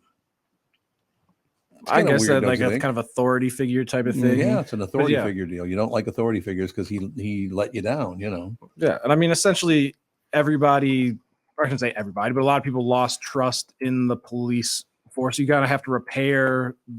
It's a relationship, the police between the police and the community. So you have to kind of repair that relationship before you can get anything back to normal and put in new regulations and stuff like that. It's going to take a long time. I only had one altercation with the police. You got to go? Yeah. All right. Oh, God, you're right. Extremely squirrely children. It's all right. We got 20 minutes left, and you just leave early. Typical. I always have to leave. Yes, it is typical because this is when I leave. Okay, bye. Bye. See you later. Yeah, look, 3 headlines. Police, deadly shooting in Minneapolis after altercation between 2 motorists. Second story, police, man fatally shot at North Minneapolis gathering after verbal altercation. Third story, police, teen fatally shot after a verbal argument between mother and kids. That's 3 in a row in the same weekend, just get shot to death. I mean, how is it so easy for these people to just open fire on another human being? I don't get it. The level of anger that I would have to be at, and like just the situation that I would have to find myself in where I would even consider shooting somebody would be so extreme. And now I feel like today people treat it like, getting in their car and just going for a drive. Like they will pull the trigger without really thinking about the consequences. Because most of the time it feels like and with other smaller crimes, it's almost like there are no consequences anyway. So people just act so extreme. There is that. Yeah, I don't really understand why. First of all, I understand why you want to carry a gun with you because it's so damn dangerous out there now. But the first thing you do is go and start shooting at somebody. Right. Not a good idea. No. U.S. Supreme Court in Minnesota rejects review of Derek Chauvin's latest appeal attempt. So he's trying to get out of prison. Is he still now? Yeah, I'm never going to let that happen. No. And well, there was just a documentary that some local, or I shouldn't say, I don't know if it's local, but a small kind of extremist news group put out. That's the fall of Minneapolis, where it's kind of tells the story, but from his point of view, I guess, if that's the thing. But yeah, he's been trying, and he'll continue to try and get out of prison. He probably never. He's never going to give up on that argument. I think you're right about that. And if I was him, I'd probably be trying to get out of prison too. But I don't think they'll let him out. I visited friends in prison before. Never been in prison myself. I've been in prison to visit people, but never been incarcerated myself. That's got to be the worst place to be in the world. God, it's good. You would be walking down the hallways and you'd see one guy, he's got his right pocket hanging out. So he's in one gang. Then there's another guy, his left pocket hanging out. Then there's some that have both pockets hanging out. And pretty much the woman who ran the guards, when she was there, the 8-10 hours a day, whatever it was, she would light those guys up like that. Put your goddamn pockets back in right now, because apparently they're gang signs. Yeah, well, I'm sure every prison is different, but yeah, you get where certain little things. Oh, you've got this color wristband on, right? You've got right. whatever. I don't really understand that. It's like I've never understood why do they feel safe in those gangs? I think that's most of it. Yeah. Well, especially feel safe, especially in prison when you get there, you don't know what's going on, and somebody comes up to you and goes, "Hey, we're gonna beat the hell out of you unless you join our gang." Yeah. Well, that's true. Is that what happens? They threaten to beat them up unless they join. Oh yeah. I mean, I knew a guy that had been into a federal penitentiary. And he tried to tell me that it's just like going to college. It's like a college campus. It's not that bad. Okay, let's calm down. But it's all just gang driven, and if you're in a place where people are in there for murder, what's another body to exactly? That's true. I mean, they're in there for probably the same thing they're going to do to you if you don't back off. I would guess they are not bluffing. No, they're not. You're absolutely right. What was it, about a week ago? The throat slashing with the skate thing went on. Was it a week or two? Oh, yeah, a couple, 2, maybe 3 weeks. Even. But he was just arrested or charged with something like that. They said he did it on purpose. That's what they're looking into. Slit his throat. I got to be honest with you. I'm glad I never played hockey, because you hear things like that. And then you got today's story. Holy Angels High School hockey player hit into boards, now has limited use of his hands and his entire lower body. Yeah, sorry. I got no interest. A cervical fracture. Yeah, is that what it is? It's such a fast game. Yeah. And then all it takes is you losing your balance, and now you're going into a wall that has no give to it whatsoever. Yep, exactly. So why don't they do something about that? I mean, couldn't the outfits, the uniforms be padded or something? Well, they have neck protector things, but most players choose not to use them. Right. Yep. Yeah, it's like a Velcro, isn't it? Some kind of deal. It's like a Kevlar, essentially like a turtleneck that's got like the Kevlar whatever thing. And I mean, because we talked about before, when they did the face shields, they grandfathered in older players that used to not wear them because they didn't want to wear them. Hockey is a lot like baseball, where kind of it has that romanticization of the past, and they're like, we want to be tough and we're not gonna so it's getting people to change, no matter how logical it seems, is hard sometimes. Well, my thought is, if I'm going to get in a hockey fight, if I'm wearing more armor, I got the advantage. Right. And also, I don't want to lose my teeth. I don't want to break my nose. Like a puck to the face probably hurts. Like, I would imagine a slap shot to the face probably kill you. I'm not doing that. I only got to meet him once, and he's no longer with us now, but Gump Worsley was, I believe, the very first goalie for the Minnesota North Stars when the hockey team was the North Stars. I met him. He looked a little Frankensteinish, let me put it that way, because he didn't wear a face mask. It's as a goalie. Idiotic. You want me to stand where and do what? No, they're purposely trying to hit me in the face. No. God, he must have been one tough sumbitch. That's all I've got, because he did have some cuts on his face. I will tell you that. And you got to have probably a few screws loose to sign up for that as well. That anyway. They wouldn't even allow that anymore, I wouldn't think. Oh, no. There's no way. Well, I'm sure the players on the other team, like, I wouldn't, if you weren't wearing a helmet, I wouldn't want to shoot the puck at you. No, I'd feel terrible if I hit you in the face and cause damage. Well, how about, so they've got a list of injuries that Gump Worsley had. Oh, yeah, he had a few of them. One of them doesn't make sense. A concussion from a hard-boiled egg thrown by a fan. Oh my God. How hard boiled is this egg? Exactly. Probably just a concussion from that, just because he was already concussed. Yeah, from really. something else. The egg was just incidental. But yeah, it's a severed tendon. Got hit in the head by another player with a puck. Pulled hamstring, sprained knee, broken finger, pulled hamstring. No. Yeah. The Gumper. You're looking at a picture of the Gumper? They don't have a recent picture of him. Well, he's dead now, but. Well, but I mean, they don't have a picture of him after like the 60s. Oh, they don't? So he doesn't have all the scars yet? Not yet. Let's see if I can find. Yeah, they don't really have any pictures of him in his later years. But he did live to be 77. Yeah, so, he did. Hey. He did. Good for him. Hell of a good guy, actually, to tell you the truth. Louis Nanny played with him back in the day. I know that. So, oh God, why did this? I'm just staring at my screen. Everything's happy and everything. And then it pops up. Late touchdown sends Vikings to 1-point loss in Denver. Why do you keep putting that up on my screen? It's always listening. It is always listening. Mm-hmm. Is it? They don't have laptops set up now that they respond to what you're saying to somebody else, do they? I would assume so. It depends on what you mean by that. Well, like Windows has something called Cortana, which is Mhm. basically Siri, which is basically Alexa. Everything has their own version of that now. Yeah. And even your smart TV, it emits a low frequency, apparently, that like your phone can pick up, so it'll know that you're watching specific show and now Really? tailor ads to that. Oh And, yeah, that's true. Like Well, that's how the people meter works. There's like a signal, an inaudible signal in every radio broadcast that the people meter picks up. Okay. And that's how it knows what you're listening to. Interesting. Because yeah, I talked to or interviewed a white hat government hacker that he like when Target was hacked with their the red card scandal years ago, he helped go in and fix that.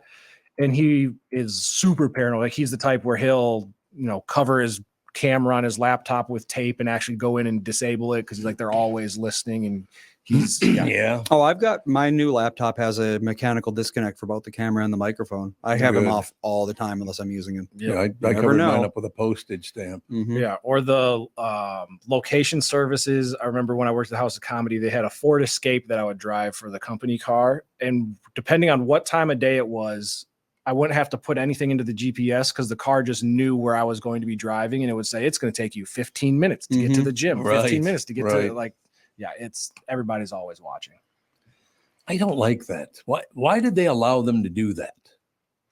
I don't know if it was really so much allowing as They kind of just got away with it and nobody paid attention. And then now it's kind of too late to put the toothpaste Well, back because in at the tube. first, I don't think you could disable it at first.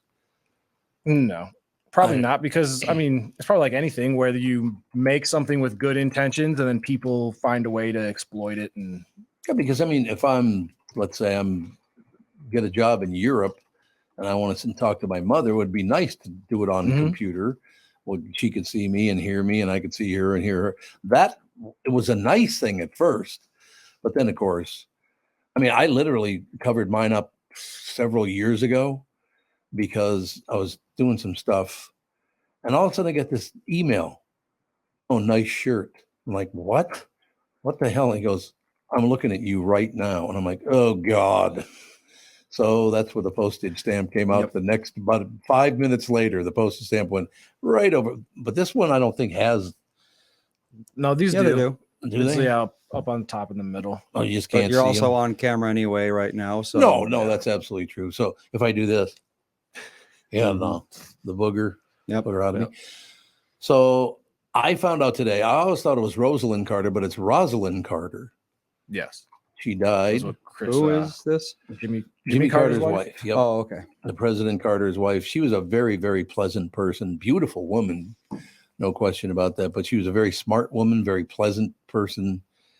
And as I said, I don't know that he was a great president, but I think Jimmy Carter's a very nice guy. Seems like it anyway. Wikipedia says it's Rosalind. Yeah, it is Rosalind. I thought it was Rosalind. Oh, you thought it was Rosalind. Okay. Yeah. Technically, it's Eleanor. Well, oh, that's not even a real name? Rosalind is her middle name. Oh, really? Mm-hmm. Why didn't you want to go? Oh, because of Eleanor Roosevelt? Roosevelt. Yeah, I bet you that's why. She didn't want to be the second Rosalind or Eleanor president's wife or something. That might have some. I'm just guessing that might have something to do with it. I don't know that for sure, but what are you going to do? But yeah, she and Jimmy busts his ass for people to stay. And is he 99 or 100 now?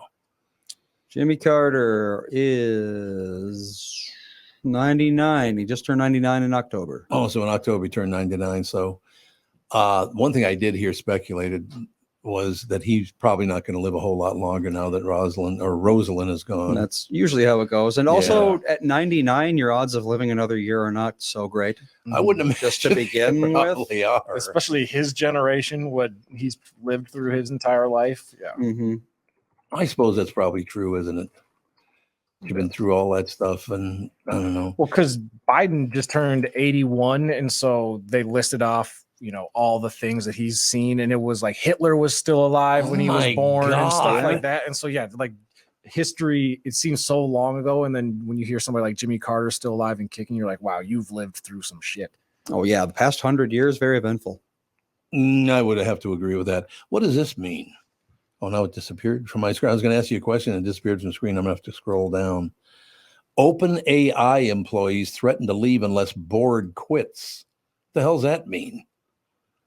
Is OpenAI, is that a company? OpenAI is the company that made ChatGPT, I believe. Oh, they are. Okay. So why would they threaten to leave unless the board quits it? What are they pissed off about? There'll be a bunch of babies throwing a temper tantrum, if I had to guess.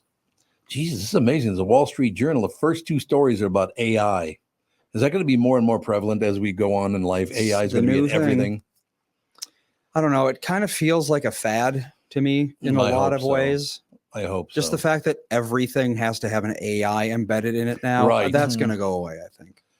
Yeah, I hope so. I don't know. AI, I think the AI's most logical application is probably replacing or enhancing search engines. Oh, yeah. Because things like Bing have been kind of like legendarily crappy for a very long time. And I think the only way they're going to get good is by using something like AI. Oh, yeah. Yeah. Okay, I'm going to run this by you guys because my whole life I've never given a rat's ass about things like this. Travis Kelce. Is it Kelsey? Yep, Kelsey. Travis Kelce opens up about Taylor Swift and what comes next. I don't give a rat's ass what comes next. I could not care less what comes next in your life. What is it? Women that are interested in this? Young women are interested in it? Almost exclusively, yeah. Almost exclusively, okay. Does it say what he said is coming next? Okay. Because my guess is if the relationship actually continues to go along at the pace that it is, they'll end up married with a reality show very, very soon. Oh, you think it's going to be all about being on TV? Oh, yeah. I bet you're probably right. I don't know. People get pissed off at me, but I don't understand the whole deal in the first place. I mean, she's kind of weird looking, don't you think? She's not today. She doesn't fit the mold of today's universally accepted standard of beauty. Like that's a good way she's to like put it. She's a very natural person where today everybody's getting, butt implants, breast implants. She feels like a very just regular, you could probably pass her on the street. And if you didn't know that it's Taylor Swift, the biggest star, she looks just like everybody. Well, she wears a lot of makeup too, doesn't she? Yeah. People say she doesn't, but she does. I think she wears a ton of makeup. And she looks to me, and I've never met her obviously, but what is she, like 7 feet tall? I don't know how tall she is, but she does seem tall. I remember when I was in high school. 5'11" apparently. Oh, she is 5'11". She did the Got Milk campaign. Oh, yeah. And our school had this big poster of her, and it was like Got Milk with the milk mustache. And one of my good friends, when they took the poster down, he brought it home and put it in his bedroom because he loved her. And I remember being like she just doesn't do it for me. But I understand, and I'm not saying she's not attractive to some people. I don't think she's that great a singer either. She's okay. No, she's a hell of a marketer. He's a hell of a marketer. You can't take that away from her. When Travis Kelce was a young man, his college football coach pulled him aside one day and told him the secret to life. Everybody you meet in this world is either a fountain or a drain. I need fountains, the coach growled at Kelce. I don't need effing drains. Travis, you're effing draining me. And that's how it's spelled out, draining me. The advice left a deep impression, changed his life, says one of Kelsey's closest friends. Yes, Kelsey thought you're either a giver of the basic well springs of life or a thirsty taker. He vowed to be the former in a world of I don't want to read this. This is no. this Honestly, is, you don't have to. You don't have to read it. God, what a horrible story. Travis Kelce, he's a cool dude. Like, he's very likable and all of that. But yeah, I don't know if this whole Taylor Swift, Travis Kelce thing, I'm bored You're with not it. buying And two, I don't but it's gone on so long that it's got to be legit now. But I think they'll have a reality show at some point. That guy's in every commercial now. Yeah, well, God. his buddy Patrick got him in a lot of commercials. He's in the State Farm, Mahomes and Otto. Yeah, I mean, he's in a lot of commercials now. Everybody know. I've never even heard of him. His brother is in the NFL too. Yep, his brother is a center for the Eagles, and Travis Kelce, I would say, is probably one of the top 3 tight ends of all time. You could probably make an argument. Oh, is he really that good? Yeah. Huh? Oh yeah, he's absolutely incredible on the football field. Well, that's good. That's not all bad then, right? Yeah. God, here it is again. Amazon launches free AI classes. Boy, Andy, it's going to be around it's going to be everything for a while, isn't it? Yep. Free AI classes. This is just like a coding type class. Like, what's an AI class? I think he's asking you, and he's not asking me. No, Andy, does anybody have any ideas? Let's see. Looks like it. Yeah. Because AI feels like the coding fad when everybody was learning to code because that was what everybody was going to do to be the future. And I mean, AI will never go away, but yeah, I think it'll kind of die off. Peak and then it's going to die off when people realize it's not the miracle, Right. People think that AI is a lot more complex than it is. Right. And, eventually it probably will be as complex as they think. But I mean, we've kind of been going through this for a long time. Yeah. Well, it's like, look at Siri when Siri first came out. People were spending hundreds of extra dollars just for the same phone with Siri in it. And now how often do you see someone use Siri? I don't even know what Siri is. Like when you go I'd say now. Oh, you ask it. Well, yeah, you can like say it. Say, hey, whatever, and it'll do whatever you want. Like I'll use it to set an alarm or something, but not anything. Yeah, exactly. Or ask it a question if I'm trying to convert like units of measurement in the kitchen or something. Yeah, something that it's quicker to talk than to type into Google, basically. And it's good for that. But anything more complex than that, it's most of the time just not going to know what the hell you're asking. No, AI has come a long way from the little paper clip that used to give us Clippy? tips. Yep, Clippy on Microsoft Clippy? Word. It looks like you're writing a resume. Yeah. Would you like some help? Really? Do you remember that? No. In Microsoft Word, yep. they used to have, you could change it. It was like a dog, a paper clip. I use the dog. But it would just tell you random stuff about whatever you're trying to type up your paper, give you, It's like change your font. If you started writing a letter, like if you typed in like dear name and then a comma, Clippy would pop up and say, it looks like you're writing a letter. Would you like me to like auto complete it for you? And it would put in a template for a letter. So it's like, kind of useful-ish. And that's kind of how AI is now. It's just more complex version of that. Yep. Because now you can say, hey, write a letter to this person about this thing, and it will actually write you the letter. You don't have to write it. So do you have to do anything anymore? Honest to God. Do people even know how to do math anymore because of computers? Probably. I mean, unless you're an accountant, but you're using a calculator to do all your math anyway. So yeah, it's that's probably true. not. You know how to. All you have to do is know the equation that you need to use and put the numbers in the right spots, and it'll do everything else. All right, that's going to do it. We got 2 more days left before the holiday. Man, it's going to be a quick week. Well, so the family is going to be on tomorrow, but not Wednesday. Not Wednesday, right? Morning show will be on Wednesday, but not Thursday or Friday. Correct. And we're There's airing going to be special shows. Yeah, there will be shows still. We're going to but put it won't out be- stuff, but we're not going to be live. So only the morning show live Wednesday, nothing live Thursday, Friday. That's the deal this week. Correct. For everyone listening. Indeed. Yep. And we're back 10 pounds heavier on Monday. After calling Roto Rooter, apparently. We'll talk to you tomorrow.